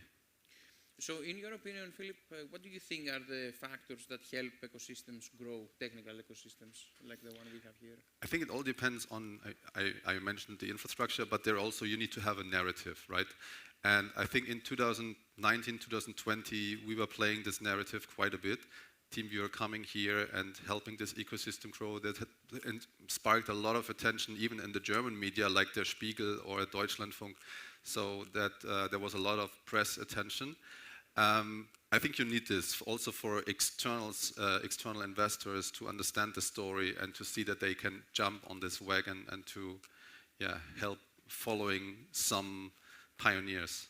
Do you think that Ioannina have any unique advantages over other Greek cities on that to attract talent or companies? Of course. I mean, costs of living are still lower than in Athens or Thessaloniki.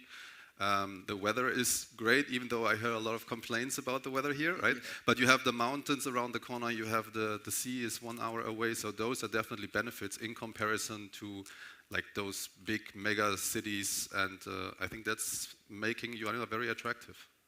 From a family perspective, also low crime, I consider that there were a few people living in Athens in areas that there were dodgy things happening, and I was telling them, like, there is no serious crime in Ioannina. I haven't heard about it, at least. There is petty crime, obviously, but yeah. not serious crime. So, and interestingly, that resonated a lot with people who were young parents. They had kids quite young and they were starting their parenthood journey, maybe. So that was quite interesting as well.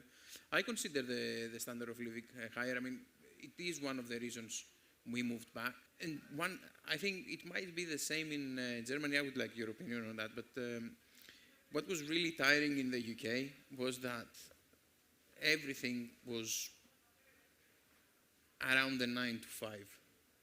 So it was work-centered in a sense, and you didn't have time. Sometimes you had more time than you have in Greece, available, but you had less time to diffuse. Somehow, yeah, maybe you're right.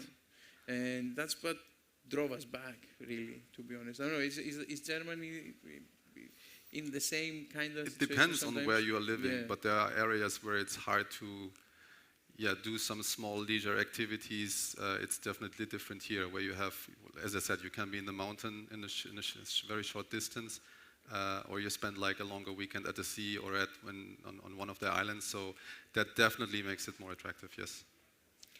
I mean, from my opinion, in terms of the ecosystem growth here, I see that we essentially, as a region, we need to focus on three things. Attract a few more companies, not too many, but a few more, so there is work stability. Let's say someone can work in a few companies even though he might not like working on a few others. The second is grow the skill set. Sorry? Grow the skill set. Yes. Local talent pools, basically. And finally, help start local companies, startups.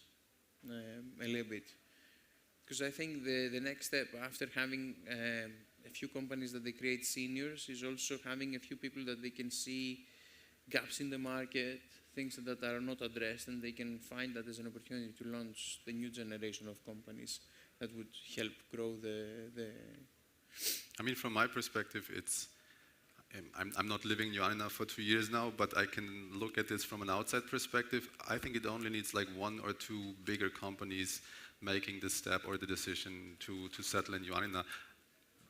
Definitely having a technology park ready would be beneficial to this whole mission. But if you have like TeamViewer, P&I, Best Secret, PwC, and maybe one other bigger company, that could like create a new movement actually. Having office space is critical, because it answers the question where, Okay, if someone is convinced to come to Ioannina, the first thing that they ask is where, and then with whom.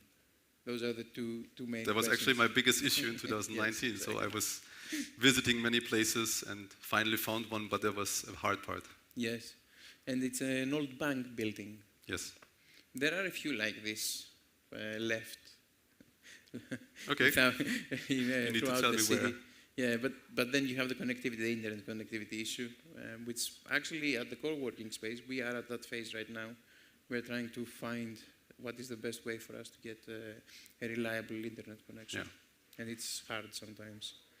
So, from your experience, what are the risks ecosystems may face while they're trying to grow?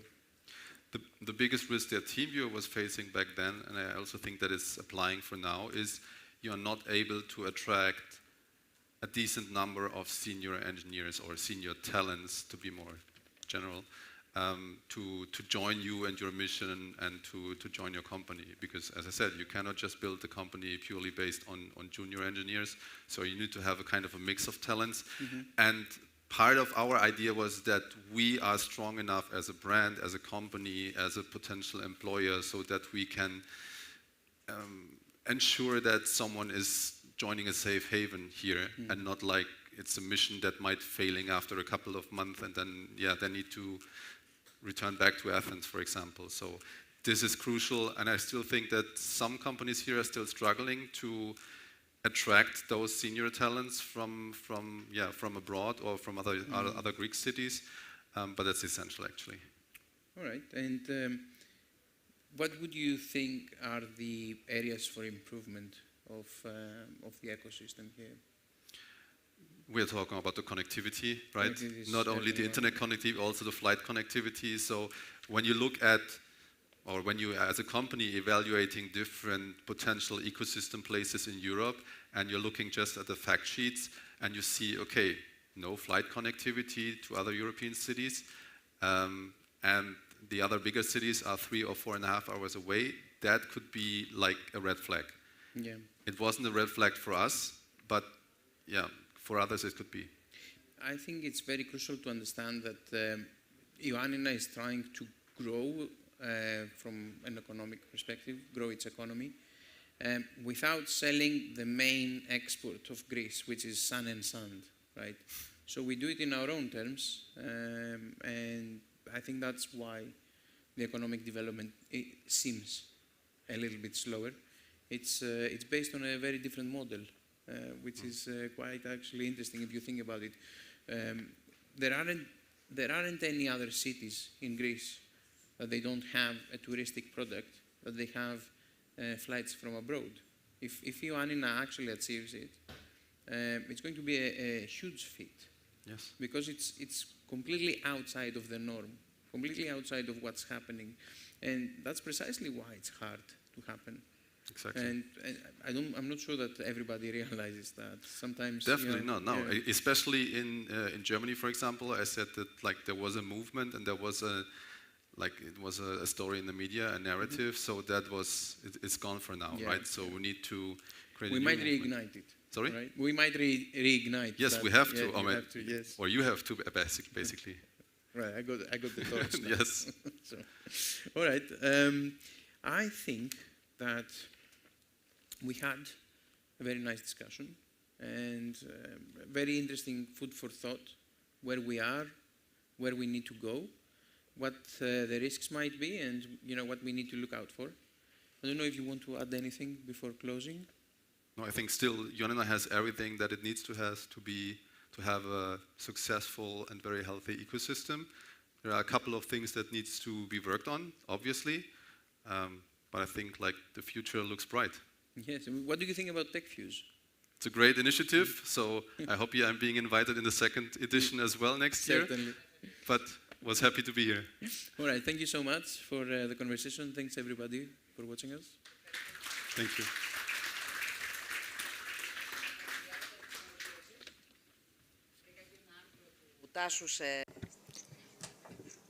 Well, that was a question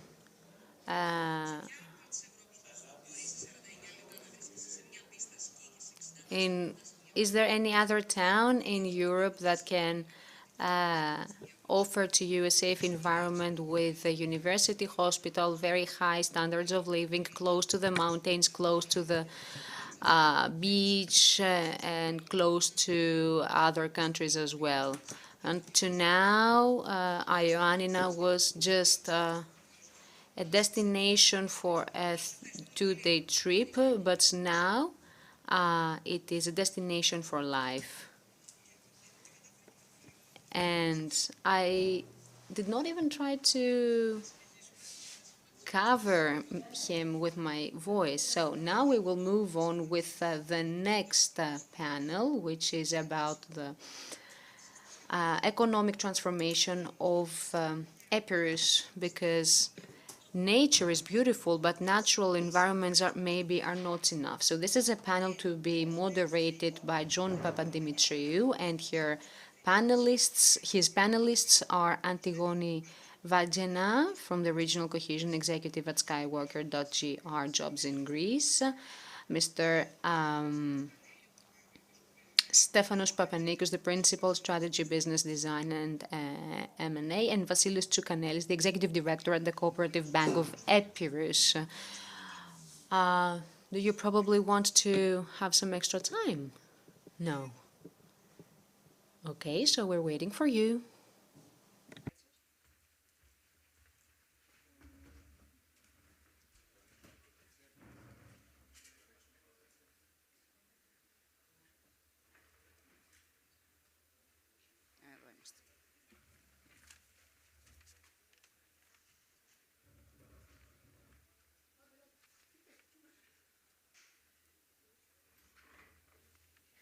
Εδώ είμαστε.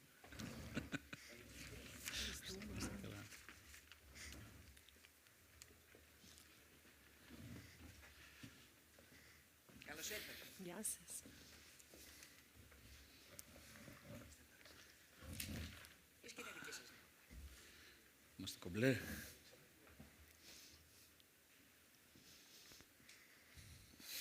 Καλησπέρα. Good afternoon. I am John Papadimitriou. I am one of the organizers of this event here today, TechFuse. I am a co-founder of the CIO Core community. Thank you very much, everyone, for being here. It's an honor to have you here. I think that we have seen some very interesting panels, very diversified ones up to now. Yesterday, we had the very first introductory panel on regional development. And of course, it was about the city of Ioannina and specific, but the Greek territory as a whole, because it lies in the periphery of Europe. And after that panel, then we had Mr. Vouyoukas, the CEO of the Cooperative Bank of Epirus, and he himself, from his point of view, tried to showcase how his own bank is trying to support the regional economy. So the idea that we came up with was to have some people here representing different parts of the Greek market. So, yeah, I'll try to be as brief as possible. And the goal was to see how the economy of the region is maturing through times, because you may know that one of the pillars of economy of this area was basically food and beverage, and a big part of its economy lies in that. But now we can see that at the same time there is another pole of the economy which is maturing as well, and it's the sector of technology and information. And we can see that these are not two parallel actions, but there is interconnectivity. So that's what we want to see. We want to see if and to which extent the Epirus economy has grown. So, Vasilis, how many years have you been working for the Cooperative Bank of Epirus? So it means that you have got some long experience. You've worked there for 14 years already. So what's your perception? What are the traits that you can describe? So my name is Vasilis Tsoukanelis. I am here in TechFuse. I feel so beautiful for that. Thank you, Yannis. Thank you, Tassos, from the CIO Core community for having me. Probably I am one of the most appropriate people to talk about the local economy. My family always had businesses, and I have worked in the banking sector for many years, so I've seen things changing from various different viewpoints. Because in the past there was this isolation of the region because of the lack of a proper road network. The town of Ioannina had its university that began in the 1970s, and then also it was the development of the primary sector. But the isolation was a great obstacle, and it was a setback to us on different levels, academic level and the economic level and scientific level. But this started to change when the road network was developed, and first we had Ignatia motorway that's connected the town of Ioannina with the rest of northern Greece, and this helped with the triggering of tourism in the area and setting up of new different businesses. So today, here, we could be talking about the most promising region of Greece, because we have got this road network that connects the town with Albania.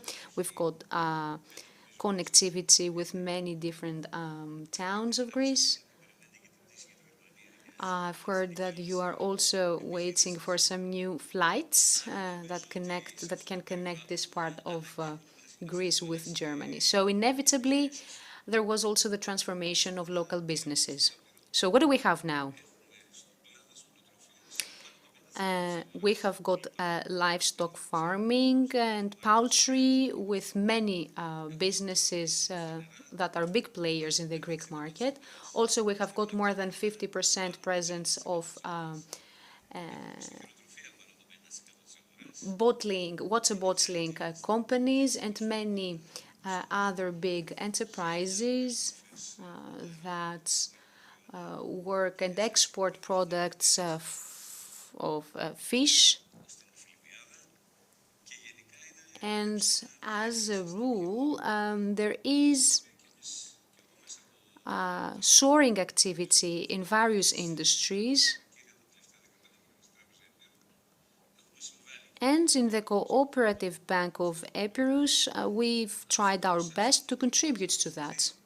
Of course, let's not forget that tourism is also here, and it has been increasing lately a lot. In the past, the town only had 4 to 5 small hotels, but now you can find some of the best infrastructure in the regional towns of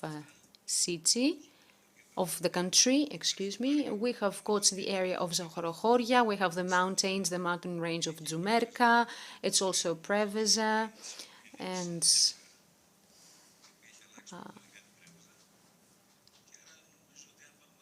if you take into consideration all of these things, and also if you see the change that has taken place in the University of Ioannina, which is a big university, as a matter of fact. There is a high proportion of students compared to local residents, and now we've got those technological companies that are new in our environment, and the digital nomads, of course, let's not forget them. Well, thank you very much. So what is Deloitte doing, Stefanos, here? Well, first of all, thank you very much for having me. Deloitte is a company that has opened its offices for the first time here in Ioannina about 1.5 years ago. We were actually one of the first enterprises that recognized that there is great potential here. It was already a long time since we had started our offices and our Center of Technology and Training in Thessaloniki, and now our employees there are more than 1,000. And in 2023, we made this decision and we came to Ioannina. And this is one of our stations. And now the company has offices in Thessaloniki, Athens, Ioannina, Crete, and Patras. And we have been very satisfied with that, because our offices focus on consulting in the sector of technology. Why did we choose this town? So we did so because it is part of the strategy of the company to expand in regions of Greece and to create a network of services for our customers in Greece and from abroad. But it's also the development prospects that we can see in Ioannina. It is a town that is the chair of already established businesses in many different sectors. And there's an ecosystem which is growing constantly and a community of digital nomads which is also important. And this can create a node of digital communication. And also, it's the aspect of accessibility and the existing infrastructure and the fact that you can find one of the best universities of the country here in Ioannina. So I feel that this academic community of professors and students can offer some extra potential to the town. Thank you very much. Antigone, I believe that in your job you can see so many different CVs on a daily basis. So how can you map talent in Ioannina, probably? What is your perspective? And could you probably share where there are some specialties that are more in demand? Well, hello. Thank you very much. Thank you for having us here. In Skywalker, yes, it is true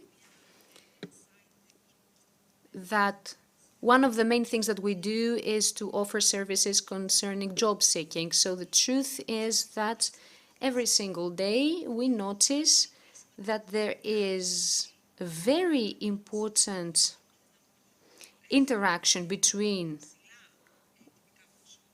some workforce which is very highly qualified and some enterprises, technological enterprises. And if we try to map this potential, that's what we can see. We can see that the people are interested in job positions that have to do with technology and automatization. So we can talk about job positions that work on software, web development, cybersecurity, digital marketing.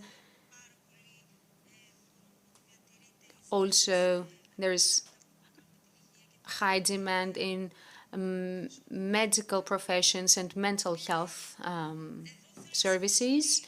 And there is a great deficit at the same time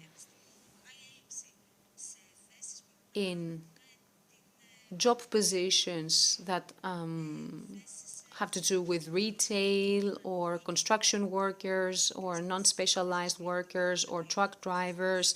So smaller businesses really have great difficulty in finding staff for these job positions. And this is a sign of the times because it is the Generation Z which is now looking for jobs, and it is a generation that is very familiar with all of these things, technology, innovation, and AI. So you can see that we shift forward concerning all of these aspects, the scientific point of view, for example, but another deficit is created at the same time in other sectors, which inevitably affects SMEs.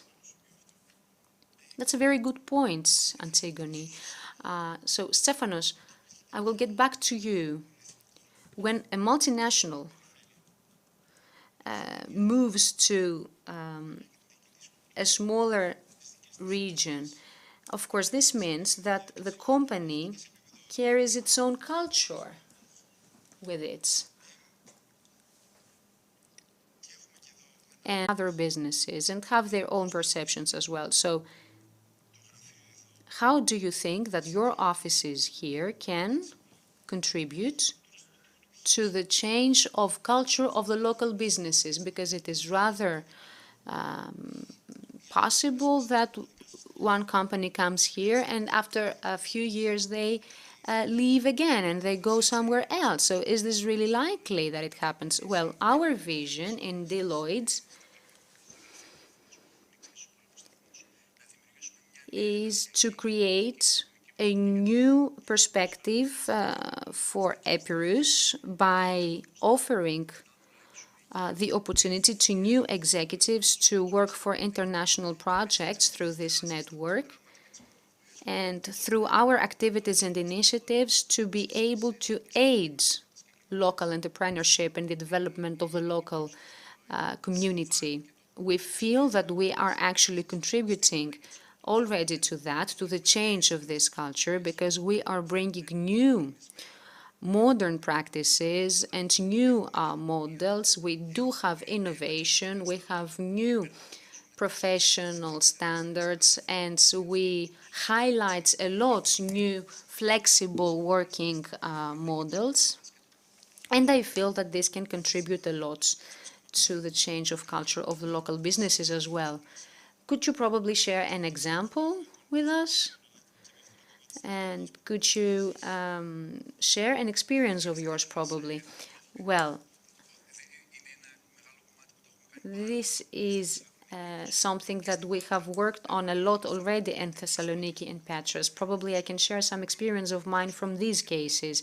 We have the Innovation Hub, for example, and we had the first startup acceleration scheme, and we saw some great change. And now we can see that there are many more businesses that want to follow our example. And I think that this will probably happen as well in Ioannina. It was also the case in Thessaloniki. We were the very first big multinational company that brought the offices to Thessaloniki, and then it was many more that followed.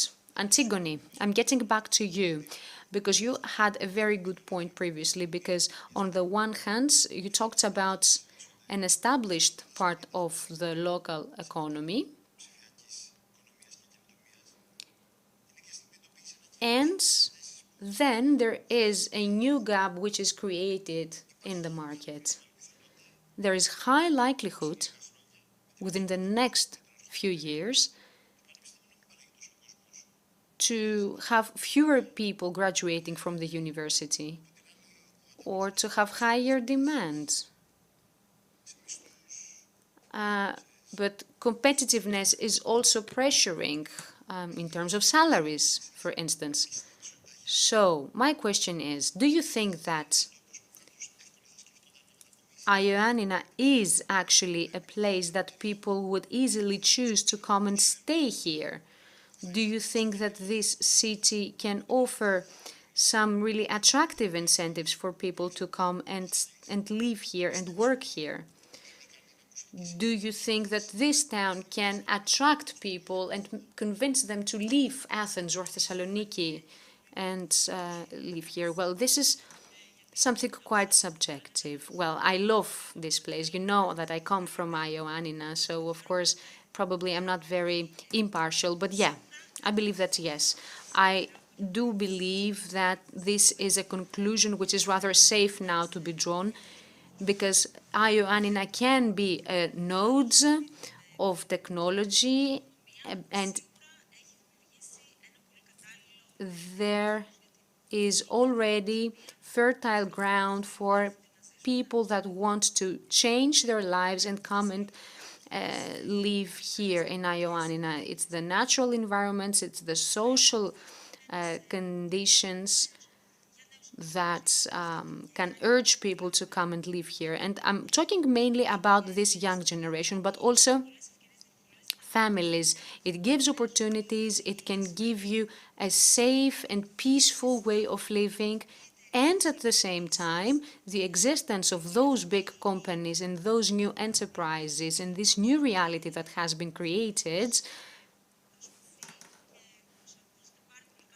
is adapting very quickly to the demands of this young generation. So employers want to have benefits out of these new talents. Everybody wants to cover their needs. They do want to urge productivity and to create a safe working environment for them, and working hours, flexibility. All of these things are parts of the adaptability of the whole situation, offering new opportunities to the people living in Ioannina. So yes, my answer is positive. I do believe that Ioannina can be a very good choice for one that wants to take that leap. Thank you very much. Vasilis. In the beginning, you talked a little bit about the evolution of the economy of Epirus during the past few decades, and you talked about the feats and the obstacles that were encountered.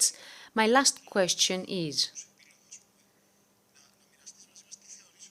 could you probably share what, in your opinion, is the thing that local businesses need to overcome in order to achieve this digital transformation? Of course, I'm not going to talk about big multinational companies. They have already achieved at least partly digital transformation. We need to focus to smaller businesses. So in towns like Ioannina, many of the businesses are small family businesses run by one or two people. And the typical example in the previous decades was the fact that maybe the elder son of a family would run the family business for the future. So this has changed. That's true. Young generations study, new opportunities are created, online services, the omnipresence of the internet, AI, all of this has changed the conditions. Probably there are some people, some businesses that do not really realize how far they still are from their own digital transformation. So we should begin with the proper training of the people that constitute the staff of an enterprise. And also, there is another negative thing which is ruining the reputation of this sector of the market, because it is widely believed that SMEs do not pay enough. So this has to change. I can see, for example, that there is a deficit in certain services. We haven't got a serious an enterprise here that can offer some legal consulting, for example. So we do need the creation of new enterprises, and at the same time we need to train the existing executives. Deloitte is creating a hub now, and this will be used to the benefit of all of us and all the society in the near future. So, do you probably have a question? No? Everything is clear? So, would you like to add anything? Probably you. One of the things that we need to always bear in mind, and we need to keep that, at the moment, there is great need in finding appropriately qualified staff, which is mostly gathered in big urban centers. So this will be a great opportunity for Ioannina. There are new skills that are in demand at the moment, and this is the opportunity that we need to make use of and create new perspective for the city of Ioannina. Thank you very much. Thank you for participating in this beautiful discussion and for your input. So Yannis is staying on stage because he will be leading the next panel as well. The next panel is the game changer in battling financial crime. and the usage of artificial intelligence in the battling of anti-money laundering and financial crime. And banking institutions can make use of all these tools in order to improve their services and to manage to fight fraud. So John Papadimitriou will be leading this panel again, and he will be discussing with Abhishek Chatterjee, the founder and CEO of Tukitaki, chaired in Singapore. We are going to have a presentation first. Είναι η πρώτη, εντάξει, το βρήκα νομίζω. Okay. Abhishek, come. Ότι We should say now, before I put on my microphone, he came from Singapore. My name is Abhishek. I'm founder and CEO of Tukitaki. I'm going to talk about one of our biggest criminal activity of our society, which is digital fraud. But even before I begin, I just wanted to know, right, is any one of you or your family have seen digital fraud? Any show of hands?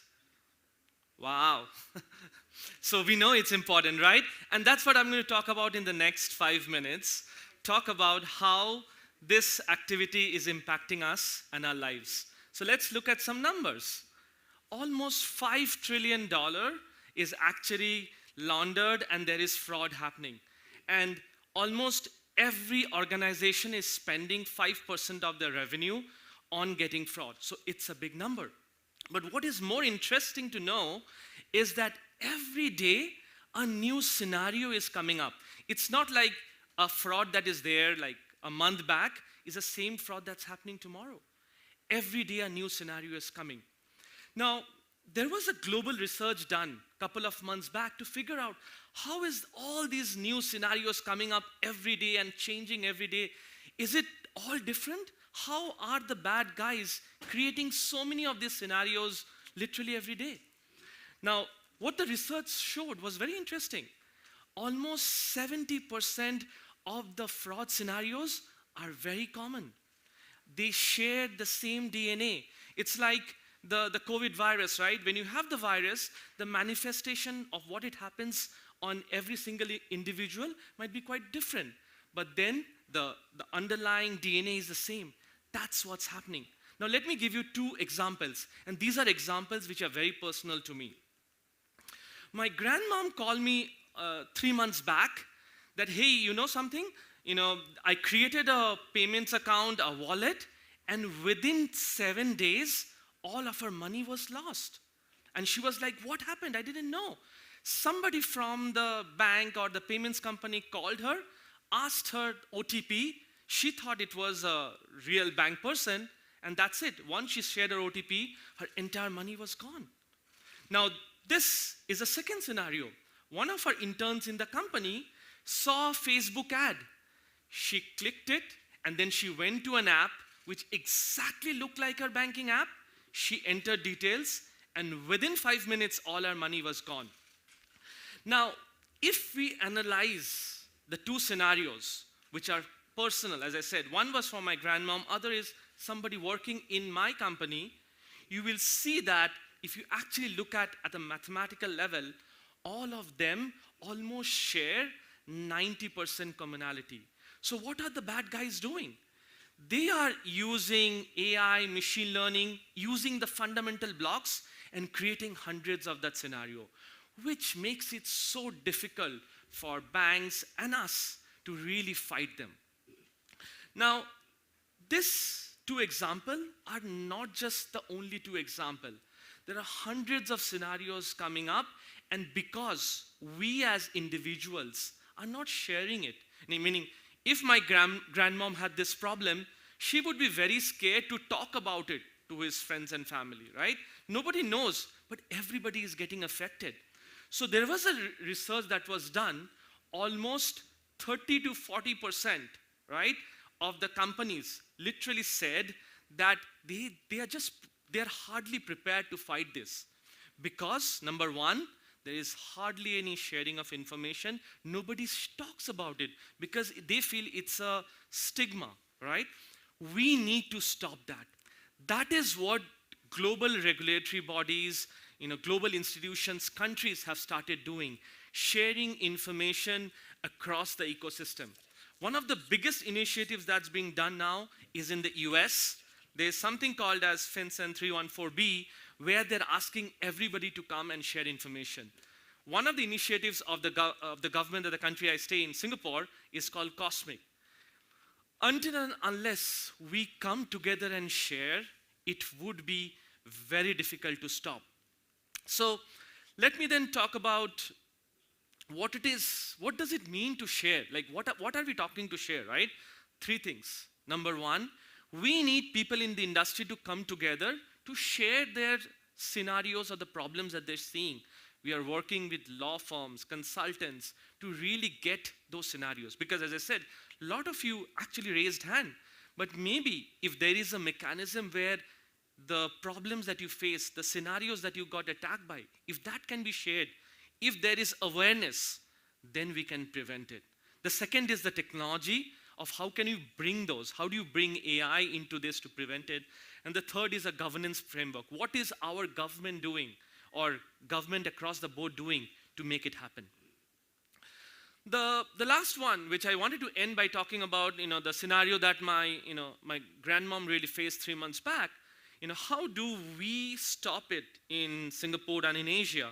What we do is we have created this sharing platform, and these are not clients. These are normal people, you and me. Whenever we see a scenario, we go to this environment. Think of it as a Wikipedia of information, Wikipedia of fraud scenarios. We go there, we talk about it, we share it. Once we share it, these information go back to the industry, and as an industry, we come together and protect it. That's all about me.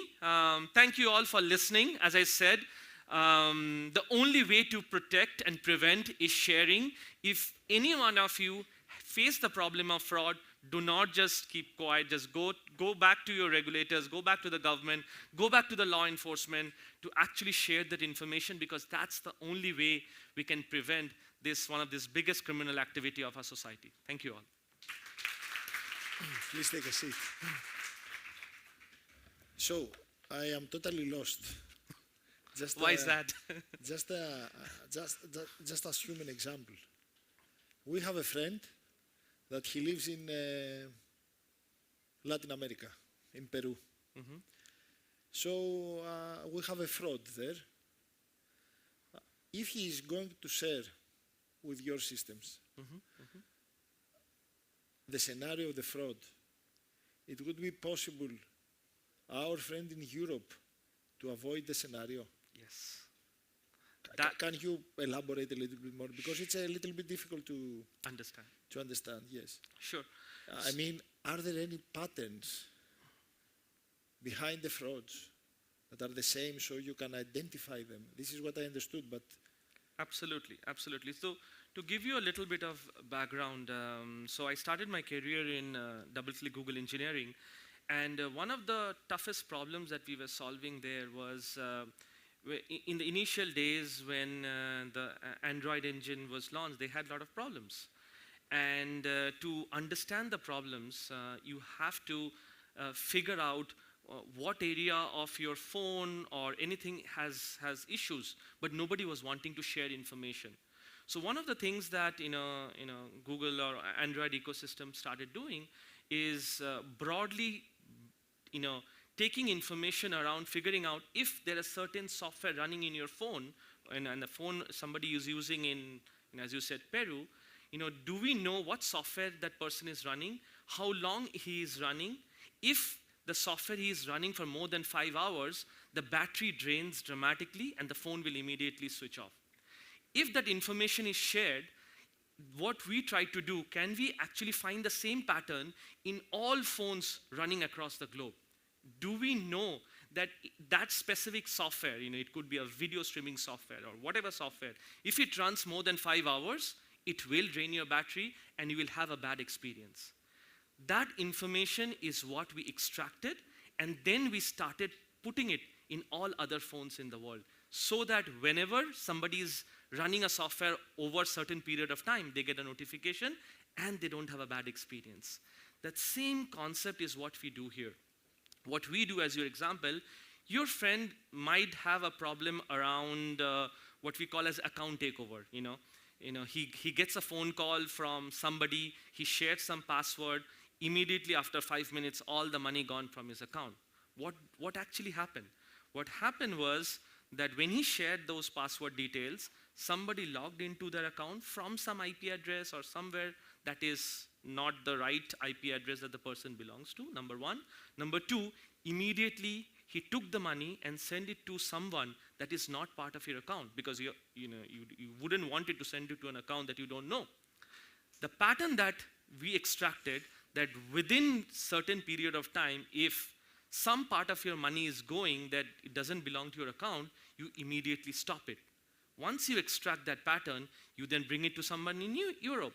Same, you have a digital bank, you open up the bank account, somebody calls you with an OTP, you share. Suddenly, when the bad scene, when you can bring this pattern, almost 50-60% of the fraud cases of normal people, of you and me, can be stopped, because we know those scenarios. And when we apply those scenarios, this fraudulent activity can really be solved, and that's what we have seen working really across in Asia. But in the real world, not in Europe. I mean, okay, you work in Tukitaki, you manage, you don't work. All these tools that you are developing, are they affordable? Is it a common thing? It is premature now? This is my first question. The second question is, can you share with us an example? Do you have an example that we can understand better, how this works? Sure. So most of the leading payments digital banks in the Asia actually uses Tukitaki. So for instance, Tencent, I don't know if you're aware of Tencent. They are a payments company. Grab, if you go in Asia, most of the leading players uses us. Now, the way our platform works is we install our software in the networks of these payments and digital banks. In their networks? In their networks. So for instance, it's like not an antivirus software that you install in your computer. And then whenever there is a new virus that comes up, you get a small notification that, hey, a new virus have come up. Why don't you download it in your computer, and your computer is protected? Similarly, we have this large ecosystem of people sharing information. Our software is installed in the network. Whenever there is a new fraud scenario that comes up, all of our network participants get to know that, hey, a new account takeover has come up, or a new online hacking has come up. Why don't you patch your network? May I ask you something? Sorry for interrupting. Are they informed that it's a new fraud, or their just a system blocks the fraud immediately? No, they are informed. So all the companies get an information, just like an antivirus software, that, hey, a new scenario has come up. And the scenario can range from online hacking to account takeovers to money muling, you name it. Immediately you get to know, and then the companies sort of patch it. But there is a broader, what we are seeing, at least in Asian market, is something called as money muling, which is students are being used by the bad actors to sort of open up digital banking payment accounts. And they said that if you are able to mule those money, then you get a small percentage of that cut. Now, that is how money laundering is happening in a big way in a lot of the countries. The regulators are struggling because whom would you persecute, right? These are young students, right? They needed the money. So it's also a very social issue as well. There are tools to detect it, but then there are some social structures that we also need to fix. Otherwise, the social ecosystem sort of also breaks. Okay. I have a last question, and then you can ask him whatever you want. He came from Singapore, so even for the trip. Tell me something. On one side, we have the identified scenarios regarding the frauds. It's more personal on the question. From your experience, have you identified also the common audience that, he loses his mind? I mean, is it a certain age? Are they people that they are not, they are digitally illiterate, for example? Do they have some, common characteristics? Meaning, it is just to give you. It's very surprising that a lot of people who is digitally literate as well fall into the trap, and that's the biggest worry. I can tell you, right? One of my friends actually saw an ad on Instagram, and he clicked on an ad, and it came to a website which exactly looked like the bank's website. There is no difference. He entered the details, and that's it. All his money was gone. So it's not just my grandmom falling into the trap. This is why I ask you, because people that they are informed, they fall in the trap. No, so that is what the bad actors are doing. They're creating social engineering. I want to give you a last example. 3 weeks back, in Hong Kong, one of the largest asset management companies got frauded by $20 million. How did this happen? $20 million? Yes. There was a deep fake of the company's CEO speaking. So the CFO got a message in the WhatsApp, and I would really want you guys, whoever is, in the industry, just to be very careful. Got a message on the WhatsApp that, hey, can you please click the Zoom link? I want to speak to you. He clicked it. A Zoom call started. It was the CEO on the other side speaking, but it was a deep fake video. He said, the company needs so much money. Can you please transfer $20 million? It's one of the biggest hedge funds, so I'm guessing that was allowed. He transferred to some account. Everything was gone. It came in the paper. So deep fake social engineering is one of the biggest challenges we face. So I would request all of you, if you ever get messages from anything that you don't know, please do not click. You will see messages, videos of real people actually created. So be very careful. That would be my final request to all of you. Okay. Thank you a lot. Thank you very much, and hopefully it was helpful. Just a moment to bring the microphone, okay? Katerina. Good afternoon. My name is Dimitris. Good afternoon. My name is Dimitris Diakodimitriou from Imbrus Bank. We're very proud having you here. Thank you very much. I think there's a huge market from you in Asia, all over the world. My question is very, very simple. That's simple. I'm wondering, what's the reason for you that focused on that conference, that tech conference, since Ioannina is not a big city, it's not the center of the world? One of my investors is based here, and we wanted to my investor wanted to promote the ecosystem here. And because, the vision of, when I started Tukitaki, my vision was to do, meaning, of course, making money is one area, but actually being able to contribute back to society is something that I'm very personal about. So, because he stays here in Greece, he wanted me to contribute the learn. So he said, why don't you come over, do you want to come over and talk about it? You are very passionate about it. I said, yeah, meaning if John would have me, I would come down and do it. And essentially, John had to fight with the embassy to get me here, and credits to John to make it happen.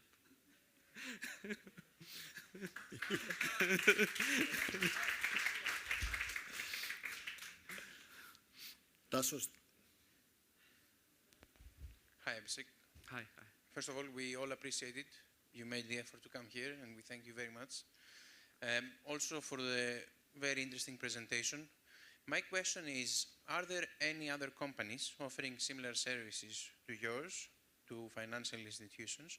And what's your value proposition? What makes you different? Well, we are one of the only institutions in the world which is fighting fraud through a community or an ecosystem. Most of the banks, most of the institutions would have some rule system to fight fraud, but as I discussed, as I shared, whatever rules that you are using, 2 weeks back is completely useless 2 weeks from now. So until and unless you have built an ecosystem which can transfer learning across, there is no way to fight this. And that's why I said $5 trillion is laundered. And with countries mandating of sharing of the loss, like certain countries, like in Singapore and few other countries are saying, if if a normal human being loses money, then it's a bank's responsibility to also share the loss. And a lot of the countries will start bringing in. Now, when that starts bringing in, we would see that more adoption coming up. So, as I said, we are sort of bringing a technology that is sort of changing the paradigm of how we fight this. Because this is a serious problem, and until and unless we have the community coming together, it would be very difficult to fight it.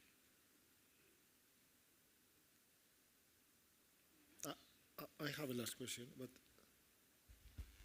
Okay. Θέλει κάποιος άλλος να ρωτήσει κάτι? The last one, and we can sit here for hours. Look, we have AI, so I understand that the platform is based on AI. So just say, very simply, that you can identify the scenarios that lead to the fraud. Okay, so you can collect all these scenarios and then inform the customers, the banking institutions, your clients, whatever, about the recurring scenario of a fraud, right? So let's turn it on the other side. You repeated a lot of times the bad guys. So just say that the bad guys use artificial intelligence to understand the way that you battle the scenarios. Can you just, don't be very, technical with, difficult terms, but is this happening already, right? Absolutely. I mean, you have another AI system that battles your AI, right? Yes. And that is absolutely happening because $4 trillion is involved here. $4 trillion. Trillion dollar is laundered, right? So the other guys have much more powerful AI systems to beat the systems that we are building. And that's why it's important that we cannot fight it alone. If we have, 10, 20 million people, right, ecosystem, legal experts, all coming together. Like, as we said, so many people face the fraudulent scenario. If all of us start telling each other, not treating this as stigma, that's when we can stop. That's when, the power of people will come into play. So I would say, yes, the other side is extremely powerful, but, our side, for us, we look at, if we bring the people together, I don't think that the other side can match that. And that's the bet that we are taking on human intelligence. Okay. Thank you a lot. Thank you very much. Thank you very much. Thanks. Thank you very much.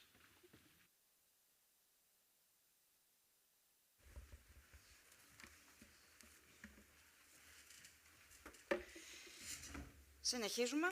So we shall continue.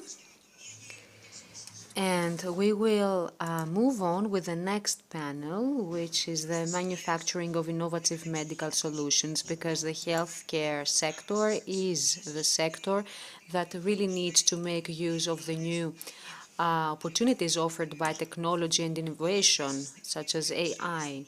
So AI and technology in medical solutions is a great potential because it can give you the opportunity to face certain challenges that have been faced by the medical sector so far and improve our experience with the healthcare system, as well as reduce medical costs. So in the following discussion, we will have the moderation by Mr. Dimitris Fotiadis, Professor of Biomedical Engineering at the University of Ioannina and the Biomedical Research Institutes.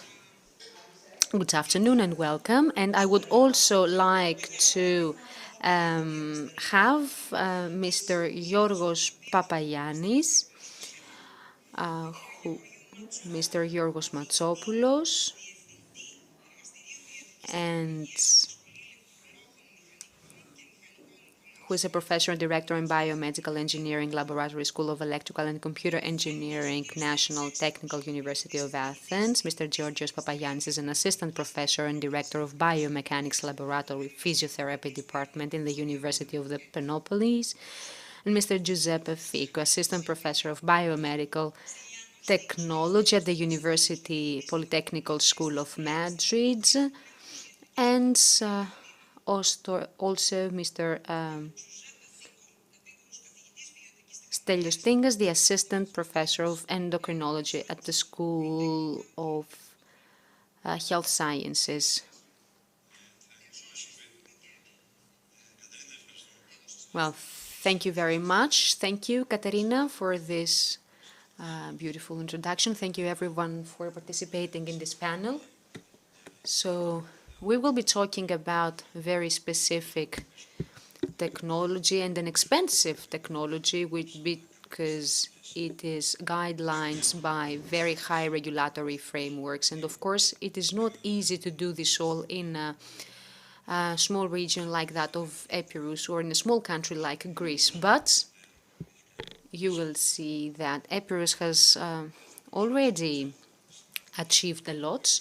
And all of these accomplishments will be presented by my dear colleagues, colleagues that have their own relations with this area, this region. So this is going to be a rather different discussion. We will begin with a presentation, and every single one of the panelists will have about 4 minutes at their disposal to talk about their own part and niche technologies that have been used. And then we will have a discussion about how all of these solutions will be applicable and can be evolved even more here in Epirus. So Themis Exarchos is going to begin with his part of the presentation, and he will be talking about a few new models of AI. So, Themis, please, you have got 4 minutes. Hello, my name is Themis Exarchos. I am a professor at the informatics faculty at the Ionian University in Corfu. I'm going to talk to you about the analysis of data of high volume in the medical sector. So you will see that it is all about the 4 V's, volume, velocity, veracity, and variety. And on the other hand, we have got many different sources of information, such as the patient registries, the health sensors, the genome registries as well, and protocols. So these are the different sources of data. And of course, we have the different kinds, the different categories of data. You can see them all on this slide. So we have got blood tests, for example. And then we have other data such as genomics. And as you can see at the bottom of the slide, we can begin from megabytes and we can reach up to gigabytes and even terabytes. So you can see that we're talking about a great volume of data. And this is actually our challenge, because all of this data is collected, but we have to make use of it for the benefit of public health. And here comes the central role of AI, because this is the technology that can be used in order to have supervised learning or unsupervised learning or reinforcement of learning and deep learning as well. And all of these are the applications of AI, and it's about the fine-tuning of models in order to be able to draw conclusions, and are models that can further help with prevention and diagnosis. The models that we are using are foundation models, which are high-scale models of mechanical learning, and they have been fine-tuned. And they can be used in various applications, such as, for example, clinical decisions or depiction. And here you can have a different model of basis for health. For example, when we have case that we cannot. So base models for us work a little bit like large language models, but they are focused in a very specific sector of medicine. Also, there are some self-explanatory reports or some multidimensional reports. In this model, we can make use of data that we have never been able to use before.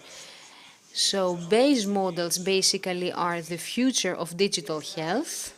You can see here on this slide how all of this could be used, especially for elderly patients, and how we could adapt their houses and to have sensors adapted in certain spots inside the room so that they can help them with interconnectivity, and they can be used for the fine-tuning of base models and to be coordinated remotely with the caretaker. And this can be further supported with virtual visits from a doctor or other personal assistants and digital assistants and robots. Well, Themis, thank you very much for this presentation. And the most interesting part of it all is the usage of great volumes of data in medical research, because we speak of great data that requires great infrastructure, and this infrastructure is not only available in the university, but it is also available to the businesses of Ioannina. So all those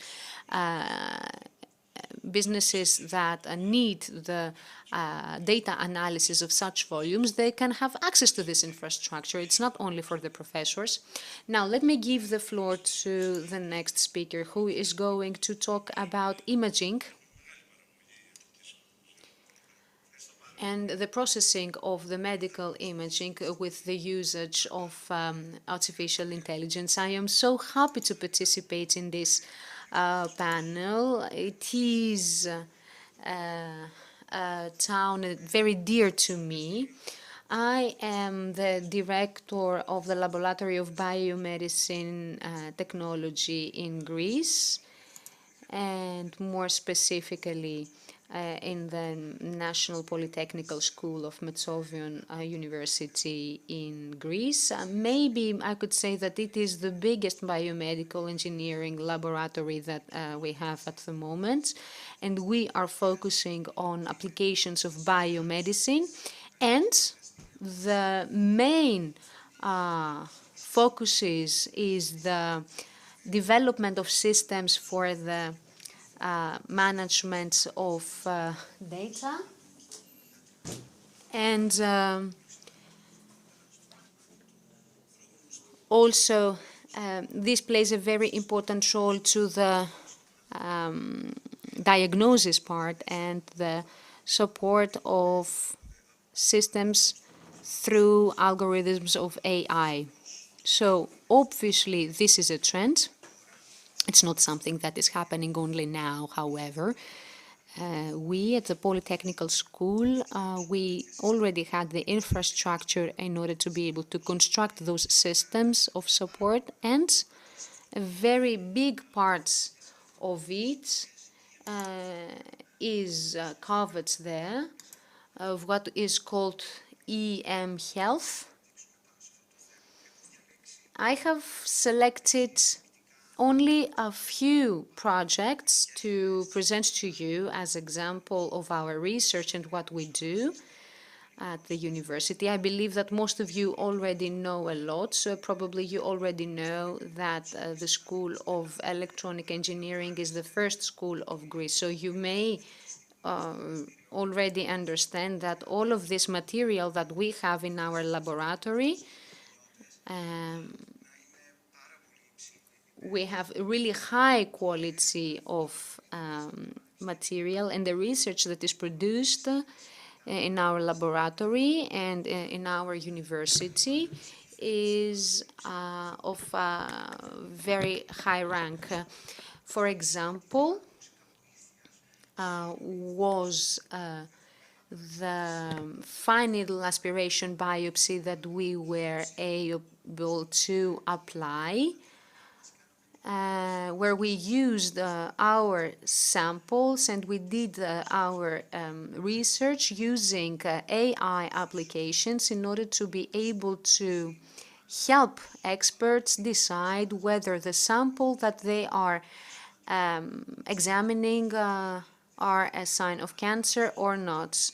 But the point is not only that, because in many cases, you know, this can be quite straightforward, but it happens, it is useful basically with more suspicious samples that you can in this way categorize more safely. Another example that I want to present to you is computer-aided diagnostic system for the neural networks. And here we tried to depict the texture of the liver and see those changes and modifications by collecting data and putting them into the system. Another thing which I consider very important is the collaboration that we have got with radiotherapy department at the University, National University of Greece, ECPA. And there we have the first plan of early prediction of planning adaptation requirements. And we tried to focus on forms of cancer in certain parts of the human body, and through the usage of algorithm, we tried to provide warnings that in certain sessions of radiotherapy, patient might go back to their initial state. This is extremely important because we need precision, and the medicine needs to be administered with this high precision so as not to damage other soft tissues. So that's all for now, and I hope that I will be able to answer your questions later on. You know that here in Ioannina we have got this institution of biomedicine. Probably it is the only one to be that active in this sector. And it participates in the maintenance of the biggest databases in Europe. And this is part of the effort to build the European health data space. We have got some very good research working with us, and they are creating the algorithms that we need in order to be able to do so. You can imagine that we are talking about millions of images that we have at our disposal. So now let me give the floor to Mr. Giorgos Papayannis. He is a physical therapist himself, but he has also worked on AI. Because really recently he created the new company intelligence hub. Thank you very much. Thank you so much for having me. I am the head of Biomechanics Institute at the University of Peloponnese, and I have been working as a clinical physical therapist for 17 years now in the company Physioloft. I would only like to present to you a couple of examples, and the first ones are the IMEUs that we are using.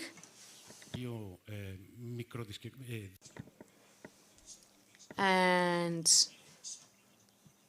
using these IMUs, those measuring systems, we can measure at the very moment while the patient is carrying out an exercise to see which of these movements can be risky or not. In this way, we are able to improve the physical therapeutic exercises and help with the recovery of the patients.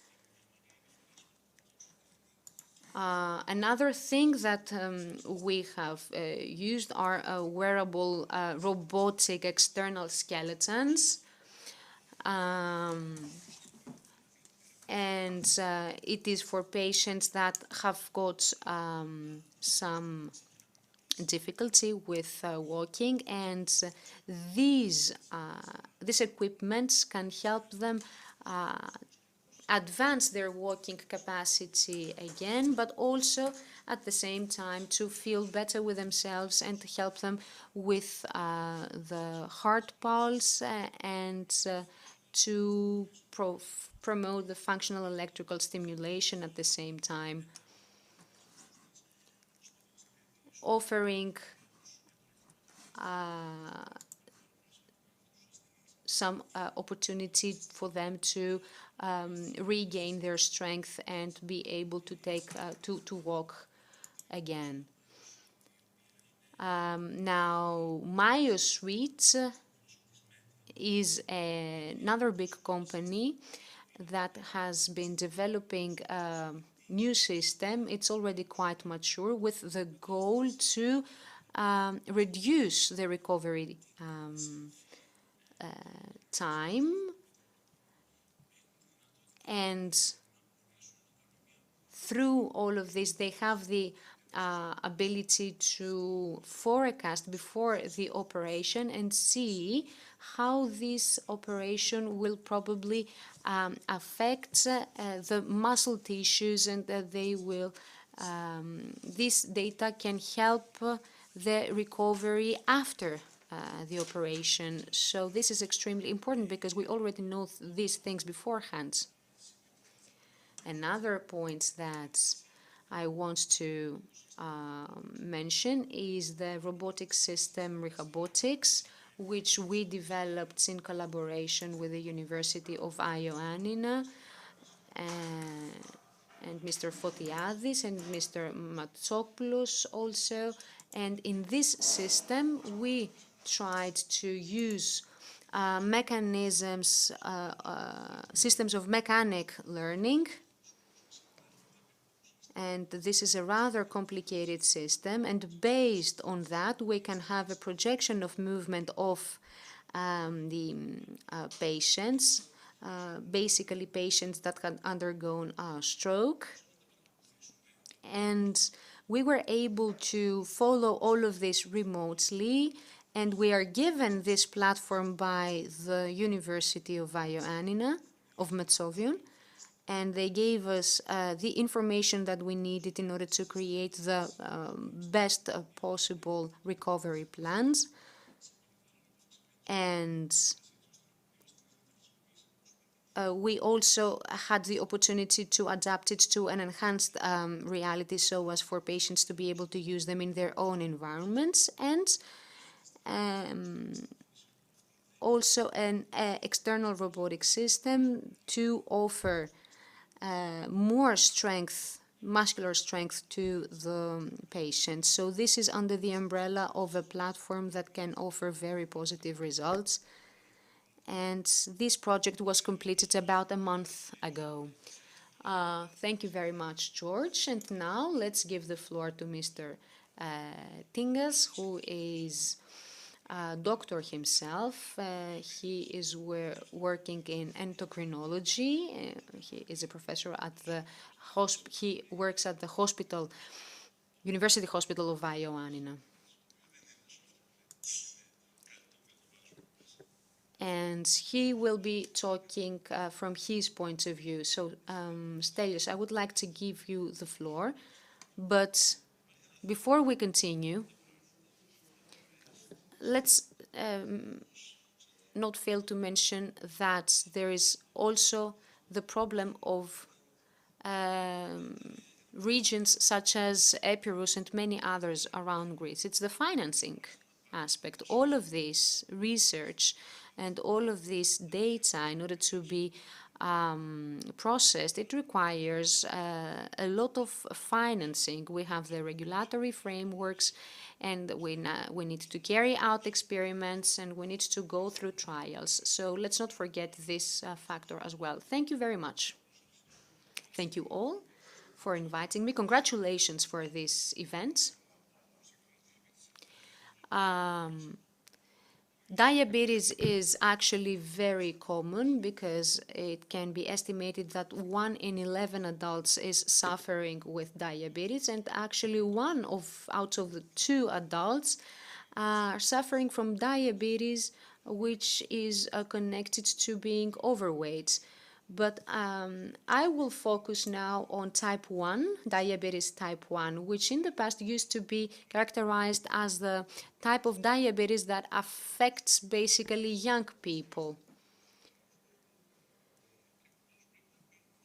So it is that type of diabetes that the patient needs to have injections of insulin, and this is what their survival is based on, actually. So in this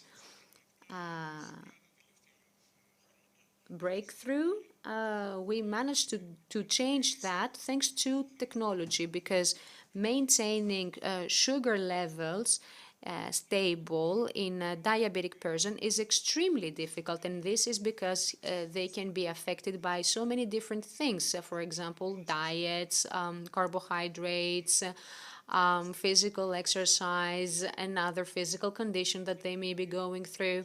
And all of these are different factors to be taken into account. All of these problems are largely solved with the usage of technology and those so-called smart devices. For example, smart devices such as insulin pumps, and you can see here the prototype of the first pump in 1963, and of course now you've got the first tubing-free insulin pump, which was first invented in 2005. Of course, it is much more user-friendly,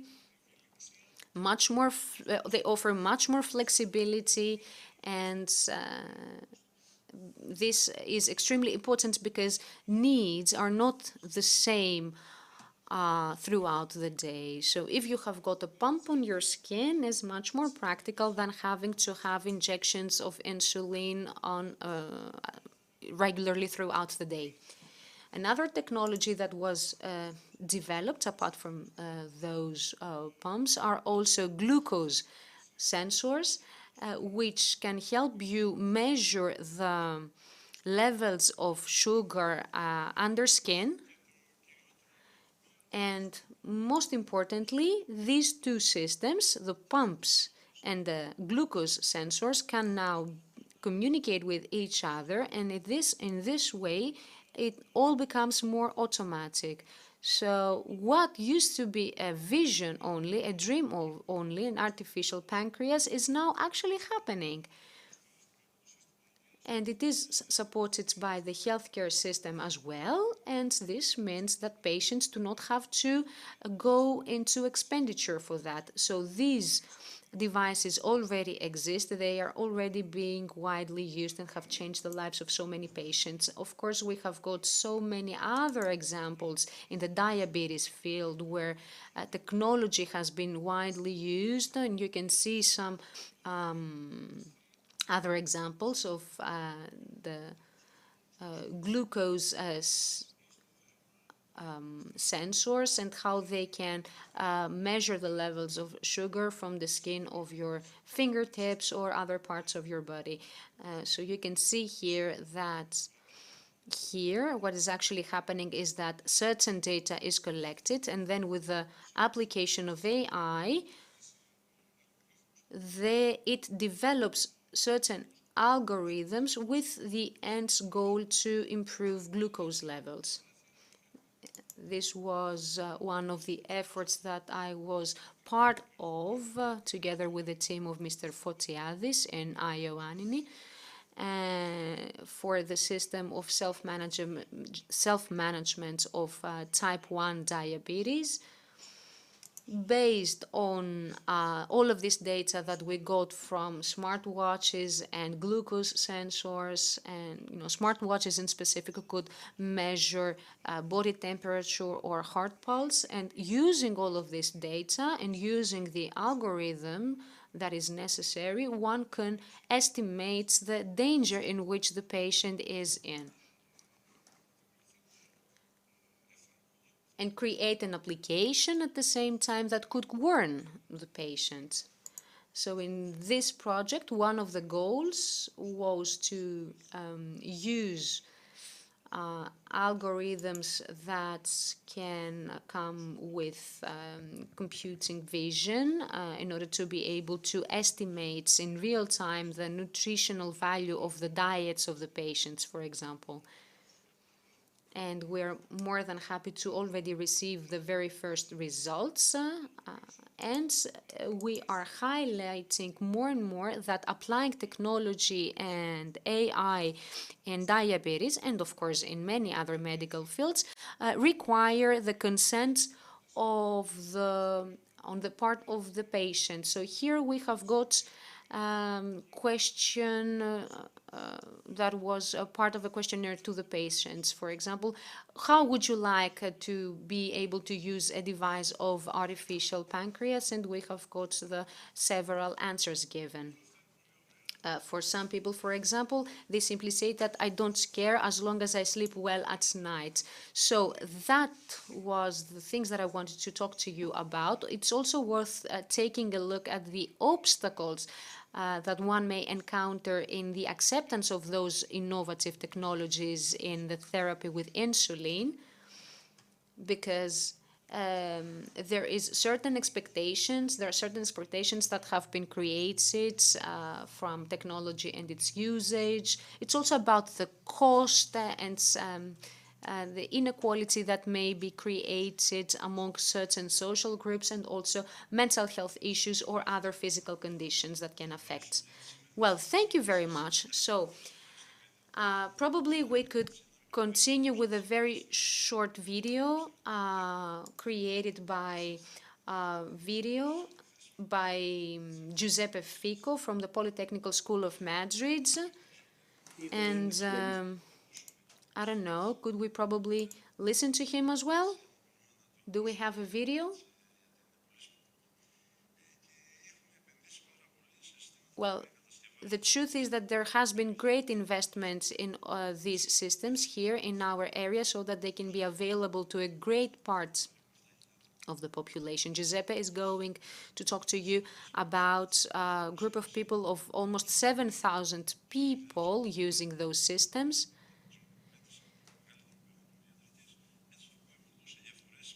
And he was also part of this project. We are creating those wearables here in this area, and we tend to believe that we are rather pioneers in that. I don't know, do we need anything else before we continue? Το προηγούμενο ακριβώς και πρέπει να πατήσεις κάτω. Κάτι ξέρω. Λίγα από πληροφορική θα το βρούμε.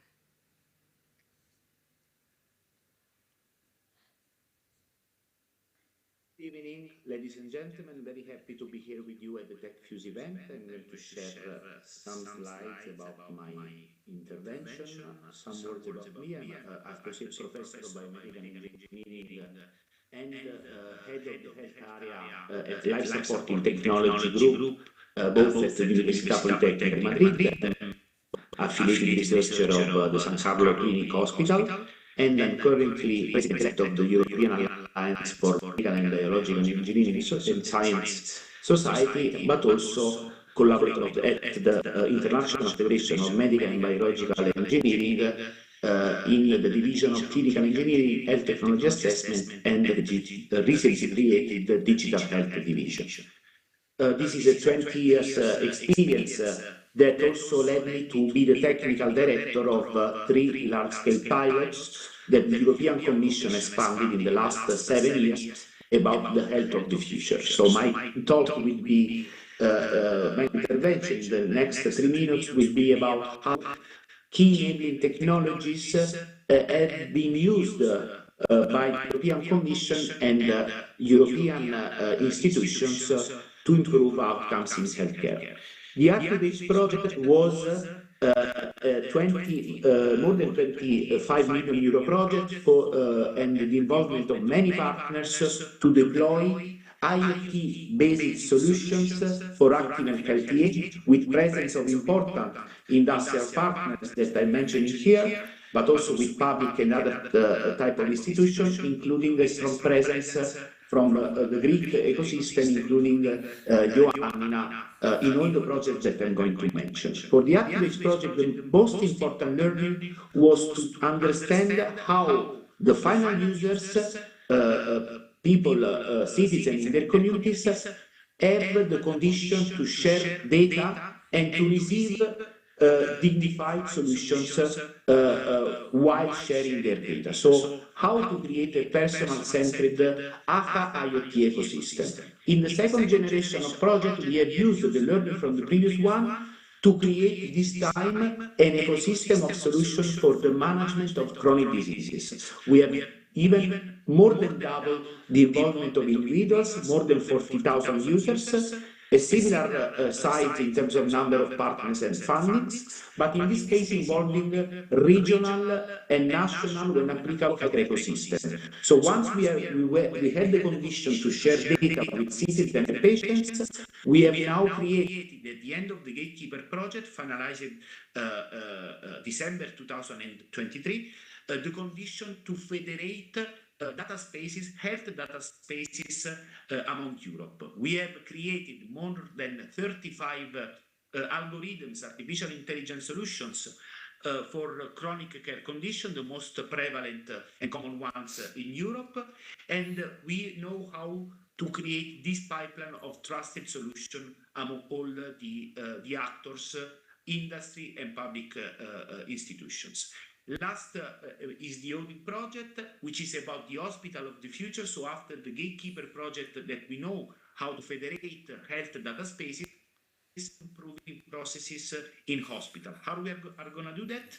By digitalizing 3 areas of intervention: workers, automatic solutions, we call them e-robots, and e-locations, infrastructures, through Internet of Things, robotics, and artificial intelligence. In between, there is always digitalization process.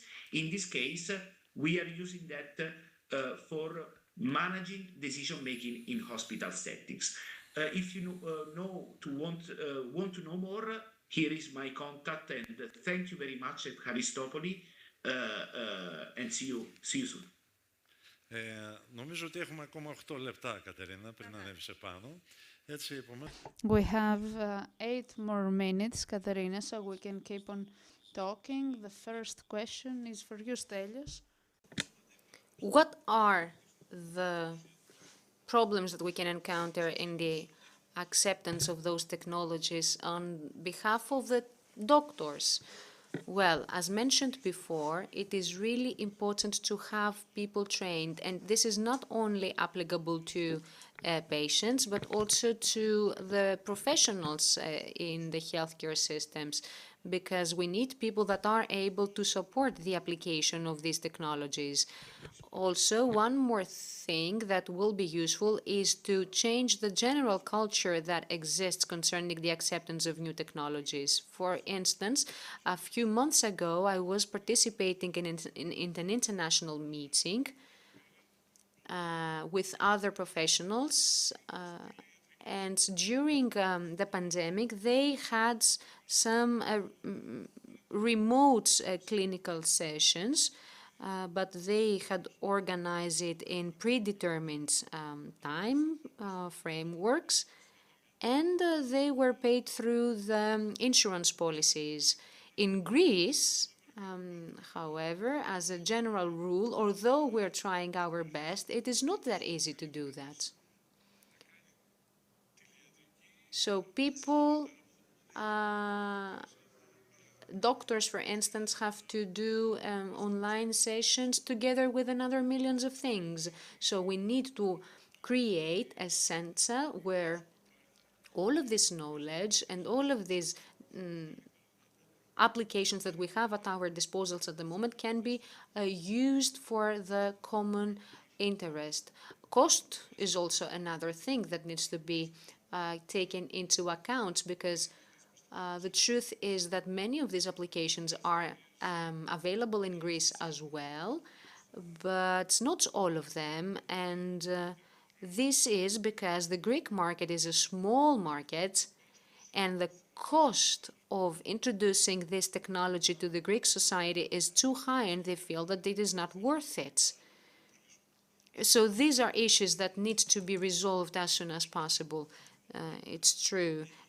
Greece in 2023 passed the draft for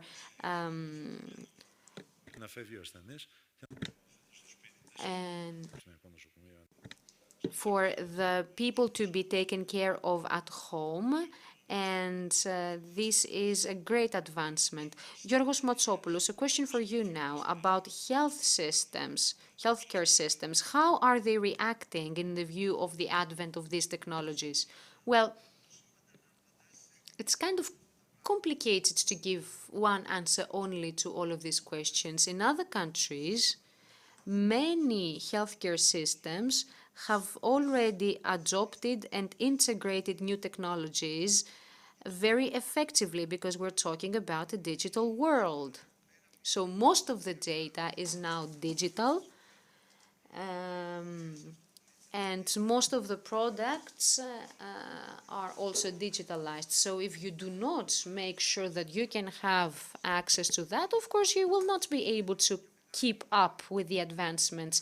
So for this reason, you can witness a very huge divergence between the behavior of healthcare systems in Scandinavia, where you have a lot of digital data which is exploitable at the moment. Imagine that we here in Greece often enough turn to these databases, because all of these algorithms in Scandinavia exist and are available. If you haven't got access to this information, you cannot do your job. So one thing that I feel that it is really a dragging trait of the healthcare system in Greece is this: we are not so open to becoming part of the digital world. You can see that a great percentage of Greek doctors do not really know what the digital world means for them, and a rather important number of them are also negative towards these ideas. So, to make my points, I feel that what we need to do is to have more maturity of the about the introduction of the digital world in Greek hospitals, so as to be able to make best use of all of these advancements and these applications, because we have got so many researchers doing such great job, but there is a problem with assimilating all of this. But in any case, it is a win-win situation. Let's remember that everybody can benefit out of it. I know that the medical world is a difficult world, and it's all about the patient after all. This is really sensitive. Data protection is an issue as well. So it is multifaceted, super complicated issue. We will finally be able to digitalize all of this data, and then we will be able to apply all of these technologies. Of course, we are only talking about the healthcare system of Greece.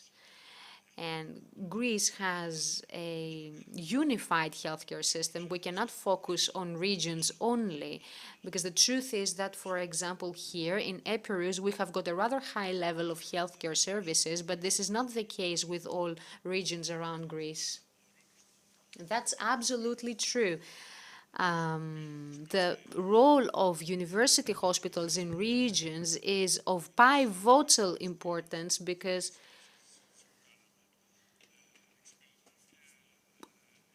they are doing great research work, and at the same time they are offering very targeted services to the people, and this is true for many regions of Greece. So it is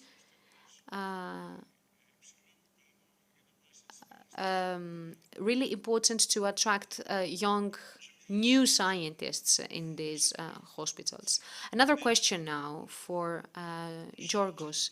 So what do you think that should be done about the introduction of new technologies in enterprises and in the academic community? Who takes this initiative? Well, first and foremost, as mentioned by Mr. Tenges as well, one of the great problems at the moment is the fact that many of the professionals in the healthcare system are not so field of physical therapy, so as to be able to train young professionals, future professionals, to introduce those technologies in their work as well in the future.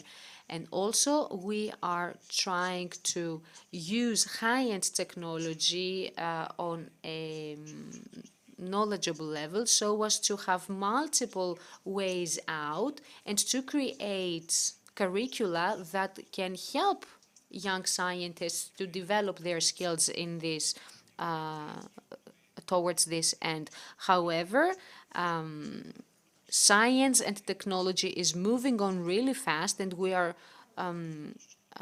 doing our best to be able to catch up ourselves as well. It's extremely important for us all, the professionals in the medical sector, to overcome those obstacles.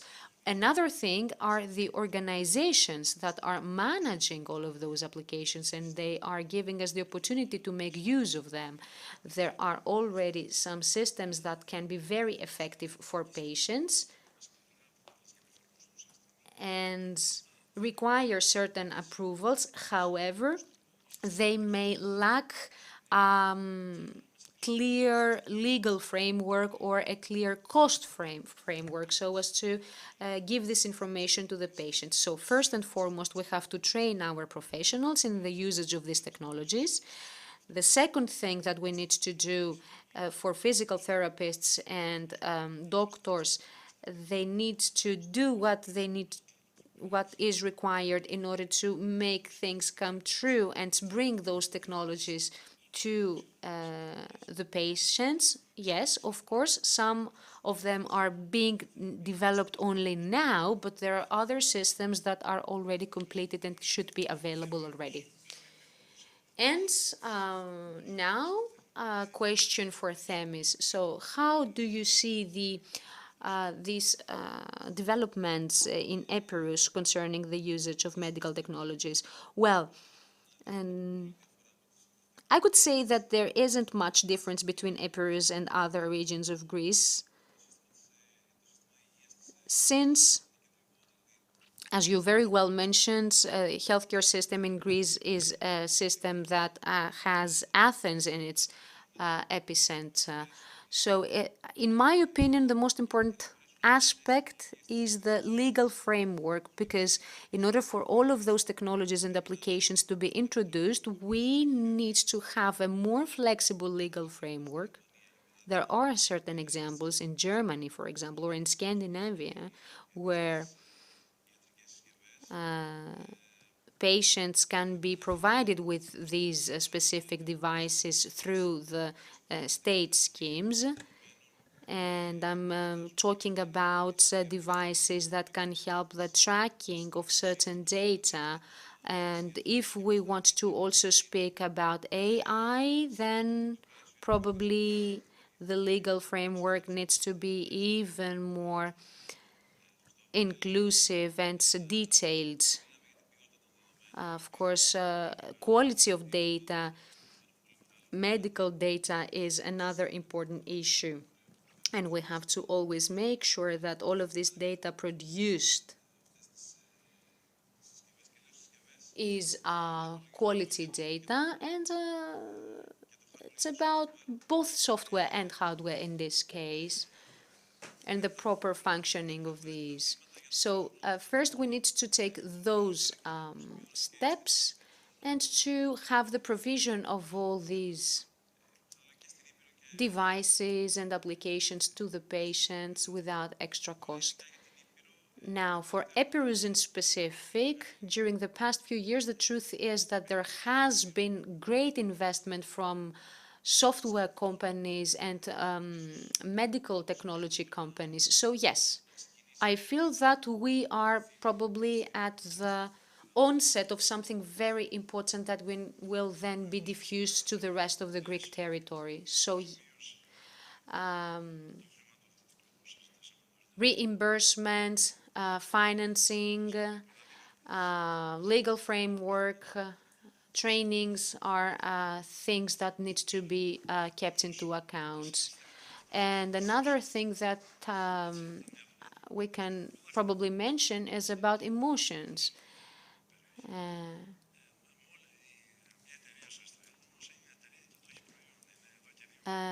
There is a company which is offering this application already, but it is, a private company, so they are doing it for profit. So it is a company that has offered the publication, has launched an application that can see your face, read your face, and see whether you are okay or not on that day in specific. But of course, this is not a product that can be launched in the Greek market already.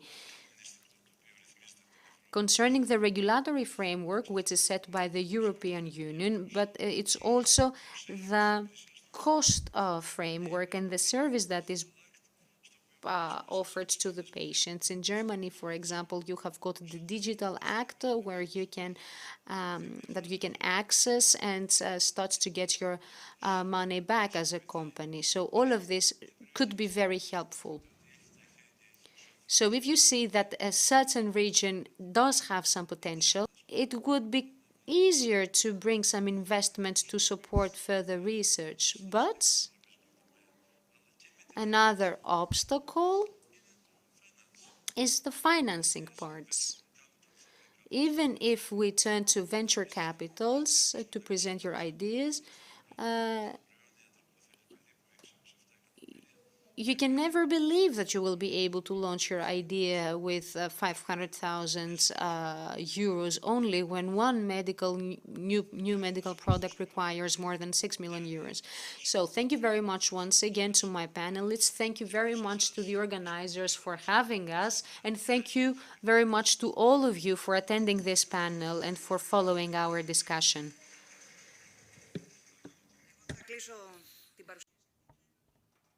I will close this presentation with the term precision medicine, which moves us towards a more personalized way towards a healthy lifestyle. This is our last panel.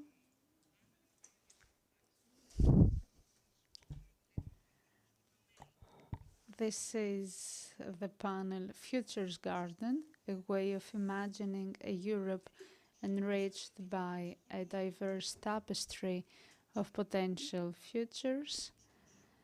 Our world, welcome. I find it really hard to find the words to begin this panel. So our world needs utopia, it needs faiths and fairy tales, and it is the only lighthouse in the seas that we are traveling now. Mr. Epaminondas Christofilopoulos, who is the head of the UNESCO SEED. We have with us Johan Delaby, learning experience designer, Sophie Fardella, Sandra Gonzalez Malagon, PhD and medical writer for Inisio Medical, Tassos Kaliakatsos, visual artist and co-owner of Gallery 3 Portes, Spiros Pepes or Pepes, the artist, and the artist Alexandra Dzodzi, registered psychologist in the Psychology Board of Australia. She holds a psychology degree. She will talk about herself better. We need the chairs as well. I will begin. We have been sitting all day.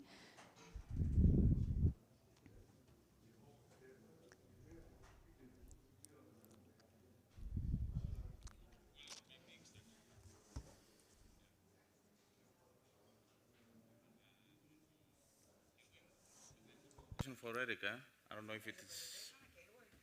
Yes. Devils, machines.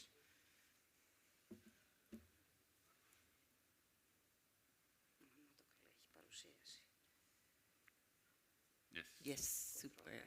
Για να δούμε, το θυμάμαι. Perfect. All right. Okay, good afternoon, and thank you for having us. And we're super excited to be here, and it's inspiring to learn so much about the city here and all the opportunities it has, and what it will bring for the future. So we will go into this future a bit.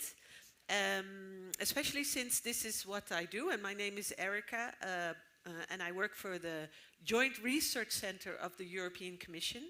And my task is to support innovative policy making, so to help policymakers to get a bit more into the future and into a bit more proactive futures making, policy making, because usually what happens is that something is happening and then we need to decide and we need to design a policy and think, ooh, what do we do? And so our task is to support the policymakers to be a bit more into the future and to proactively think about this future, that if this future comes closer, that we already know a little bit what we can do, so that they can actually experiment with the potential future. And we're going to take you into some futures, but first, so I work in the Joint Research Center, but I work a lot with Nandes, my friend, and please, can you introduce yourself as well? Yeah, the session will be in English, but I thought that we might say a few words in Greek because, and I see nobody's wearing a translation set, so να πω μια μικρή εισαγωγή στα ελληνικά γιατί όλα αυτά... okay, I say in English. Can we, is okay if there is going to be translation both ways, okay. So, θα πω μερικά στα ελληνικά μόνο και μόνο επειδή... I will say a few words in Greek. I will talk about what we do. The scientists of the future do not predict the future, but in reality we can predict the future. You can try to see the weather forecast, for example, but you say that even so we can't have a reliable forecast. So what we do is to make some scenarios in order to foresee what is going to happen, and we also want to get the organizations and people ready for whatever might happen. They shouldn't feel attached to just one future. I have the UNESCO seat and I have been working with Erica for many years. Έχεις το λόγο. We're going to discuss the future together because, you know, we know what is happening right now. We want to discover what the future will look like for policy context, but also interesting to understand what and how it works here. And also because it's not something that happens to us. We have an influence on this future. We co-create the future. And it's not only a few policymakers, but it's actually all of us who design the future together. And we're all kind of in charge of understanding where we would like to go. So what we did in the policy lab where I work is that we are looking for ways to, it's called deliberative democracy, looking for ways to not only have policymakers decide, but actually co-create it together. And then the discussion is, yeah, but what are we co-creating? Where are we going? And what will it look like? And it's quite difficult to imagine the future. Usually we kind of stay in this thinking that we know, okay, maybe we have supermarkets we can order online. Maybe everything will be online in the future, something like this. But there's also possibilities. Maybe we will have 3D printers that print our food, or maybe we have nanotechnology, so we don't need to eat anymore. We have the cells that will grow by itself. So there's many more futures out there that we cannot always imagine. And this is also for policymakers. The imagination it needs to be stimulated a bit, let's say. So we try with this project to stimulate the imagination. And we think also that it's not only about the brains, the rationale of a future, like, okay, we think about it this way, but it's also about the gut and about the emotions and the feelings that you get when you get into a possible future. So what we did is we invited design and research companies, artists, to help imagine those possible futures. Especially since with art, it helps a lot to get into the imagination, and it helps a lot to get into the emotions.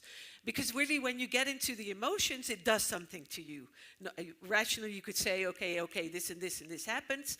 But when it gets into the emotion, you think, ooh, did I feel that? Is this a future I like? Or, this is something, it's bugging me. It scares me even. So this is what we invited the artists to do, and we created a couple of speculative futures, some futures to discuss together. And we'd like to invite you in the journey with us to go into these futures and to understand what you think. What, if you see this future, is this something you like? Is this a hope, a dream, a fear? So this is, for us, also a pioneering experiment. And the first future that we'd like to take you into is a future that was based on extending the human perception. It's about on the horizon, what is new, what is interesting, what might be a potential future. Looking at this, because there's lots of times there's, we can connect, we know we can talk to each other, all of this, but there's so much more that we're not always aware of that is very important also for our future. So what is happening deep down in the ground, in the soil, or what is happening now in space? There's so much more now also going on in space and discussions. Who's it from? What is happening? So we try to, with this future, get into these other forms of life that we don't know. And so this is the brief. This is where it started. If I may have a comment before we start. Yeah.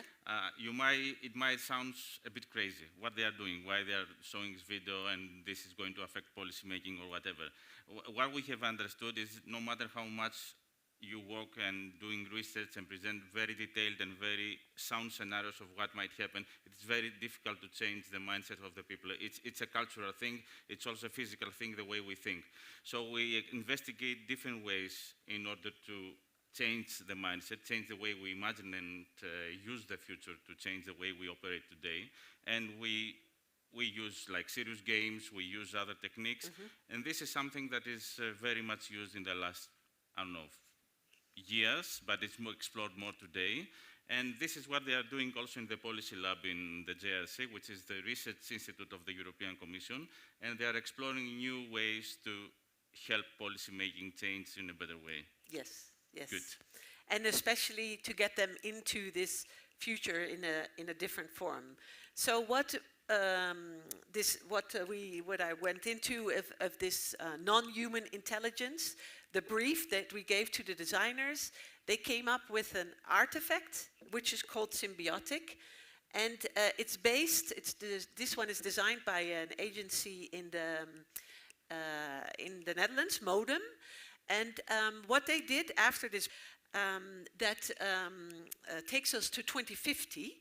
And so they invite us to go on a journey, a thought-provoking journey to 2050, where the film Symbiotic invites us to explore new ways of inhabiting the perception of other intelligent forms, to embody their experience, their sensory world, their Umwelt, what they feel and how they think.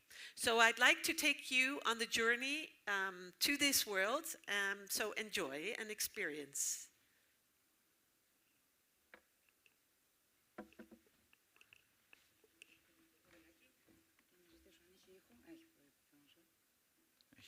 No, they will share it from there. Yeah. This is a PDF. Okay. Yeah.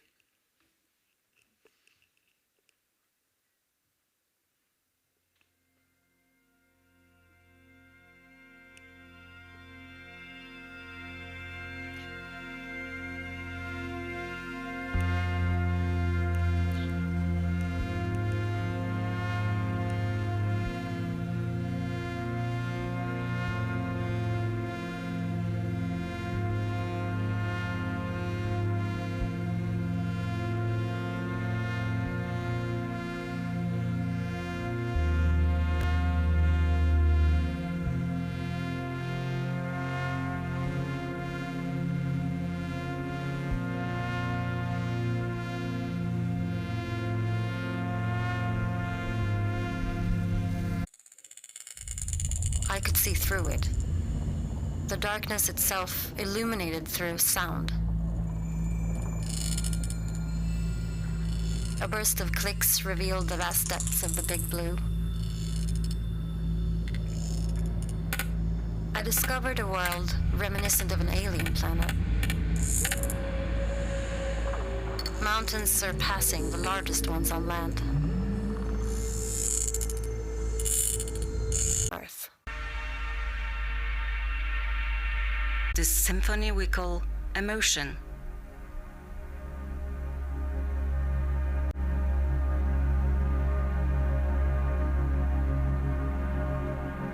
Distinct emotions manifested chemical change in real time, each in sync with the sensations they spark within my body. Shifting from anxiety to joy, from signals of unease to an explosion of euphoria.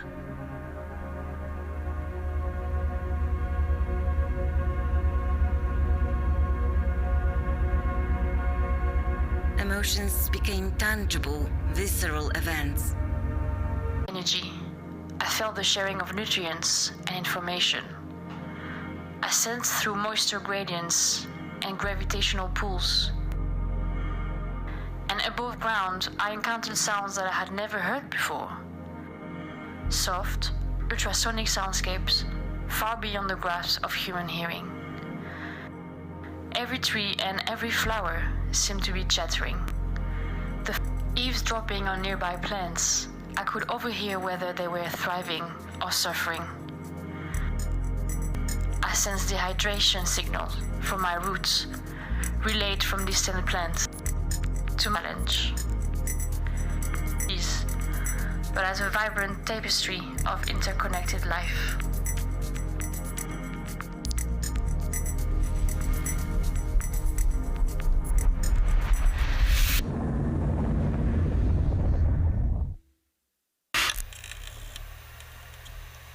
Embodying the sensory experiences of all intelligent life.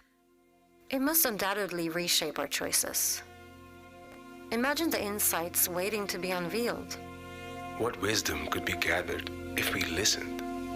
What actions might this spark within us? Recognizing our place within rather than atop the vast tapestry of life. It will change our relationship with ourselves and the world around us.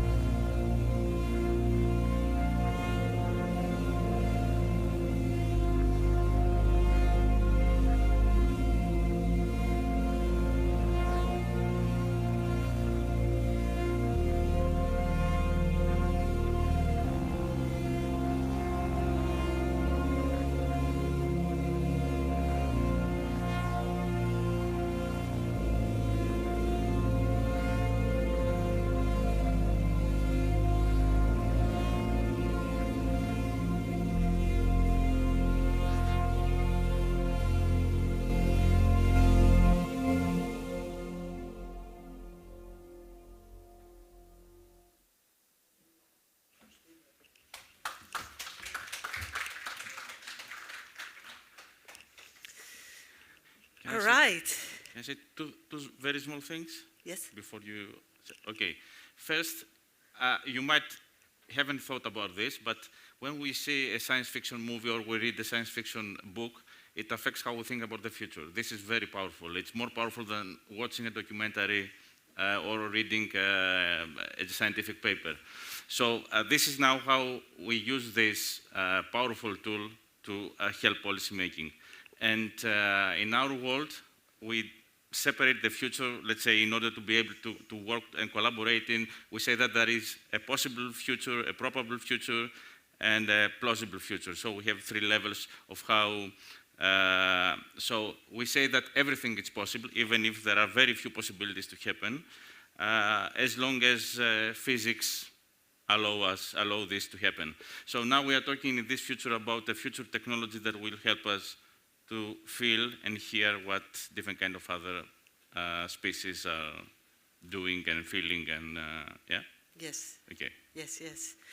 So I hope you experience that future also. And our question is, what is your first reaction after seeing this? And so here we have a QR code, if you'd like to scan it. And there's the password, because this, the artifacts are traveling. They will be live in July for everybody.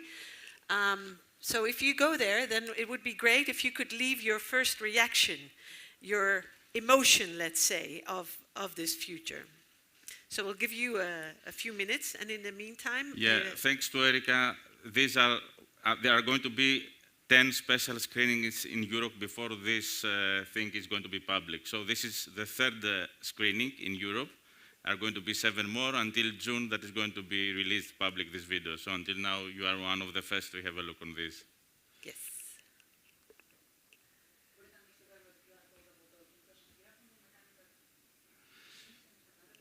Ωραία.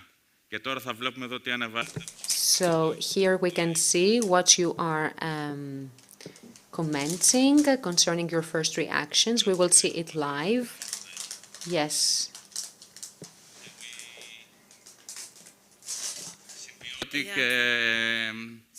Είναι symbiotic. Symbiotic EU 23.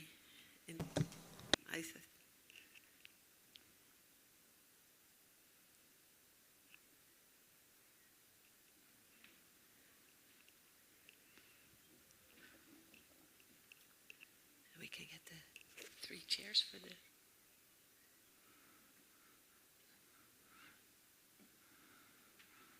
You are tired already? No. Okay.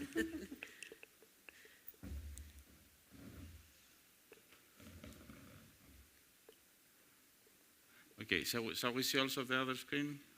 See the feelings? Yes. If Irene can help us in the back. The website. Okay, the website. Yes. Yeah, that. So what are we going to see? If you scroll, you see we have to a bit scroll down if you can do it. Sorry, it's a bit... But then you can see what people in the audience are saying or feeling. Yeah. But if the scrolling is difficult, it doesn't matter, because you can see it on your screen as well. So when you put in your own reaction, you can also scroll and see what other people thought, what their first reactions were. And in the meantime, Tassos and Sophie and Alexandra, if you'd like to join us already. And maybe, Erika, you can also describe what is going to happen after this. Now, maybe with the collaboration we are going to have with our friends in Ioannina, with artwork that is going to be produced. Yes, I'll do that at the end. Okay, sorry. Yes, yes, go ahead. Thank you. Thank you.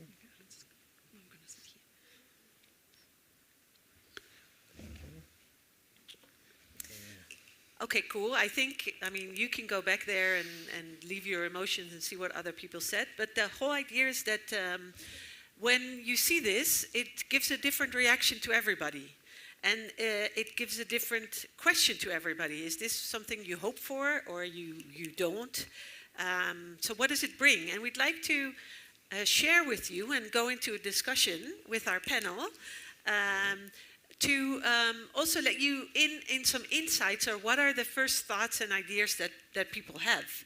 So we invited Tassa, Sophie, Alexandra to join us and to share their first, let's say, reaction or their feeling on the artifact, on the future. And I hope it imagines and it shows also something that might be not in your mind when you hear them talk. So who likes to start in the... I can start. Okay, so I'm going to speak in English. Yes. Okay. Is that Linka? Yeah, good. Okay, in English. So when I first watched this video, I was, at the beginning I was like, I'm not quite sure if I like it or not. But then I was like, it's very exciting to see how we can, our perspective can have different views, let's say, and our empathy can expand to others, like, I mean, more than humans, because for now, I think the world is very centered around what humans think, what we perceive as our reality, but sometimes, for example, with the forest, the Black Forest, we are all talking about climate change, but we haven't thought, let's say, if we had the opportunity to interview a forest or a plant, how would that be? What would these different perspectives be? So I was really excited and scared at the same time, because I don't want to listen to the answers or have the opportunity to understand the impact of human beings on the forest, for example, let's say. So excited, but a little bit scared of all walking alone during the night in a forest and hearing voices. All these years that we haven't considered other intelligence or other species, what this big impact would be on them. I don't know, like, that's my first thoughts and feelings about the movie. Me too. The first feeling, I was enjoying a lot. I said, so wonderful, I want to be there already. And I said, oh, it's really like a dream to see the invisible, to be able to see the invisible, to be able to understand what we cannot understand now. So it makes me to think about if it's possible with these tools, what else we can do, and if we can also work with all these spaces together. This I think also. And like artist, I said, wow, but I don't have all the information now to create again more. So this tool is like fantastic tools that we can use later to create again more. And after I realized also, I have a different feeling. I was very happy to see this. Wow, wonderful. And after I said, but okay, so now it means that I don't know nothing. So I have 1% of the information about our world. This I think after. And I said, so how we can work on our world, and the same, how we can work well without to have all information, how we cannot destroy nature, all these things, if we don't have all the information now. And I realize also that we speak about diversity and different type of different way to think our world. That my feeling is not the same feeling with another, and this is important. It's also this is the last feeling I have for this video. Nice, good. So, yeah, you already hear a bit of the same energy, but different energy for seeing the same future, right? Yes. And Tassos, what was your first impression. Yes, it's about all this we see from the video, all this symbiotic thing. It has all these things. All this nature has the same environment. All this, not all the same, but to understand the whales, you need to be inside. To understand the water, to understand the forest, to understand the microcosm of the forest, you need to know about the ground. I mean, you must be, to understand, you must be in the ground. All they have them own environment. Create all this construction like a big city, and it was big ants. You could see all the ants. It was. It had a cemetery. They had everything.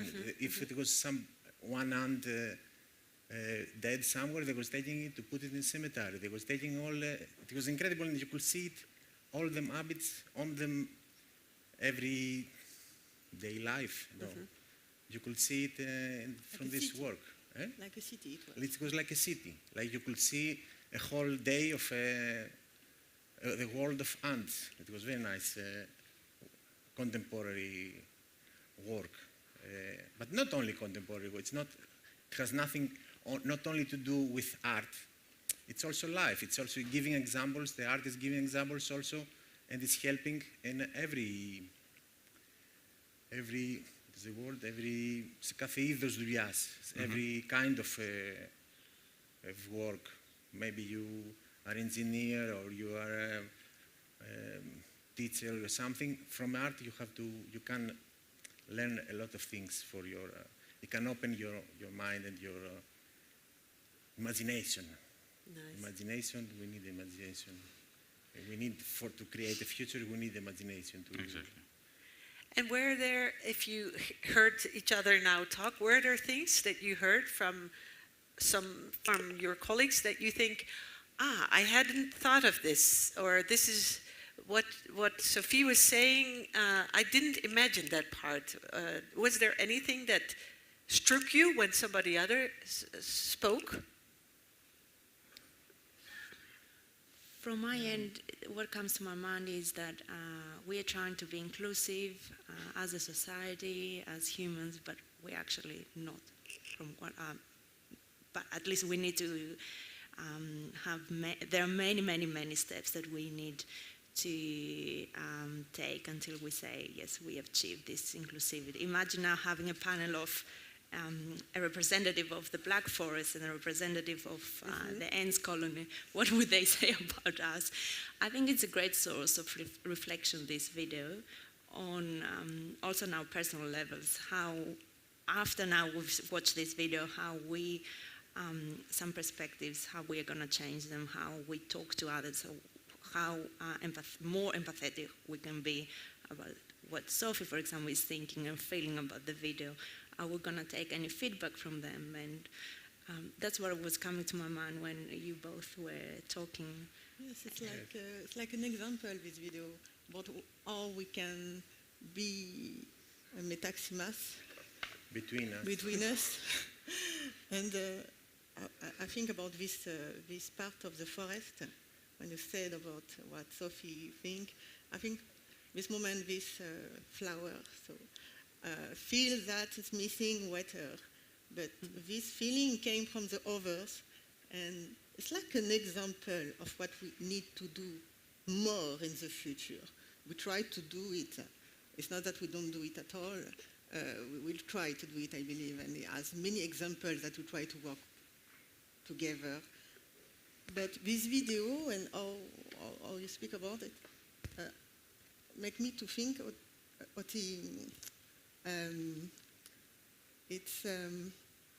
we need to take more about this type of relationship, this theme, relationship between the people, how to live together, because in the nature we do it so much. And what we see in the video is they are doing only this, to work together, so be symbiotic. I think what you said, Sophie, I think it's one of the impacts that these kind of things can create, because you said even if we don't have the technology, or maybe this technology will never exist, it makes you think how we should have a more empathy, or hear the nature, or hear the other species, and yeah. And this become, we have to begin with us, between us humans, first of all. Yeah, of course. And of course, in the same time, with the nature. You need to have a garden. I mean, when you say it's about a garden, it's of course you need inside the nature, but also something controllable. Not maybe full control, but to leave it also a little bit more free. But the garden has also inside the control, that some limits maybe. Maybe as artists or we want to break the limits. But the garden it has a limit. And all this nature inside, to live inside and to have this symbiosis, it's of course they have something in common, some needs in common. So to live and to grow, they have some things in common. Otherwise, it dies. If it's something can't live in this environment, it means it has not some things, some needs of this in common, can't help it, so it will die. So when we say about gardening and about all these environments, you can't live in every environment. We can't go and to be everywhere, of course. We have to find our environment. We have to find our garden to be, and if we don't find it, we can create it maybe. So other people, they can come to live with us. So do I hear you say that, we go into their worlds, but at the same time, do they want us to go into the world? And we have our own garden. We human beings, maybe they should come to our world instead of we go to their world. It's not about what I prefer. I speak about real to can survive there. About I can't live in the moon. I need some technology and some other science to go until there and to survive there. This I want to say about all these different environments we see here. We can't live everywhere by nature there, by our nature there. We need science or technology to. And in this case, they designed something to get there, but the question is, should we design something like this? Would we want to go there, or? This is a question. This is a difficult question. Yes. Maybe if we create this type of machine, mechanic, and with what we will do with this is this point. If we can read in the mind of everything, what we are to have to read in the mind of everything. It's like we are in the king of the world, that we can do whatever we want and to read. I'm asking if I want somebody to read in my mind. Yeah. No. so maybe this is the second feeling. No, the fourth.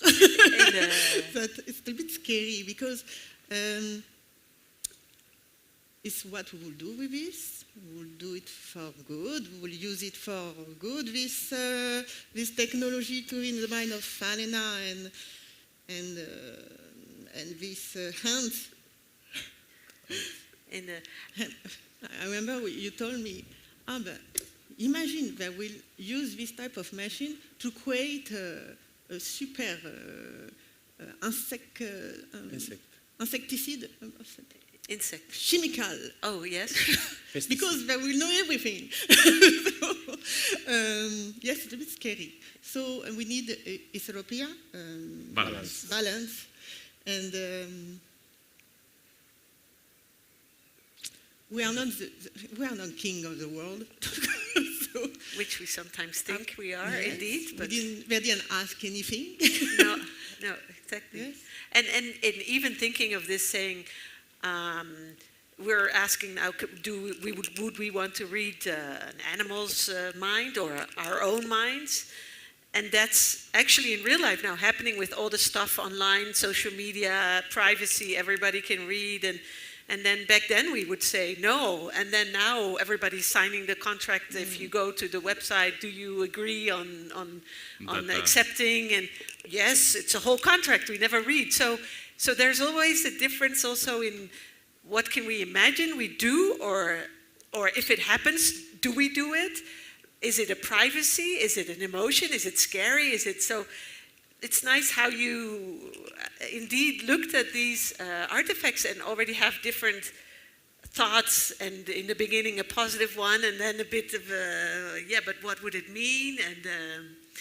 And this is hopefully indeed, I mean, we see this future, and this future probably won't happen in real life because there's different options, but it inspires to get us in not only the thinking about the future, but also already thinking about the now on where we should go or not. So I would like to, because we cannot discuss it with everybody at the same time, and that's why we invited from the artistic field and the psychology and the biology, so we invited people from different backgrounds to share also what they thought, but we're curious. Yeah, I mean, if some of you would like to share your thoughts about what we have thought, what we have seen, what thoughts there are in your mind at the moment, αν άλλαξε το τρόπο που σκέφτεστε, αν σας έχει δημιουργήσει κάποια καινούργια. Has this probably changed a little bit the way that you are feeling, or if you could use this type of machine, how would this change the world? Do you want to share any thoughts? Be a microphone as well somewhere. Ah, okay. All right. Thank you, Katerina.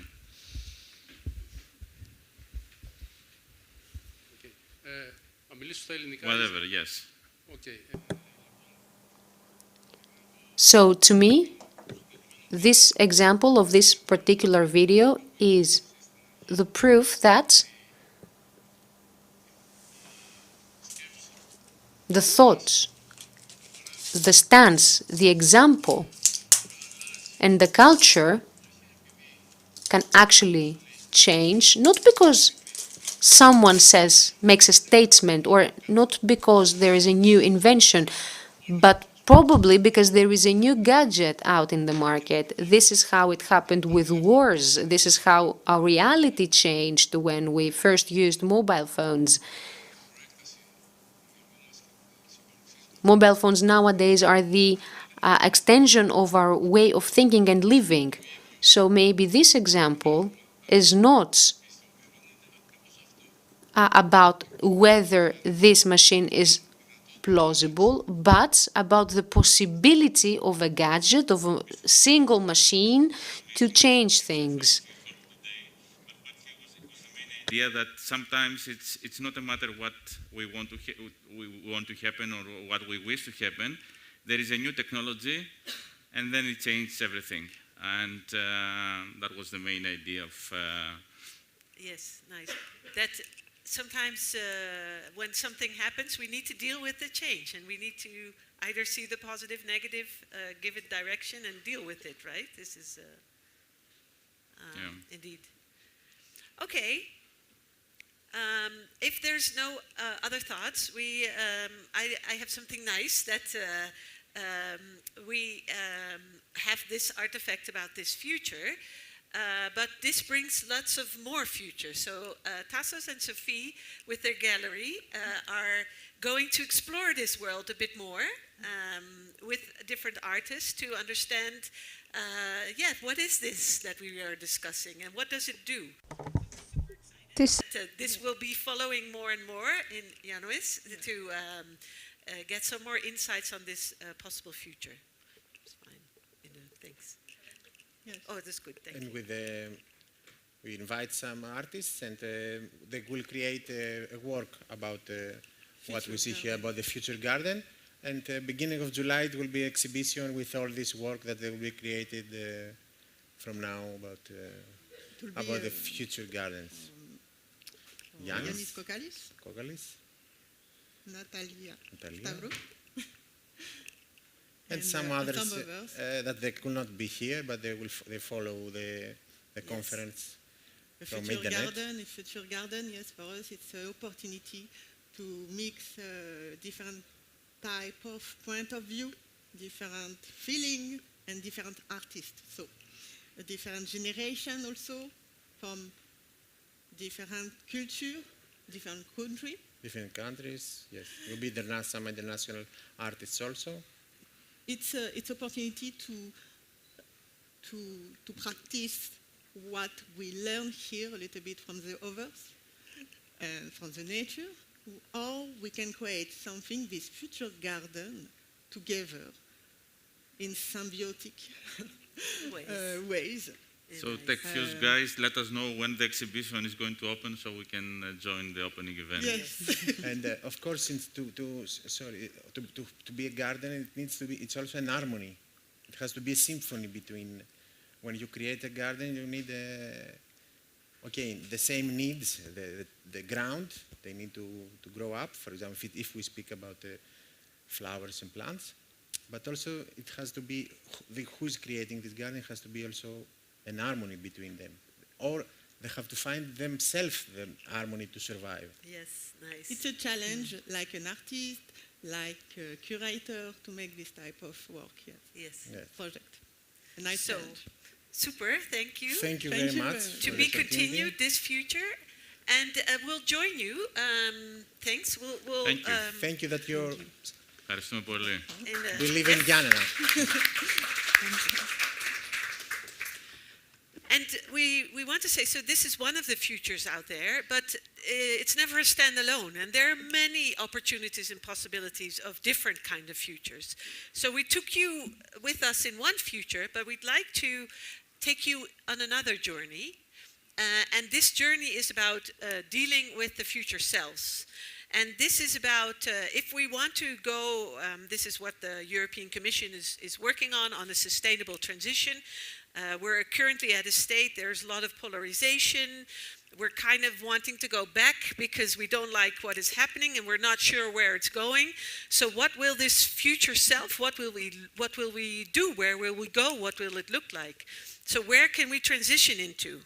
And to be able to transition into something new, it's good to look at what happened and where you came from. So what are the, for instance, collective traumas in the different countries, or what are the things that you might need to let go before you can go into this new future.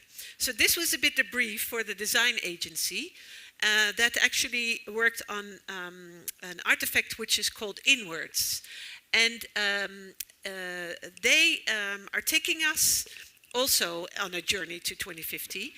And they invite us to explore new practices and technologies that enhance the self-reflection and sharing of emotions, thus helping shape our choices in life and nurture a renewed sense of togetherness. So we'd like to take you into this other future world and see what you think. Τελευταίο.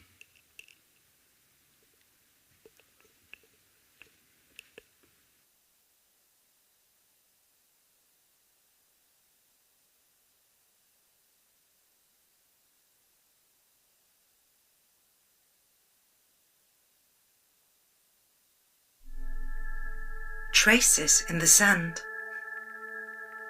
so intricate, like drapery in Raphael's paintings. Roofs disappear into an abyss. Beautiful. Leaving the garden zone will delete creations. Is Martina sure?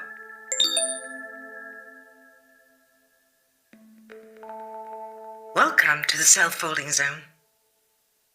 Tone analysis ready. Checking body signals. Is Martina ready? I slept well and woke up feeling available. I enjoyed the smell of milk.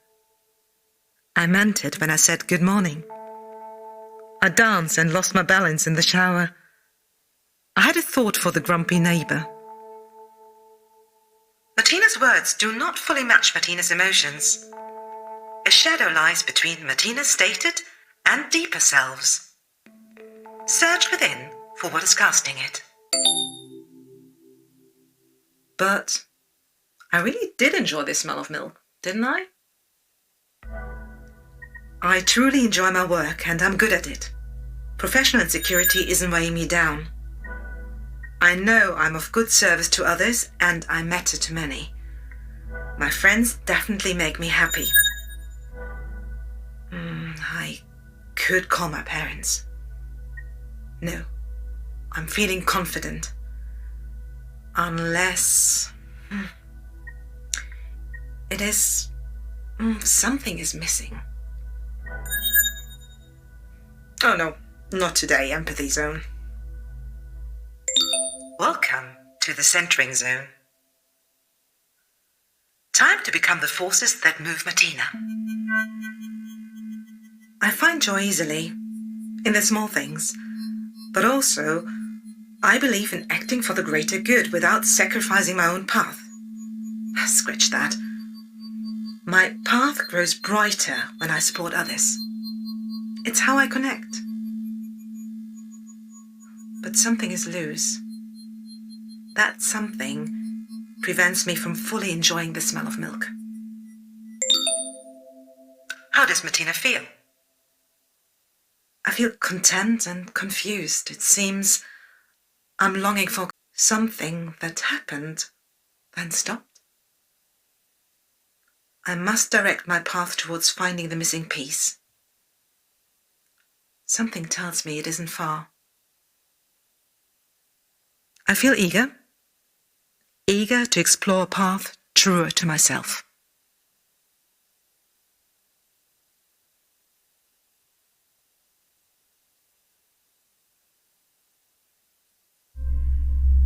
Well, I guess at the beginning it was a mix of scary and exciting. I'm no stranger to spring cleaning, but that felt like removing a part of myself. After a while, though, I started feeling freer. All these empty shelves. I kind of adopted the aesthetic. I'm glad to hear. This is the first step in a long process. Yeah, and I'm in more flow now. I used to have so much stuff. Now I choose. They're like family. Have you experienced any other hurdles? Well, I have these relapses. Like when I'm unhappy with myself and I just want to buy something to feel a bit more, And I have these cravings to go on a shopping spree. I went to the pretend store this week, pretending to buy 3 boxes of rubber bands and a scented candle. It kind of did the job. It's common to go through this. You've programmed yourself to feel material urges for years. Did you get the box we sent you? I did. It's great. Unboxing is what I miss the most. Along with the anticipation, I guess. When you picture yourself with the new thing. The key is to give old rituals a new meaning. This box contains nothing but yourself. And that's better than anything you could own. Your mind already understands. Your heart will follow. I suppose. I must admit, I did actually buy something since last time. An air pipe. Why did you buy it? I don't know. I thought it can help me find solace in things that come naturally. And air is everywhere. Everywhere different. Breathing, I mean. It's so natural. I already feel more mindful just doing it. That's a beautiful idea, Gunther. You did right. A mistake that helps your progress is no mistake. But if you allow me, last time you talked about your friends, how how your shared journey into material minimalism got you closer. Today, you only talk about yourself. Yeah, we got into a fight at my birthday. They all chipped in for a new pair of shoes. I said mine are perfectly fine, and I'm not sure I'll want to replace them after they break. They called me a party pooper, and also an in-min. In-min? Involuntary minimalist. You know, people who so can't deal with the need to reduce, they end up hating everything. It's not how I feel, though. You know, I grew up with the slogan, the best trash is the one you don't produce. The best energy is the one you don't need. We're sharing this world. We're collectively responsible. I'm just doing my part.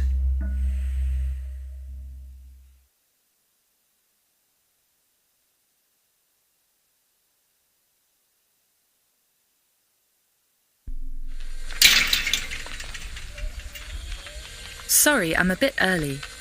So, what's bugging you? Never mind. You can tell me later. Let me connect. You're on the monkey snail lightning bolt channel, right? Good. I can sense you. Oh, wow. It feels worse than I thought. What happened? Yeah, I'm feeling quite down. But let's wait for the others. As you want. Let's get cracking then. This garden isn't going to garden itself. Ugh, this thing is useless. How long since anyone sharpened it? Oops, sorry. That was uncalled for. I guess I'm getting a bit angsty too.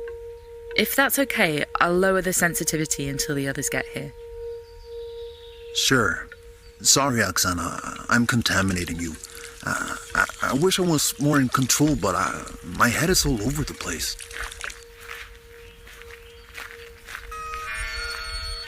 Hi everyone, come in. Yes, we're already running it. Connect away. Here, grab a shovel. Let's get digging. Thanks for coming, everyone. It means a lot. I already feel much better with your presence. But I'm not gonna lie, I'm a bit lost at the moment. What's the matter? It's about my public intervention, you know. We opened a confidence zone by the bridge and it drew quite a crowd. A bunch of people showed up to trigger each other and to get out their comfort zone together. It was wonderful. So, what's the problem? Well, at some point, Enrico showed up and started screaming at me. Not in a good way. Turns out he was really upset about it. He's still struggling with anxiety, isn't he? More than most, yes. And I said I was doing it for him, for people like him, to empower them. But he didn't want to hear it. He ran off, and we didn't speak since. Okay, Lewis. I'm dealing with that too, and it's true, these interventions. You say it's for us, and I'm sure you mean it well, but it's a bit ignorant. Unless you fully dive in, it's like you're glamorizing something that's actually hard to live with. And that can seem insulting. Maybe you could let us feel your struggle?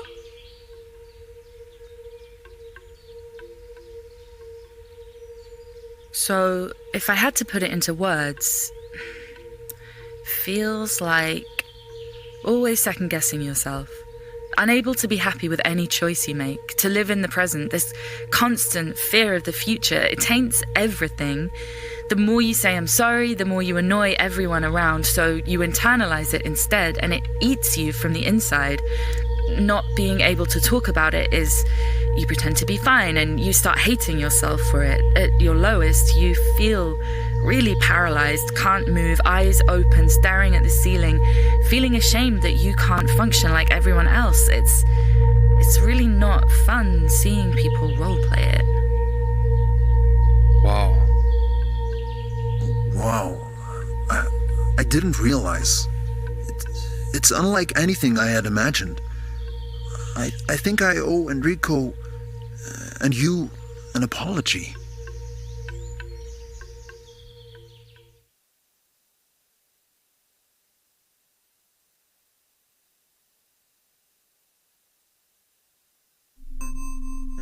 Formal.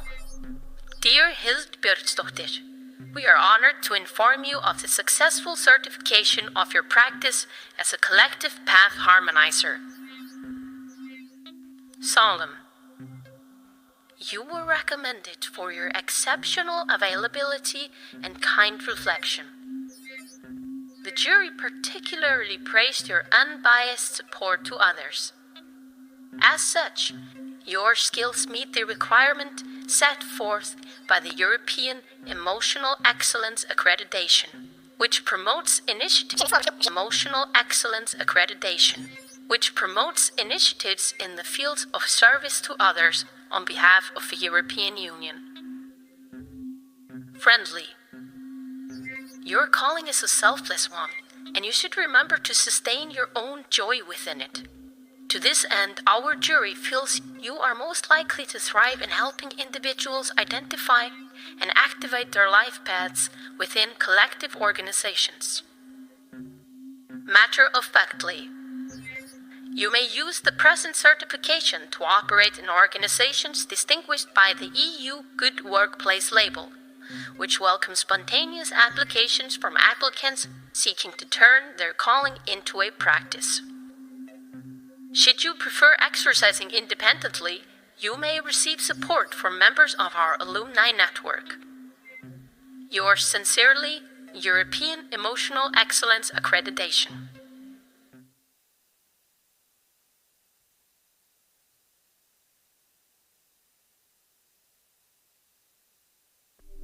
Martina, are you awake? Would you like to join the session? With pleasure. Sorry, folks. I was lost in thoughts. Hild, you seem happy. Did the certification happen already? Yes, it just got confirmed. I am now a collective path harmonizer. Thank you for your trust. I will do my best to ensure everyone cultivates their own path in a way that supports our collective projects. Spoken like a true specialist. Whoa! Did you know of the termite supercolony in the Amazon? It covers an area the size of Britain. Isn't that just outrageously fascinating? Hey, Oksana. That is outrageously fascinating. You'll have to tell us all about it. But first, let's go through our agenda for today. We promised the City Council we'd have our neighborhood activation program running soon. I can already take that Oksana's done her homework and is embracing her role as the team's knowledge diver. Yeah, good job. Go for it, Oksana. How about you practice the art of conversation for a bit? It's important you bring knowledge that matters to people. I'd suggest working in tandem with Martina. Through her introspection routine, she's mastered radical reading of the self and of others. On it. How about you, Gunther? Any progress? Yes. The coaching helped a lot. The less materialistic I become, the more mental capacity I gain for the concern of others. Now I'm working on my people reading skills so I can have better synergy with, well, speaking of, Martina, I can't help but to notice some restlessness from your side. You're right. I'm not sure how to say this. I was recentering this morning and my soul tells me I should be doing something closer to myself. Oh, like what? I don't know exactly yet. There are quite a few possibilities. I've been meaning to be there for my parents for a while, so I might want to start with spending more time in my hometown.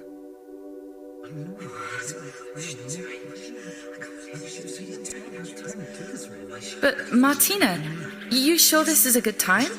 Just when we're about to start the neighborhood program? Tensions recognized. Initiating silence protocol. Please calm your thoughts. White noise starts. 5, 4, 3,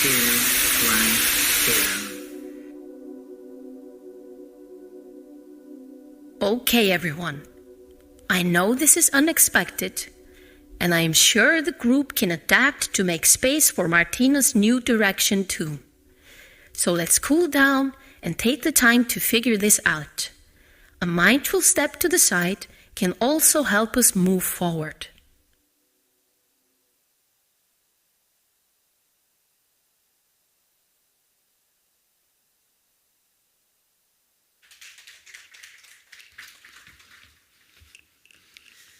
Sorry, All right. I would like to see our Yes. Prime Minister and Turkish Prime Minister doing like this in a room and have this kind of mental conversation and open their soul and feelings. And the floor in. Yes, it might happen, as we saw, depending if this is a world we like or not.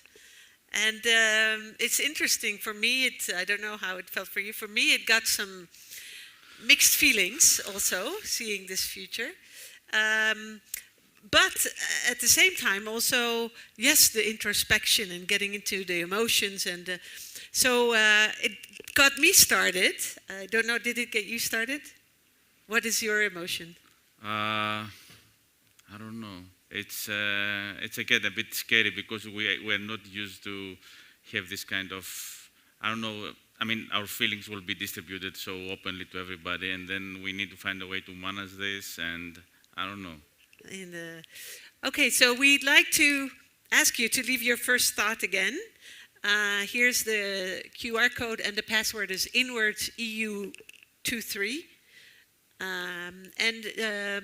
Just your first thinking, your first thoughts, that would be great. And in the meantime, already I'd like to invite Next panel, friends. next panel for their thoughts. And it's amazing that all this collaboration have this kind of really international people joining our panels. Hello. From all over the world, yeah. I found my sister. Yeah.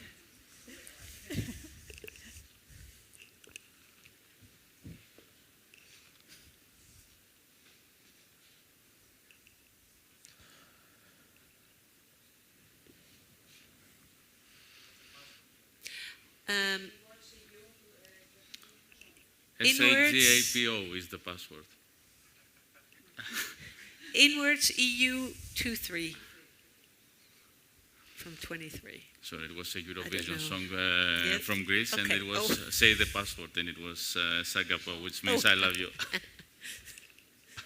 Would be nice.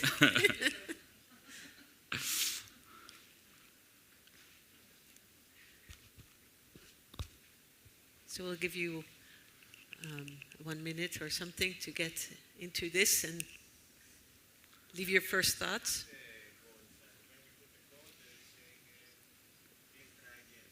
Oh, yeah.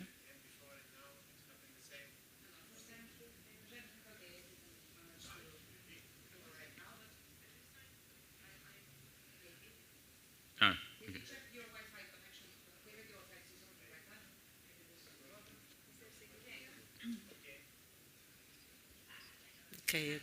Okay. Thank you. That's a good future. It's nice if you're there and you leave your thought also to see indeed what others think. Is this strange, nice, not? So if you want to get into other thoughts, please go there. But we, at the same time, also like to ask Cyprus, Johan, and Sandra to join us in the conversation to understand their thoughts of this inwards. Is this, Sandra, a future you'd like? Well, basically, what I thought when I saw this video was like, wow, this is interesting. As I watched it, I thought there was something off. I wasn't sure what. But as I thought about it more and more and deeply, and that we were invited to sit here and say some words, I was wondering why was it off? Like I didn't feel like quite, like it didn't relate with what I envision or feel, like even presently. Like, but I think that it's because we are not built like that. We are not built to hear everything and sense everything from everyone else. It is interesting, though, that like the concept of looking at our true self, and I think that's what it was off for me, because nowadays no one really looks into what you are really, like you really are. We are always like showing our best face in social media, but in a way it's like human nature, right? Because we are social. And if you go out and just say, oh, I don't feel well, I'm very anxious, and everybody's going to be like, just like calm your mood. Like everyone struggles with something. So I believe that in order to belong, some sort of ourselves has to be hidden in some way. It's not that we lie, it's not that we are liars, but as humans we have to connect to ourselves, but keep some things to ourselves in order to be in a community. However, I think that we are losing a lot of this inward connection, and in that way, in the future, if we can connect back to us and the nature, like looking at the previous future, I think we used to belong to that, to those worlds. We used to belong. We moved and we detached a little bit from nature, and I think something was lost with this separation. We're still trying to understand how we are as society, as a world, as different cultures. Like we are so many now, right? And we are like each person is a world in their head, or their feelings. So I believe that in the future, if we are looking inwards, then we will all win in a way, in the way that we are all honest to ourselves and to other people, and just to show what it will serve to other people. If we are like looking for connection, I think it is important to be in harmony with ourselves. But I don't know if you agree. Yeah. So yes, if I can tell about my reaction when I watched these videos. First, I was thinking, okay, this future actually can be true. Can be true because I just focus on two sides. First side is that the human refocused on himself, the understanding of his feelings, and the relationship he has with the other. I think it's possible, and it's possible because it started. I mean, since 5-10 years, we speak most. I think you are in the soft skills now in our society is going to be more and more important. The soft skill is like the communication skills, the creativity, and it's getting more and more important. Also because the AI is going to be more important, and the AI is going to give to take actually the works that we had, the manual works, the work that for which the human couldn't give the value, a good value. That means that we can imagine that the human is going to have more time, actually free time, and also I think that a direction he can take is the refocus on himself, on and the relationship there. And the second thing I think it's going to be possible is that the technology is going to be able to understand the emotion of the human. We see that the technology can now understand how your brain is. That the human is going to. So I think that's really possible. In the video, it's like it will be the technology is going to help the human to understand himself, but it doesn't give the direction. I mean, as I see, for example, the guy with the AI coach about minimalism. I mean, it helps to be more because it's used like a tool and not like a direction. It doesn't know how to use the AI and what the direction to have a better life, to have a sense of a life. I don't know if I'm yeah, only because the AI, the technology, doesn't know what is good for a human. And so it can give tools, it can give ways, but without direction, the human is lost. It just uses the tool for using the tool, and not with a purpose and with the inner purpose. Yeah. So first I watched it from an artistic point of view, and then I tried to think a little bit of what I am watching. I was kind of scared, I have to admit, and I was mostly scared by the fact that communication is lost, at least in the way that we have known it so far.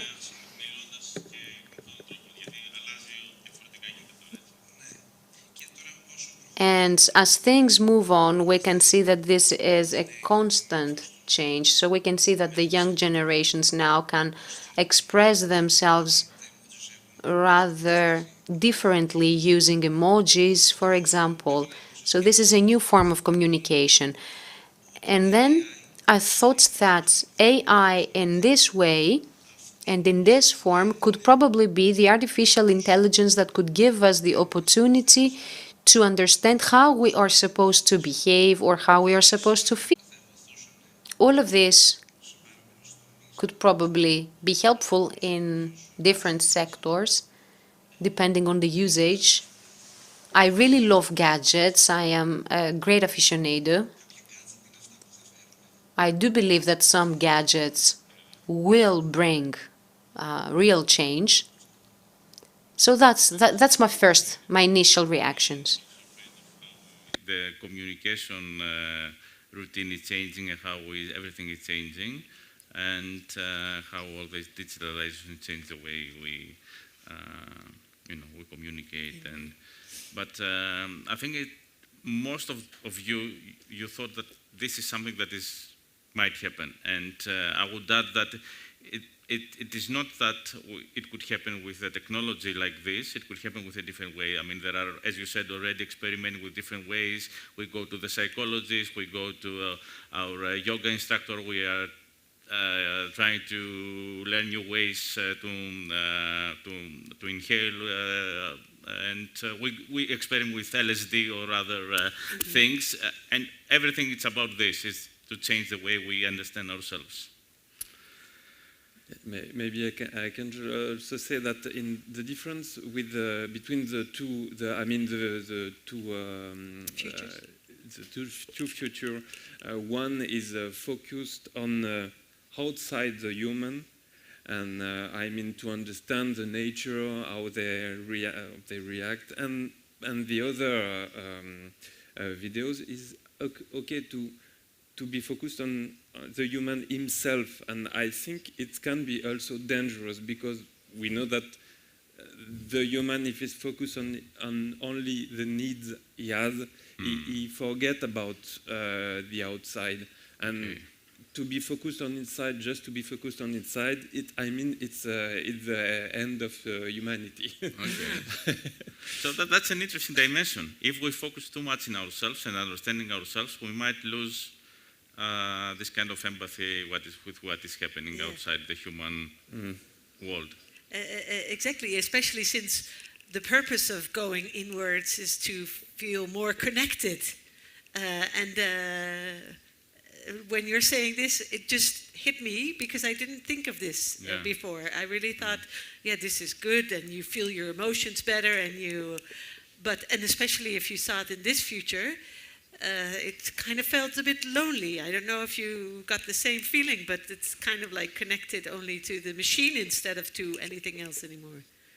The place of the nature in the two different type of videos is very interesting because in the second video we see like a passive nature.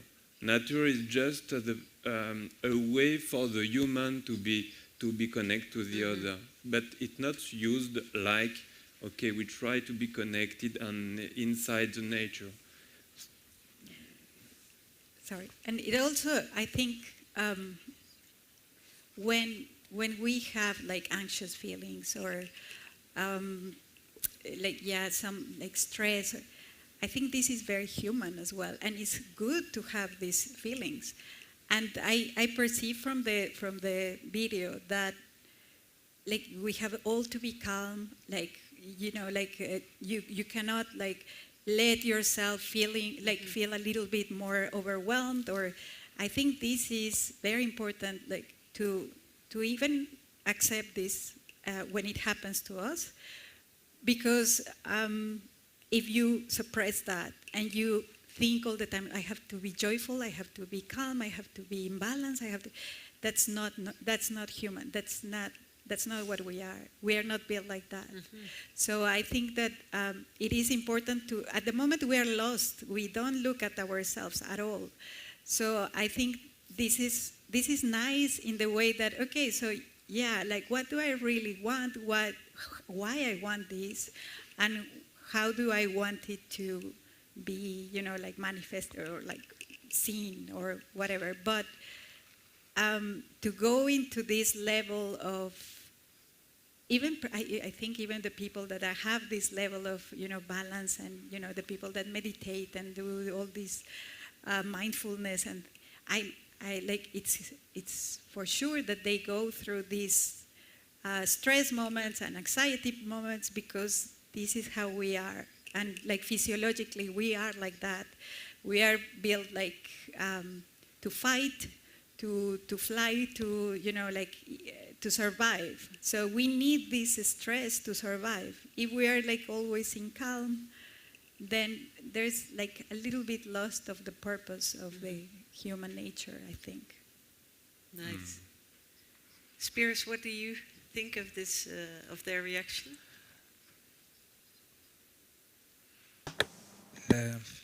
Ναι, όπως είπε και η Σάντρα, νομίζω ότι μπορεί να χαθεί το νόημα της ανθρώπινης ύπαρξης σε αυτό. Αλλά να σας πω κάτι εγώ, έτσι, αυτά που άκουσα, ότι θεωρώ ότι θα ήταν λάθος ο τρόπος αυτός. Δηλαδή, όταν υπάρχει ένα app που μπορώ εγώ να εκφράσω τα συναισθήματά μου, τα σημερινά, ότι θα χάσεις τα μέτρα σου, τα όρια σου, δηλαδή εκεί που ξέρεις. Είναι ωραίο να υπάρχει συλλογικότητα, να σκέφτεσαι για εσένα, ξέρω εγώ, να εξωτερικεύσεις κάποια πράγματα που μπορείς να εξωτερικεύσεις. Αλλά είμαι λίγο προβληματισμένος με το... Spiros is still trouble with all this development, all this kind of... Αντιδρώ λίγο σε αυτά όπως... So these are my initial reactions. I don't know. I'm not really sure how I feel about it, but... New and so deep and technological change brings this kind of feelings of... everybody is afraid of new technological developments, especially if they are so profound. So this is the natural thing. Well, and it's nice to hear you say that from all of your background, Spiros is an artist, Johan is a designer, Sandra has a medical, like writing medical. So also with that perspective, you see some of these futures differently, but at the same time, you're running into similarities and experiences that don't really take your background, but also your personal feeling into the mix. So thank you very much for joining us in the discussion and sharing your thoughts, because we wanted to show that these are possible futures, but yeah, do we want them? Is this a good thing, a bad thing? How close are they to reality or not? But for policymakers, this is important to kind of understand what should they do? I mean, if this is going to happen, do we as citizens want this? So if this is going to happen, because this one is maybe a bit more possible than the other one, then if we don't want it, we need to do something about it. And policymakers have the opportunity to design policies to either say, well, we can only use it for this purpose, or we don't want it, or this is not human anymore, or so. The whole idea of what we've been now doing, and thank you all, also the others, for sharing your impression, because this is very valuable for us, for ourselves to think, is this something that is hopeful, or do we fear, and what does it do to us, versus, okay, and what does this mean, and how will it look like, and what should we do now to either go there or prevent? And this is also why we had this discussion, but we're also inviting you, not per se now, but we have two codes here. One is for symbiotic and one is for inwards. And it shows us, and I can show this later, but it shows us this tool, which is a futures canvas tool, where we can have the conversation together. So we could not do it now with all of you, and it leaves maybe some thoughts. But you might have this small... The cards are... there are some cards that you can take them with you, and you can have these QR codes. Yeah. Should be somewhere. So they're laying at the entrance, I think, so you can take the card. And then you can go to this page, digest what you've happened, listen to what other thoughts and opinions are, and then go through some statements that other people have left. Because we're trying to have this conversation in Europe with more of you to understand, because maybe also the cultural perspective or your background, or everybody has different thoughts. So to understand what people have been saying, you can go there, and then you can, they call it rating, say, is this something you also expect or not? Or is this something you see as positive or negative? Which leads us then to the next step, where we invite you to come up with your own statements. So what is your impression? And it's not about the one we just did is your first mood, but this is about what do you see happening in this future. So it's really about inviting you to go into the future and think, yeah, if the ants take over the world, I don't know, like really statements of being in that future. And then with all these statements that that you leave, and the rating, is this positive or negative, we get this overview of what people are saying. So positive expectations, this is something that you feel as you've listened to what other people said, or your own statement, that is something positive, we would like to go. And we expect it to happen. This is what we can imagine to see. But the hopeful dreams are something we like, but probably won't happen too fast, versus the expected challenges and the distant threat. So something we wouldn't really like. And then this leads us into there is an AI tool, the technology, that then translate your statements into some futures. Can I give a very brief description in Greek? Yes, yes. So, πηγαίνετε μέσα στην ιστοσελίδα, βάζετε και γράφετε πόσο πιθανό το θεωρείτε ή πόσο απίθανο, γράφετε ένα statement ότι πιστεύετε ότι θα γίνει, και αυτά αυτόματα πηγαίνουν σε έναν... The host is repeating the instructions in English at the moment. του 2050. Yes. Cool, thanks.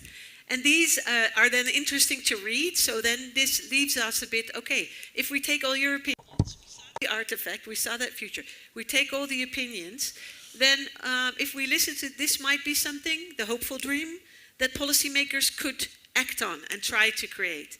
But also the distant threats. This is something that policymakers should try to avoid to get there, because this is not what we want. So these ideas and your ideas help us to support policymakers to be a bit more proactive in going to the world that we either like or do not like. And this is easier said than done, because yeah, if you, in a week, you might think, yeah, but that future is nicer or not, or it's not always easy to imagine, because sometimes what we said, there's technology coming, what you said, there's technology coming, we deal with it or not. It's scary in the beginning, but at a certain moment we get used to it and we accept it as it is, like normal, which we wouldn't have imagined 10 years ago. So this is not an easy challenge, but we'd like to take this challenge because we think that it's our future together, and it's about trying to co-create and see what it is that we'd like. What is this ideal future? I mean, this is a huge question, but we'd like to see where we get, and we'd like to do it together. So thank you for joining us today. And for going to these to see these futures and going there. It would be much appreciated if you go to this canvas and leave your thoughts. And it's not only now, you can go there in a week or in a couple of months, because more and more people will leave their ideas and their statements. So if you're curious if we're getting close to this future or not, please come back all the time and enjoy the future, not only these crazy futures maybe, but also the future of Yonema and what technology and art can do also for your city. And I think because this is where we started. And many thanks to TechFuse for inviting you and having this very different session here in Ioannina. So thank you, and thank you for coming. Thank you.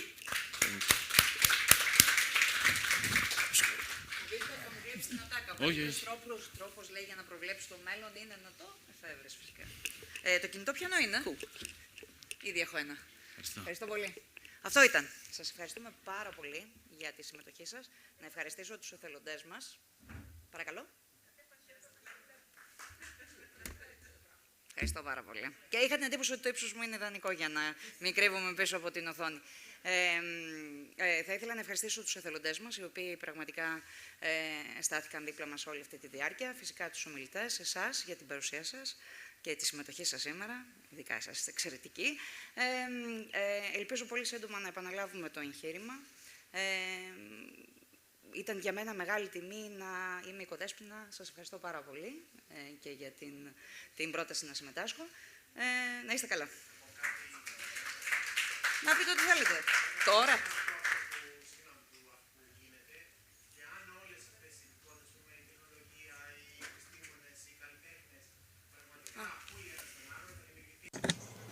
Unfortunately, we cannot listen to the speaker so as to be able to translate.